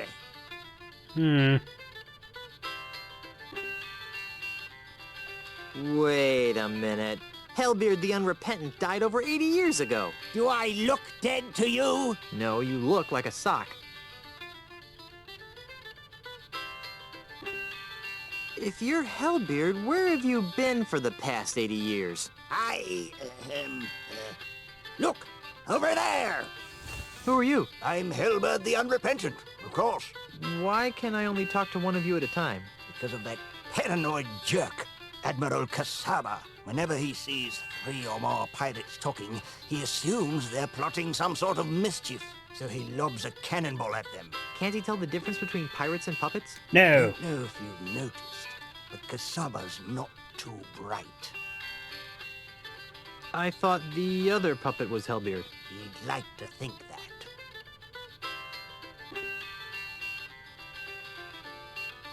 Can I talk to the other puppet? If you must. He's not much of a conversationalist, though. Arr! You again? Can I talk to the other puppet? Puppet? There be no puppets here, boy. There be only the unrelenting terror of Hellbeard. Arr! Right. Can I talk to your puppeteer? Puppeteer? Hellbeard, the Unrepentant, is no man's puppet! Arr! Mm-hmm. Do you know anything about the ultimate insult? The ultimate insult? Never heard of it. But I said I never heard of it. Right. You've got a lot of attitude for a sock. And you've got a lot of clothes for a monkey. What's your point? That's pretty good. Seriously, where's the other puppet? Get this through your lice-infested skull, cabin boy. There be no puppets. There be only Hellbeard. If you're Hellbeard, where have you been for the past 80 years? Look, over there. You again. Do you know anything about the ultimate insult? If only I didn't. Many years ago, I was the last pirate to be exposed to the ultimate insult. In one fell swoop, its devastating jibes utterly destroyed my once indomitable ego. Do you know anything else about the ultimate insult? It destroyed my ego. What more do I need to know? I guess you're right. You're remarkably level-headed for a guy named Hellbeard. 80 years of living under the influence of the ultimate insult will do that. Oh. Can I talk to your puppeteer? I'd rather you didn't. We're trying to protect him. Come on, let me talk to the puppeteer. Well, all right, but don't make any sudden moves. I'll be as gentle as a baby dolphin. You must be Hellbeard. If you say so, sir.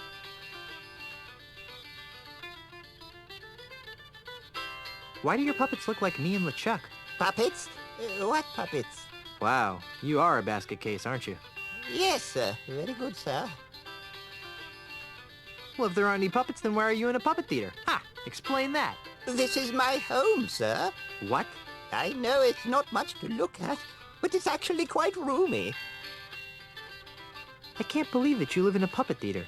It's a humble home, but I'm a humble man. You don't look like a fearsome pirate to me. Me? A fearsome pirate? You must be mistaken, sir. I wouldn't harm a fly. Do you know anything about the ultimate insult? The ultimate insult? Arr, you again. Whoops. Can I talk? Hellbeard? You got him back. Please, stop bothering me. I'm harmless, really. Can I talk to the nasty puppet? Puppet? What puppet? The one that looks like LeChuck. There are no puppets here, sir. But you're Hellbeard the Unrepentant. You sacked an entire archipelago with a rowboat and the jawbone of a bilge rat named Stinky. Oh, dear. That sounds far too violent and adventurous for me. Can I talk to the nice puppet? Puppet? What puppet? The stunningly handsome one. There are no puppets. Do you... You... So we can sort of shift between them, but there's nothing really else that we can do. See ya, Hellbeard. I heard those sarcastic quotes, you scab-covered whale whipper. Land shark.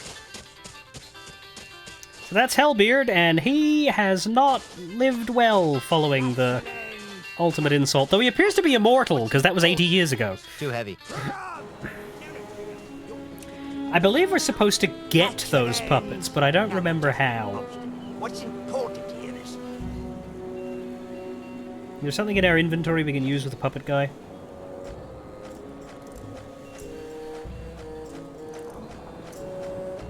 More wenching. Well, yes, but I think you need to rationalize. Hello? Anyone home? Leave me alone. See? Now you Well, alright then. What's important here is... Belching! Hello? Go away! Naughty! Awash in sand. Its steering days are over. Can we knock on more doors? We can. Hello? I gave it the office! Hello? I don't want any trouble. Well, there is one building that looks brighter than the rest. Nutton Beach, 1 kilometer. Wall Drug, 7,921 kilometers. Wall Drug, 7,921 kilometers. Nutton Beach, 1 kilometer. If we go this way... So that's when I sliced open his pancreas. Hi there. You idiot! What do you think you're doing? What's the matter? He'll see us, you ignoramus! I'm out of here! Fire! You may want to move a couple of feet to your left. Gee, thanks. You're welcome. Now go away so I can resume my discussion with the delightful Miss Daisy. Metabolically challenged pirate and a cannonball. That Kasaba guy almost killed me. Again! I don't think so. It looks really heavy. Let's go back to the pirate hamlet. Well, yeah, it's not about him seeing them. It's okay when there's 2. He fires when there's 3. Anyway. Nice teacher lady. In case of fire, pull alarm. Well, that's tempting, but first... I'm trying to see if I can look at the sign. It seems to say Pirate Something Academy, but I don't know what. I wonder what a sweet old lady like that is doing in this dirty pirate town. I'm sure I don't know.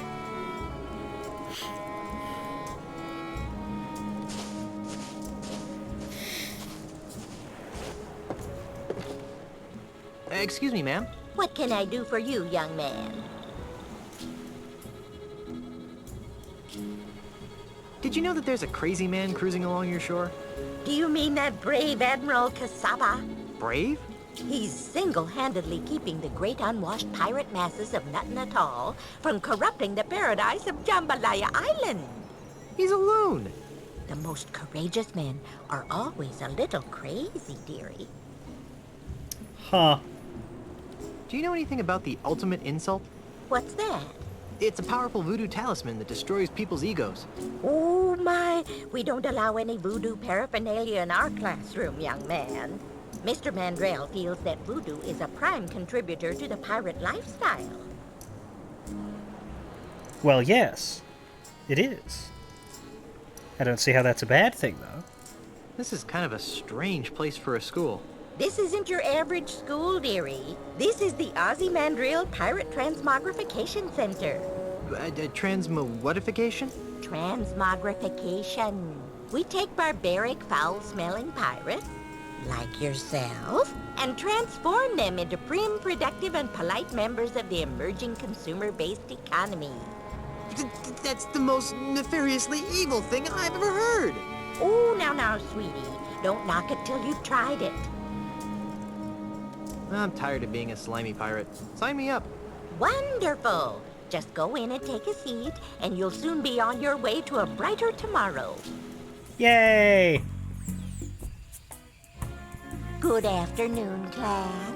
My name is Miss Rivers, and I'd like to welcome you to Ozymandial's Pirate Transmogrification Academy, a wholly owned subsidiary of Ozymandial Enterprises. Isn't everything Just nowadays? by walking in that door, you've already taken a courageous first step in a journey. That's an awkward place to stand. That's a really awkward place to stand.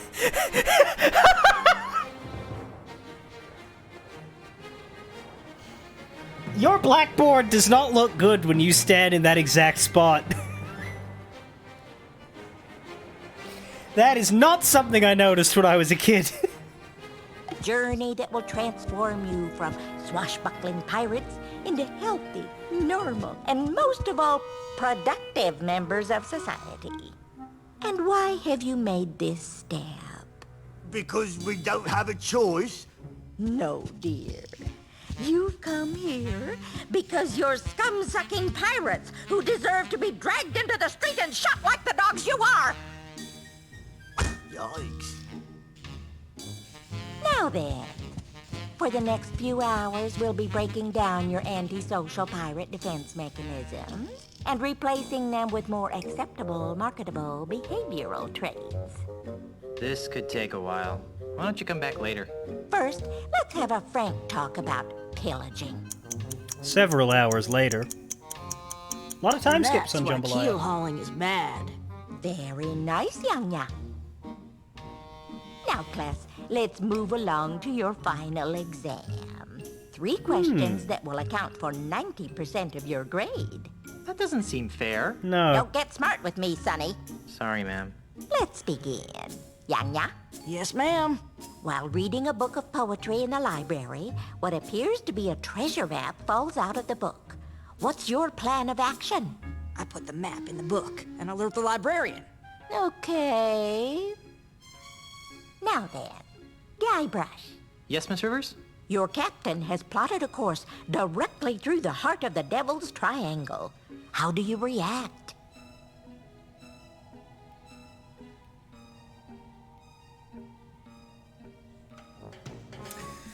So let's be a good boy first. We need to fail this test, but let's pass it for fun. I try to persuade the captain that traveling into the triangle is a really bad idea. Okay. Now, Mungo. Yes? What's in your mouth, young man? Pirate spitting tobacco, ma'am. Did you bring enough for everyone? Actually, yes. Well, that's hardly the point, young man. We don't allow pirate paraphernalia in this classroom. Hand it to me. Sorry, ma'am.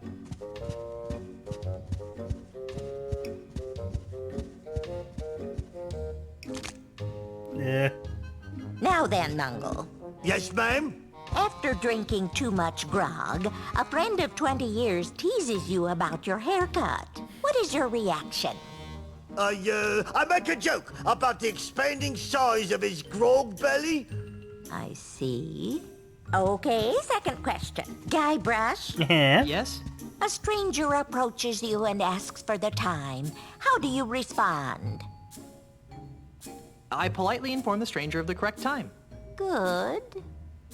Mungo? Yes'm?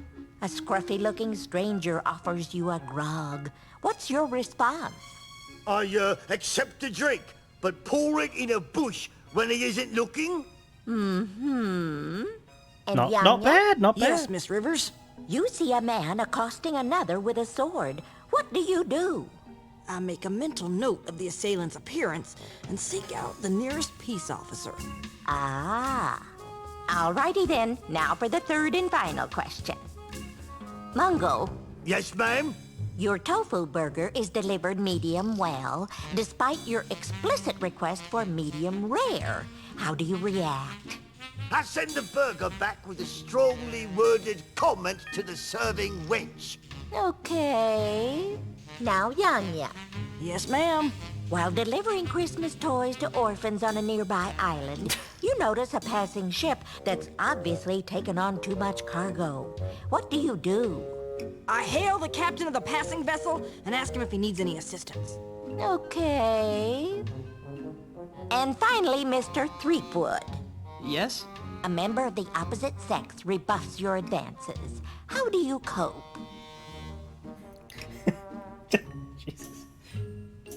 Where's the option that says very easily as I'm gay?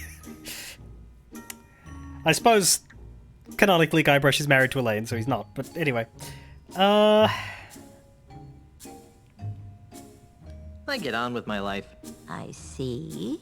Well, I've added up all your scores, and I must say that I'm very unhappy. Mungo, I'm afraid you didn't pass. Your heart's in the right place, dear, but your brain is somewhere cold and dark and covered with spiders. Don't. Ha!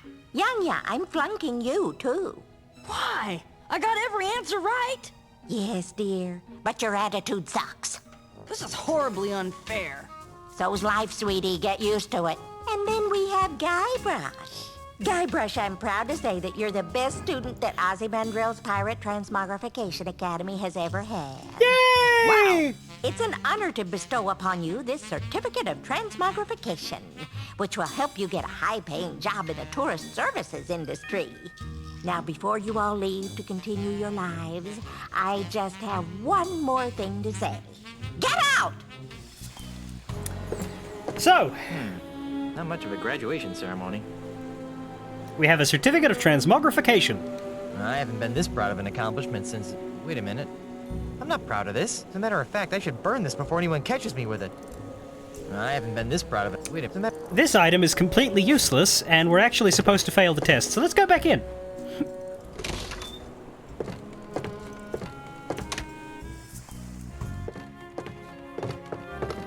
Someone spat on this sign. It's the timeout stool for bad pirates.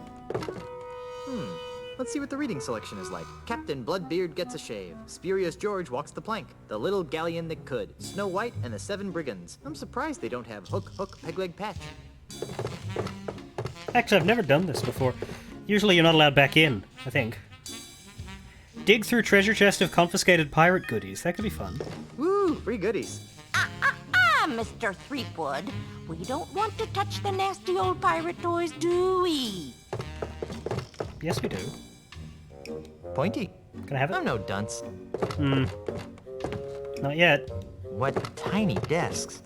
Nice, wholesome, non-threatening little colored blocks. Toy boat. Toy boat, toy boat, toy boat. Toy boat. Toy boat, toy boat, toy boat. Toy boat, toy boat, toy boat, toy boat. No swearing. Toy boat, toy boat, toy boat, toy boat. It is hard to say. A, B, C, D, E, F, Z, C, A, T, D, O, G, S, C, U, R, V, Y? Cat, dog, scurvy? Shucks. Watch your mouth, young man. Ah, phlegm nuggets. Watch your mouth. Cow cakes. Heck! What? Monkey knuckles. Dag nabbit. Shucks. Watch your... She has low tolerance. Oof. Learning is good. Is it, though? It's a Baby Buccaneer brand slingshot. It's a toy cannon. Lots of cool stuff in here. She reminds me of my dear old granny. My dear old bipolar scaring the neighbors granny. Miss Rivers? Yes, Mr. Threepwood? What's your first name, baby? Don't try to smooth talk me, mister. I'd like to reclaim a confiscated item. But I didn't confiscate anything from you, sweetie. I'm, collecting it for a friend. Sorry, dear, but the owners of confiscated items must reclaim them in person. Darn. Dang. Watch the mouth, Sonny.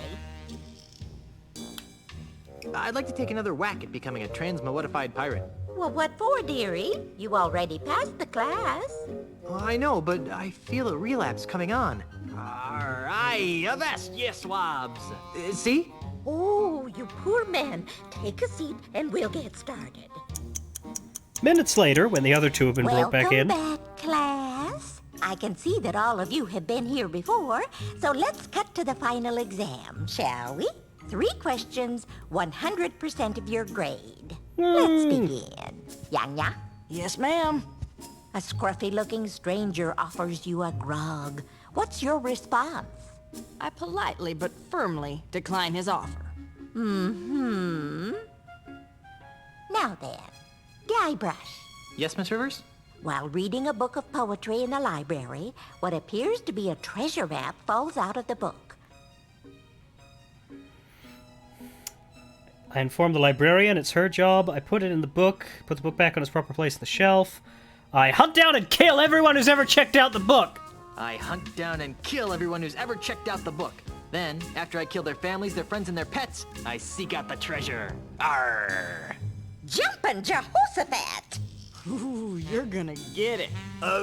Miss Rivers, Guybrush is scaring me. Now, Mungo. Yes? After drinking too much grog, a friend of 20 years teases you about your haircut. What is I your don't have any reaction? hair. I make a joke about the expanding size of his grog belly. Okay. Okay, second question. Guybrush, Yes? you see a man accosting another with a sword. What do you do?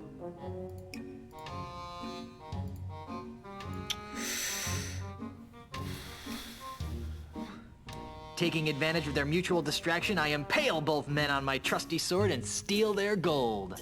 Yikes! Whoa! Mungo, Yes'm? a member of the opposite sex rebuffs your advances. How do you cope? I wrote a dirty limerick about her on the restroom wall. Okay. And Yanya? Yes, Miss Rivers. Your tofu burger is delivered medium well, despite your explicit request for medium rare. How do you react? I grudgingly eat the burger while hoping the service improves during my next visit. I see. Alrighty then, now for the third and final question. Mungo, Yes, ma'am? While delivering Christmas... I sail by, resisting the urge to attack. Ah. Now, Yanya. Yes, ma'am. Your captain has plotted a course directly through the heart of the Devil's Triangle. I feel a small degree of superstitious, irrational fear, but press on with my duties. Interesting. And finally, Mr. Threepwood. Yeah? Yes? A stranger approaches you and asks for the time. How do you respond? Well, I murder him, of course. I disembowel the stranger with a dagger, hide his body in a nearby alley, and take his wallet. My heavens! Dude, that's harsh. You're gonna flunk. Well, I've added up all your scores. Mungle and Yanya, I'm afraid you failed again. Curses. And then we have Guybrush. Guybrush, Guybrush, Guybrush. I've been teaching this course for months, and I can safely say that you're the single worst student I've ever met. I've picked lint out of my belly button with more learning potential than you. Now, in order to guarantee that you never darken my school's doorstep again, and to stigmatize you for the rest of your hopefully short life, I'm strapping this dunce cap to your stubborn pirate head in the hopes that humiliation will succeed where education failed. Now get out of my classroom and never return! Yeah, I may be a dunce, but at least I'm a mighty pirate dunce. And of course we take the hat off immediately, and it's ours now. Which is funny, because yeah, he won't pick it up. But you have to do it that way. It's also I don't like that, because he makes it out as though it's not it's not an obtainable item by saying, oh, I don't want that, I'm no dunce. But it is an obtainable item. Anyway, what happens if we try to go back in? We go back in. She does not stop us. I don't think I've ever tried to come back in. Miss Rivers? Yes, Mr. Threepwood? Wow! Bye. Hang on, I'm gonna save my stakes. I don't actually want to do it again, but does she let you take it again? Surely she still hates you. Miss Rivers? Yes, Mr. Threepwood? I'd like to take another Absolutely not! I have no intention of wasting my precious skills on intractable pirates like you. Not while there are pirates out there who are practically begging for this service. But... Go away, Mr. Threepwood! Okay. Bye.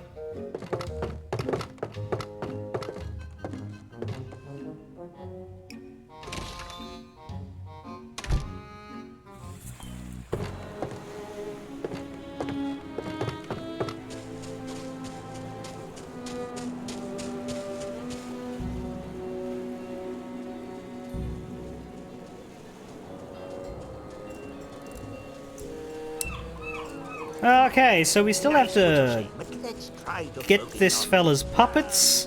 The dunce cap we can use back in Jambalaya, but we'll do that when we go back because there's no point in coming here twice, and we have more to do here.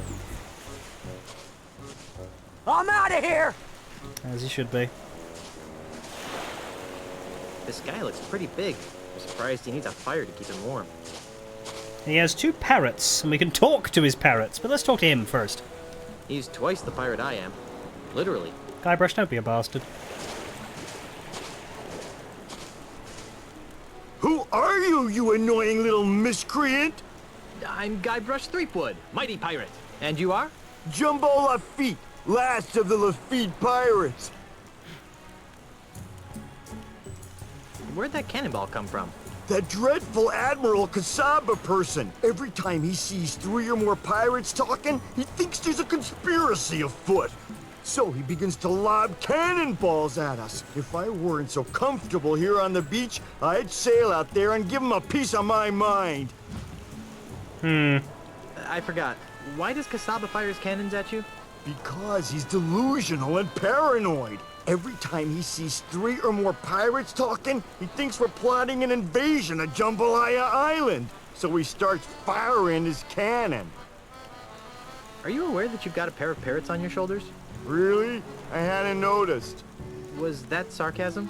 You know, I can't really tell anymore. In any event, these are, in fact, my parrots. I call Makes them sense. hugging and kissing. You're joking. You're not joking. Which parrot's hugging and which one's kissing? I can't believe I just asked that. I don't know. They're identical twins. It's too bad, too. Why? Because they're special parrots. Special how? Did they solve crimes? Of course not. But they are cursed with powerful voodoo magic. Interesting. One of them always tells the truth. The other one always lies. Isn't that right, fellas? Yes. No. That's Rob Paulson.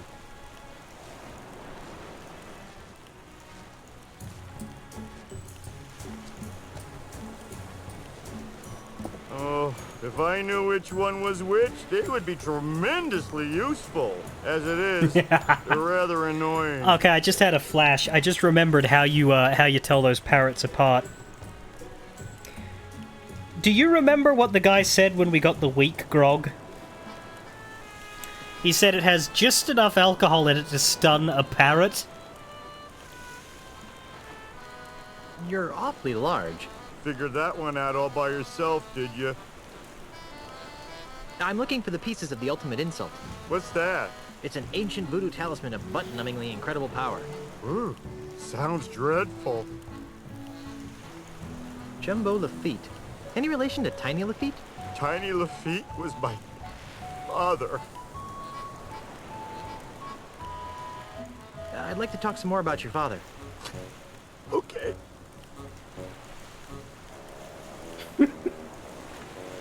Was he really called Tiny the Friendly Pirate? No! My daddy was everything a real pirate should be. Violent, vulgar, psychotic. Pirates lined up for miles to spit on his grave. If Tiny was such a great pirate, then what's with the Tiny the Friendly Pirate statue? It's those soulless cretins at Ozymandial Enterprises. They're using my father's name and image as happy icons for their new family-friendly Jambalaya Island. Those jerks. Bastards.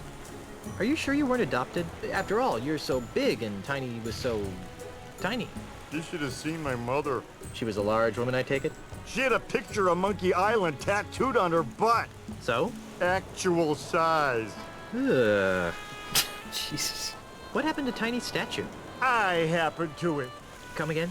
To lend a touch of authenticity to their precious statue, Mandrill's flunkies bronzed my father's captain's hat and welded it to the statue. Enraged by this sacrilege, I gathered some pirates and raided Jambalaya Island. Before anyone knew what happened, I rescued my father's chapeau, returned to Nuttin Atoll, and buried my treasure. Your father would have been proud of your piratey prowess. Oh, thanks. Unfortunately, my raid inspired Mandrill to hire Kasaba to patrol the waters of Nuttin. Now, Nuttin Atoll is nothing more than a prison for recalcitrant pirates who don't share Ozymandial's vision. So you're the one who brought the cannonball bastard down on everybody's heads. One pirate to another. Where did you bury your father's bronze hat? I don't know. What? I know I buried it under a boulder along the beach. I just don't know which one. If I find your father's hat, can I borrow it? I don't know. Why do you want it? I'm going to use it to crush Ozymandial like a bug. Really? Oh, that's great! If you can find it, feel free to use it. Nice. This is obviously a painful subject. Let's talk about something else. Okay. Don't get up. I'll see myself out. Goodbye, little pirate. Now, I think we need the puppets. I know that I can keep going and start looking for this thing, but I think we need the puppets, and I can't remember how to get the puppets.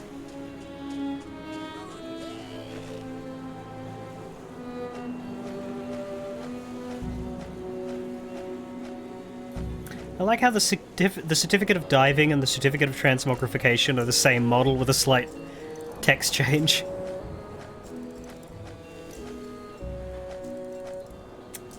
What do I do with these puppets? I think we're getting... We need to scare him. Well, yes, but I think you need to rationalize. But I don't remember how we scare him. Don't use the freak of nature on him, do we? I think I've got a bit more fine-tuning before I... Well, yes, but I think you need to rationalize. Grog! Now you're just being obstinate. Puppets have no need for this. Wenches! Uh... Well, yes, but I think you need to rationalize. More wenches! You again? Come on, let me talk to the puppeteer. Talk to the hand, you nosy scupper scraper. Do you know anything about the ultimate insult? The ultimate insult? Never heard of it.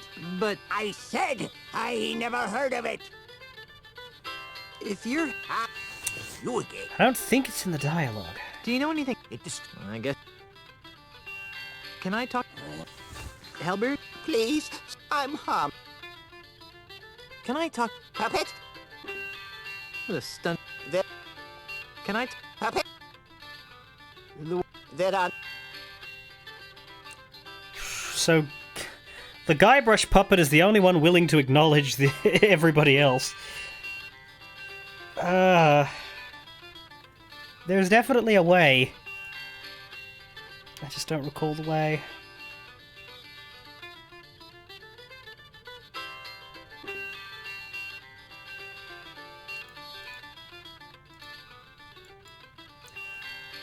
I remember scaring him, but all we can do is scare him with like about the ultimate insult? saying that. You. I'll be back. I'll be back. Do we I'm not have picking that up. anything? We have Marley family heirlooms, which are sort of related, but not quite. We have the chopsticks.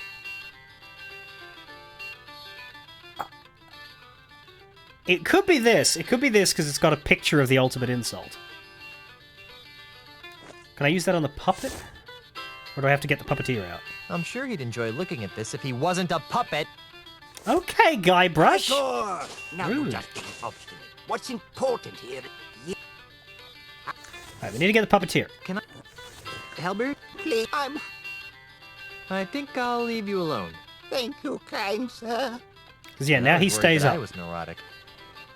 Now if I show you the painting, well not the painting, the picture. Could you help me find this?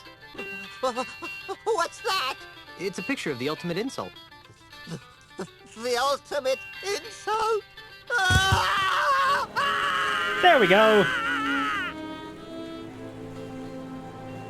Hey, you forgot your puppets! They're my puppets now. The kind of breakthrough he needed to mend his shattered psyche. No, I don't think so. I don't think that's what we did. I don't think we mended him. I think we did something very different from mending him. This little Guybrush puppet sure is cute. On the other hand, literally, this LeChuck puppet is downright creepy. We'll take the puppets. I better put these away before Kasaba flings a cannonball at me. And that, if you're wondering, is why we need the puppets. I'm out of here! Bye-bye. So we can talk to his parrots from here.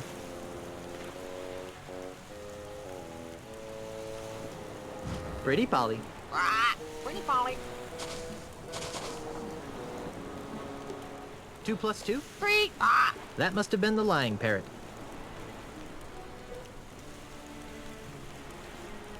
Which way should I go to find Tiny's hat? East. That must have been the truth-telling parrot. Holy jumping monkeys, that's a lot of boulders. How am I ever gonna find the right one?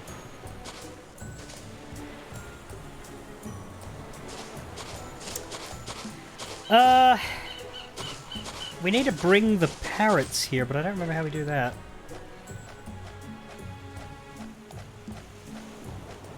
Right, I think we're missing something.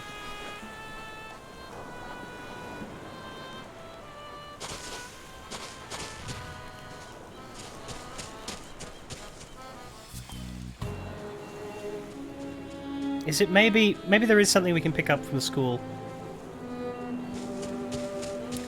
I don't think it's paralyzed. I think we just get them tipsy. It doesn't matter which one. You just you feed grog to one of them and then. Oh, hang on. Fire alarm. I have another fire alarm.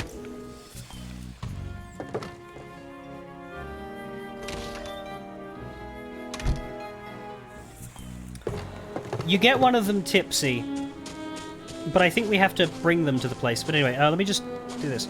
Never try this at home, boys and girls. False fire alarms cost lives. Ah! Fire! Everyone run for your lives!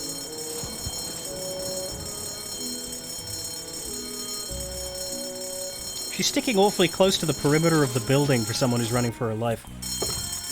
Anyway, she's out, which means we... It's a rare LeChucky Chew Pirate Mon gaming card. Gotcha! Uh-oh.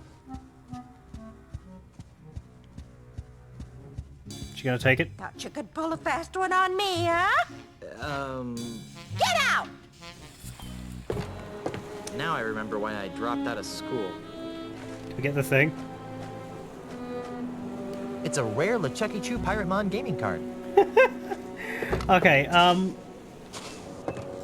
damn it. Go! No, don't go in there! What are you fucking doing?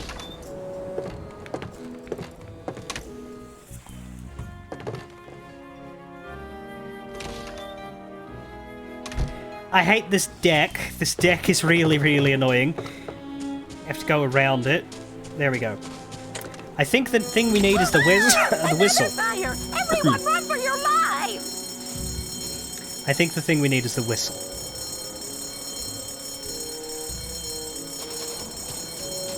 In case of fire, pull alarm. Go in. The lighter side of walking the plank. It's a cute little whistle. I can't imagine what's so piratey about it. Gotcha! It's annoying that they have all these cool things, but she comes in after you take one, so you'd have to go there 5 times to get them all. You're pretty clever, don't you? Get out! And because I'm me, I'm gonna. Ah, another fire! She's very stupid. I'm not even waiting. Even in The Boy Who Cried Wolf, they didn't believe it the third time. Snappy answers to stupid insults. Aha! I'm taking all the stuff. Think you're pretty... At least we can make the dialogue go It's a good thing faster. that Miss River's short-term memory seems to be on the fritz. Yeah, she's not very clever. Ah, another fire! Like, she even notices now. It's another fire.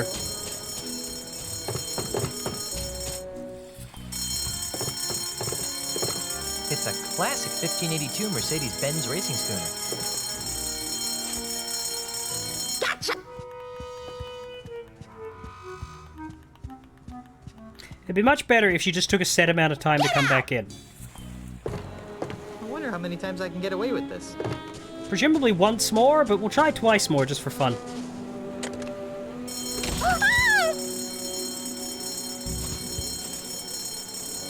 Same amount of fear each time.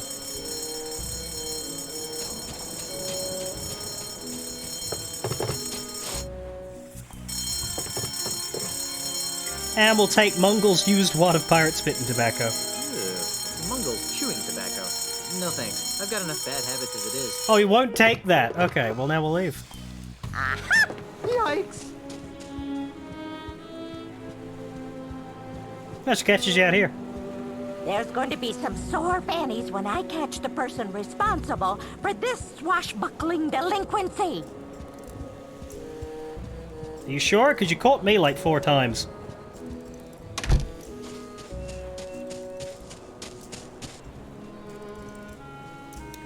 Anyway, so we have a bunch of junk that we don't have any use for, but Still cool. It's a classic 1582 Mercedes-Benz racing schooner. The hearse of Monkey Island, a Scab magazine parody. It's a cute little whistle. Can't imagine what's so piratey about it. I don't think that would help any. Captain Sergio's marginally funny etchings. You know you're a cabin boy when... Wow, Potsruby bounces. Who knew? What, me scurvy? I don't think that would help anything.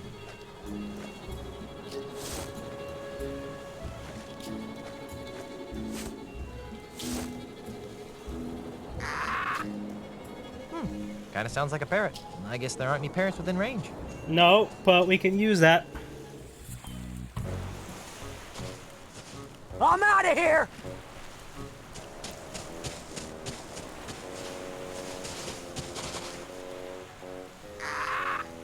So.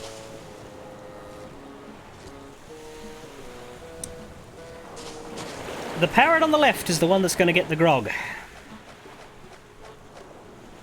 Grog Jr. All the great grog taste with only 2% of the alcohol. That is so wrong.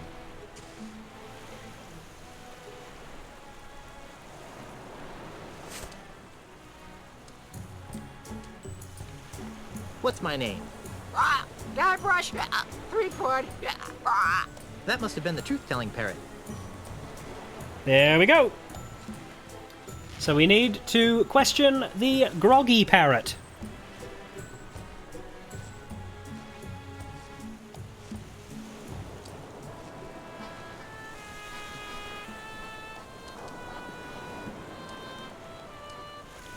Which way should I go to find Tiny's hat? North. So this sucks, because every single time you ask them a question, you have to watch the entirety of their fly away, fly back animation, which exists entirely to make the puzzle possible, but is nonetheless deeply slow and aggravating, and every single time you also have to use the whistle again. And you cannot... so yeah, you arrive at the area, you watch them fly in, you ask the correct parrot the question, and then you watch them fly around. You have to put the whistle away to talk to them too. Which way should I go to find Tiny's hat?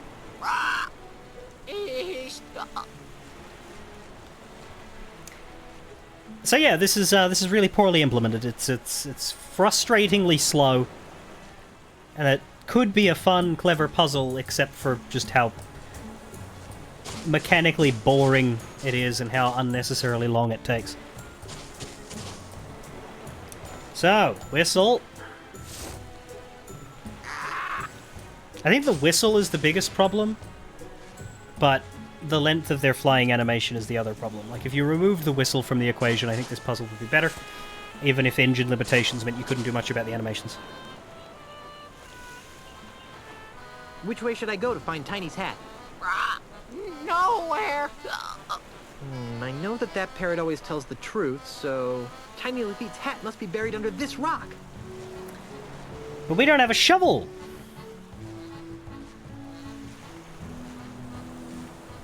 I guess the parrot's lost interest. If my clever use of the parrots was correct, the bronze hat is under this immense rock. I'm not even remotely mighty enough to pick that up. What do you say, actually? I'm not even... There's gotta be a better way to get under there. Yes, we put on a puppet show. Hi there, little Guybrush. Hi there, big Guybrush. Hi there, little LeChuck. Ahoy there, big Guybrush. What's on your mind, little LeChuck?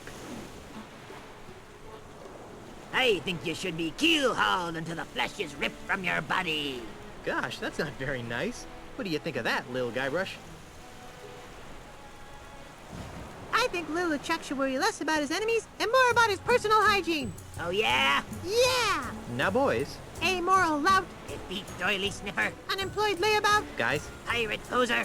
Uncultured corpse. Girly man. I really think that's loud enough to catch Kasaba's attention. Jerk. Idiot. Nimrod. Dork. I've obviously got some deep-seated issues to work out here. Moron. Spaz. Jerk. Idiot. Nimrod. Dork. Why, Why, those ignorant anarchist savages! How dare they plot against my benevolent tyranny! Simpkins, wheel out the really big cannon! Do we have to, sir? Our ears are still ringing from the last time. I've had just about enough of your pusillanimous insubordination, Simpkins. Now roll out the really big cannon and blow up those terrorists this instant! Aye, aye, sir. Fire! Simpkins doesn't like his job. Whoa!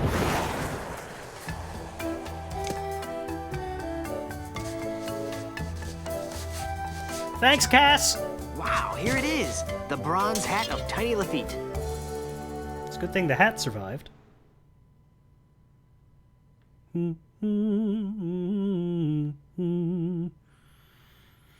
Alright, all we need to do is win a diving competition now.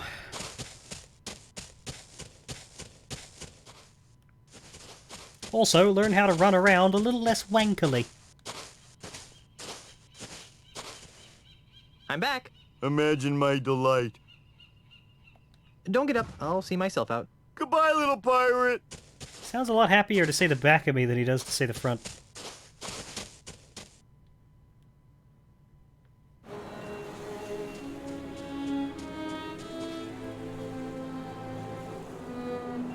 No, I don't think that's Patrick Warburton. Maybe. Doesn't sound deep enough. Anyway, can we combine the hat with the mug? There. I'm 2/3 of the way to having my own personal ultimate insult. He looks good with the little hat. All I need now is the part that looks like a golden man. It's the boat. Da da da da da da da da da da. I like that we cannot sail through the compass.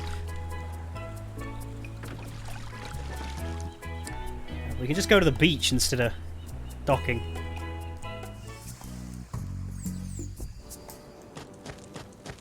Hey, Stan.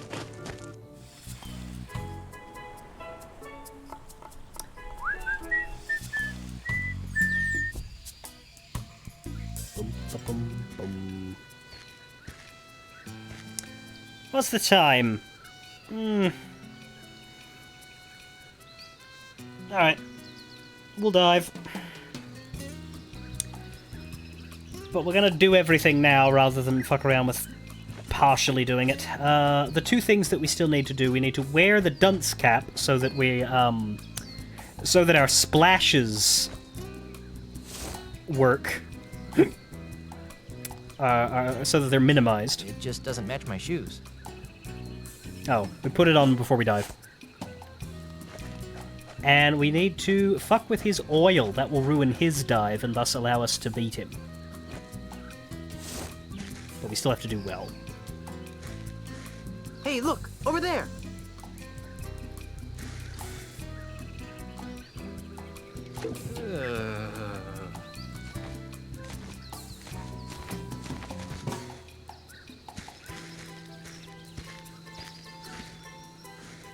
I'm back. So I see. What can I... I'm ready to dive against you now. Then, prepare to be humiliated, Mr. Threepwood. Marco Di Pollo is about to attempt a heel haul. Alpha monkey. Left. Heel haul. Up. Combination.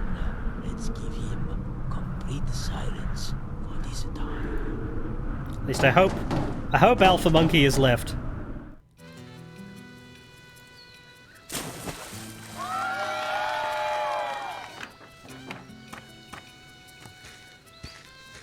What about your oil? You really should have stopped while you were behind, Mr. Threepwood. Okay, maybe there's something else I need to do to make him use the oil.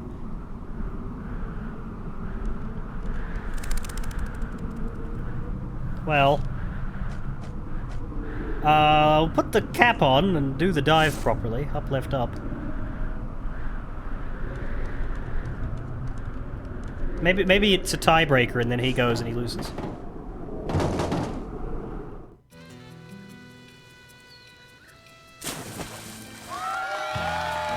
Ten? Cool. 10. Good. I guess the dunce cap worked. 10. Whoa, dudes, this is unprecedented. The newcomer has tied Marco de Pollo. What happens now? We move on to the tiebreaker round. There. Scissors, rock, paper? You wish. In this round of dives, you will go first, and DePoyo will try to match your dive. You have shown that you can mimic my moves, Mr. Threepwood. But I doubt that you can concoct a dive that I cannot perform. We'll just see about that, dive monkey. Very well. The plank is yours. The plank is Jaws? Well, I guess I just use any 3 combination that I want. Cool.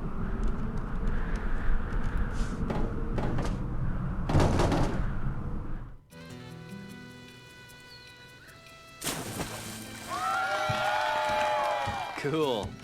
That's upside down. It's nice to see that good old-fashioned blackmail still works in some parts of this modern world. All right. Looking good.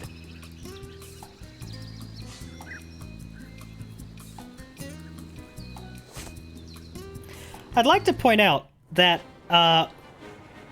we have, with the exception of the dunce cap splash thing, done this on merit. Yes, we blackmailed that judge, but that judge was already corrupt. That was a corrupt judge who was going to give us a low score unfairly. We blackmailed him into judging it fairly. The hippie is also judging us fairly. The only trickery we're doing here is the dunce cap and fucking with Pollo. So we ourselves earned those 10s. It's just that we can't beat perfect, so we need to lower him down. Not bad, Mr. Threepwood. Please wait here for a moment while I turn off the stove.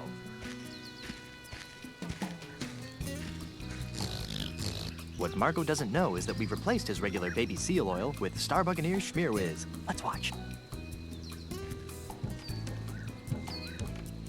Now, my friend, prepare to watch a master in action. Now Marco de Pollo will attempt to beat Guybrush Threepwood's dive. Let's give him complete silence for this dive. What? Shoot! Go away!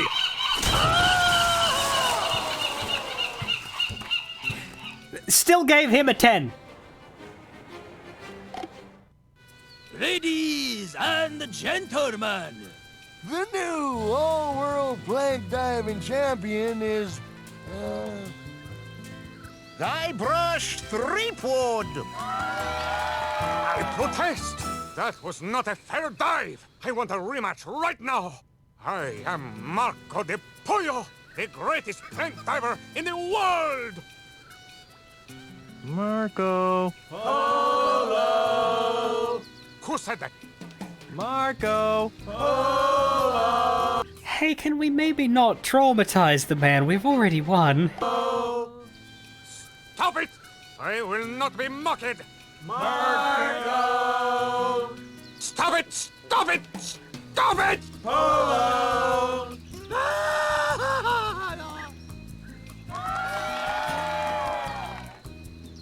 Gee. There's that moment, by the way. I don't know if the people who were talking about it, but someone was saying how there's never more than 4 character models on screen at once. Well, there's 5 there. I wonder how Elaine's doing. Except in cutscenes. Hi, hey, thanks for coming out to vote. Remember, a vote for me is a vote against demon-spawned hell pirates. She said help. Thanks for your support, citizen. Good times and free grog are just around the corner. Don't vote for Charles. He's really LeChuck, the demon zombie ghost pirate from hell. Oh, give it up, Mrs. Threepwood. Everybody knows that LeChuck is dead and that your husband killed him. You'll have to excuse her, Mr. Charles. Think nothing of it, my good man. There, you see? Charles is LeChuck. Look! That's just well, douchey. that just about wrap things up. I think I'll go pack my bags and get ready to move into the governor's mansion.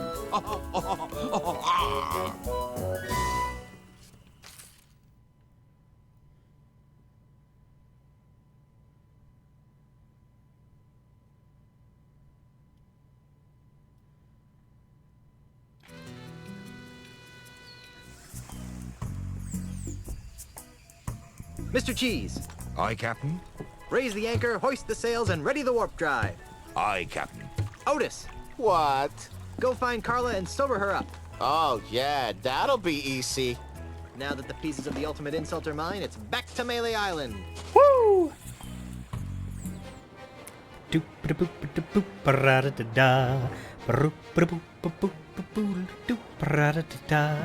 don't think so, Demon Dragon, but it's still bad. Honey, I'm home. Honey, I'm home. LeChuck! That's Governor. Don't set the desk on fire. Good. No way! Yes way. Ozzy, I had a feeling you were working for LeChuck. I'm afraid you got it backwards, pirate boy. LeChuck's working for me. Well, that makes me feel better. Governor LeChuck, would you be kind enough to relieve Mr. Threepwood of the pieces to the ultimate insult? It'd be a pleasure, Mr. Mandrill. Don't do it, LeChuck. He wants to use the ultimate insult to humiliate every pirate on the face of the earth. And? You know? Oh, of course he knows, you sloth-brained pile of kookaburra droppings. But why, LeChuck? Why would a swashbuckling, albeit demonically evil, pirate like yourself willingly aid in the mass emasculation of your fellow buccaneers?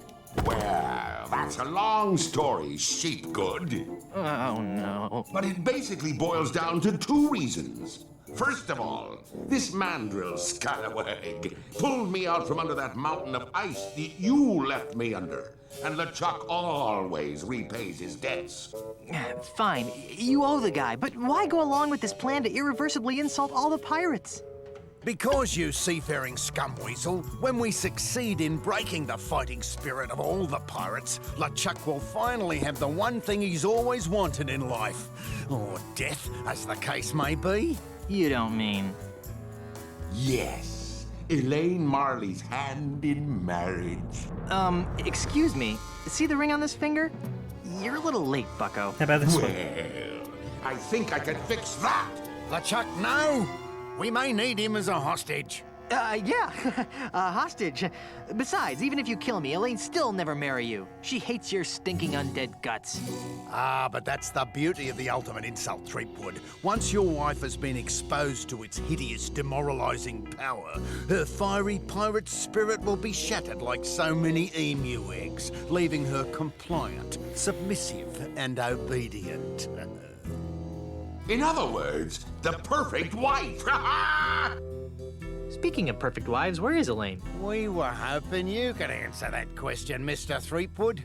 Your mischievous Sheila went walkabout right after Captain LeChuck was elected governor of this pirate-infested backwater of an island. Good for her. I hope she comes back with an army of pirates and kicks your sorry butts. Are you sure I can't kill him yet? I've left him alive before, and it's always turned out to be a big mistake. I see your point. How about we stow the twerp in an inescapable faraway place where he can't do any harm? Then he'll still be a useful hostage, but he won't be able to affect our plans. That seems like a mistake. Ah, that's a hellishly good idea, and I know just the place. No.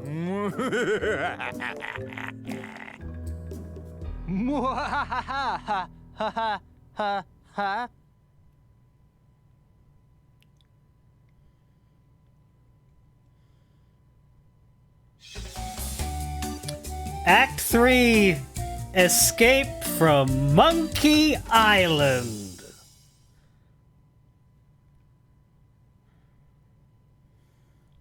Idiots. Where am I? Complete fucking idiots. This island smells kind of familiar. Ugh. Only one island smells as bad as... Oh no! Those two maladjusted greed monsters left me marooned on Monkey Island! Well, that's it. I give up. I'll never overcome these incessant obstacles. It's like my whole life is a never-ending series of puzzles. Oh, hey, Timmy. Don't try to cheer me up. Just give up.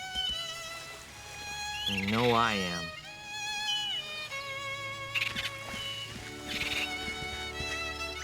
No. All right. I'll do it for the kids. First order of business, Get off this stupid island. Second order of business. Stop Ozzy and LeChuck from using the ultimate insult on Elaine and assorted others. Third order of business, buy some new shoes. How did he get here anyway? Why does he only have one voice file? Oh, every single time. So what have they left us? I think this is because we didn't complete it. We have it forever, even though we can't use it because we can't complete it. So they've emptied our inventory, is what they've actually done. But we still have this stupid prosthetic. Well,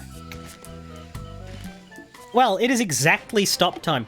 Like it is right on time to stop. So I'm gonna stop right at the start. I don't like this part of the game, to be honest.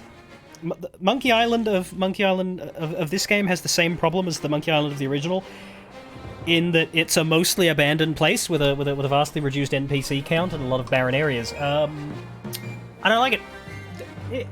There's a bit more to it, I guess, in this one than the original, but there's also something in this one that is not good at all. But yeah, I always prefer the populous islands compared to this.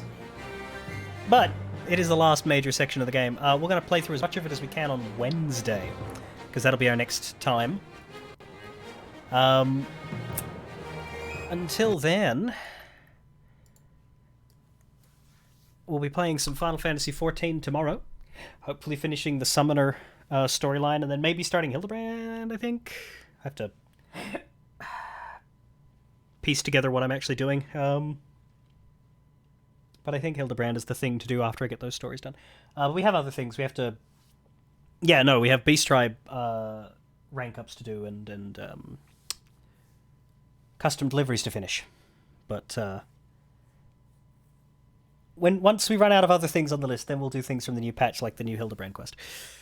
Okay, and the variant dungeons. There's a lot of stuff. There's a lot of stuff right now, which is good.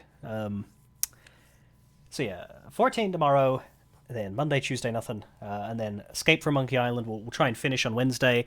If not, we'll get it finished by Friday, and then we'll start playing Tales from Monkey Island, and then we'll start playing Return to Monkey Island.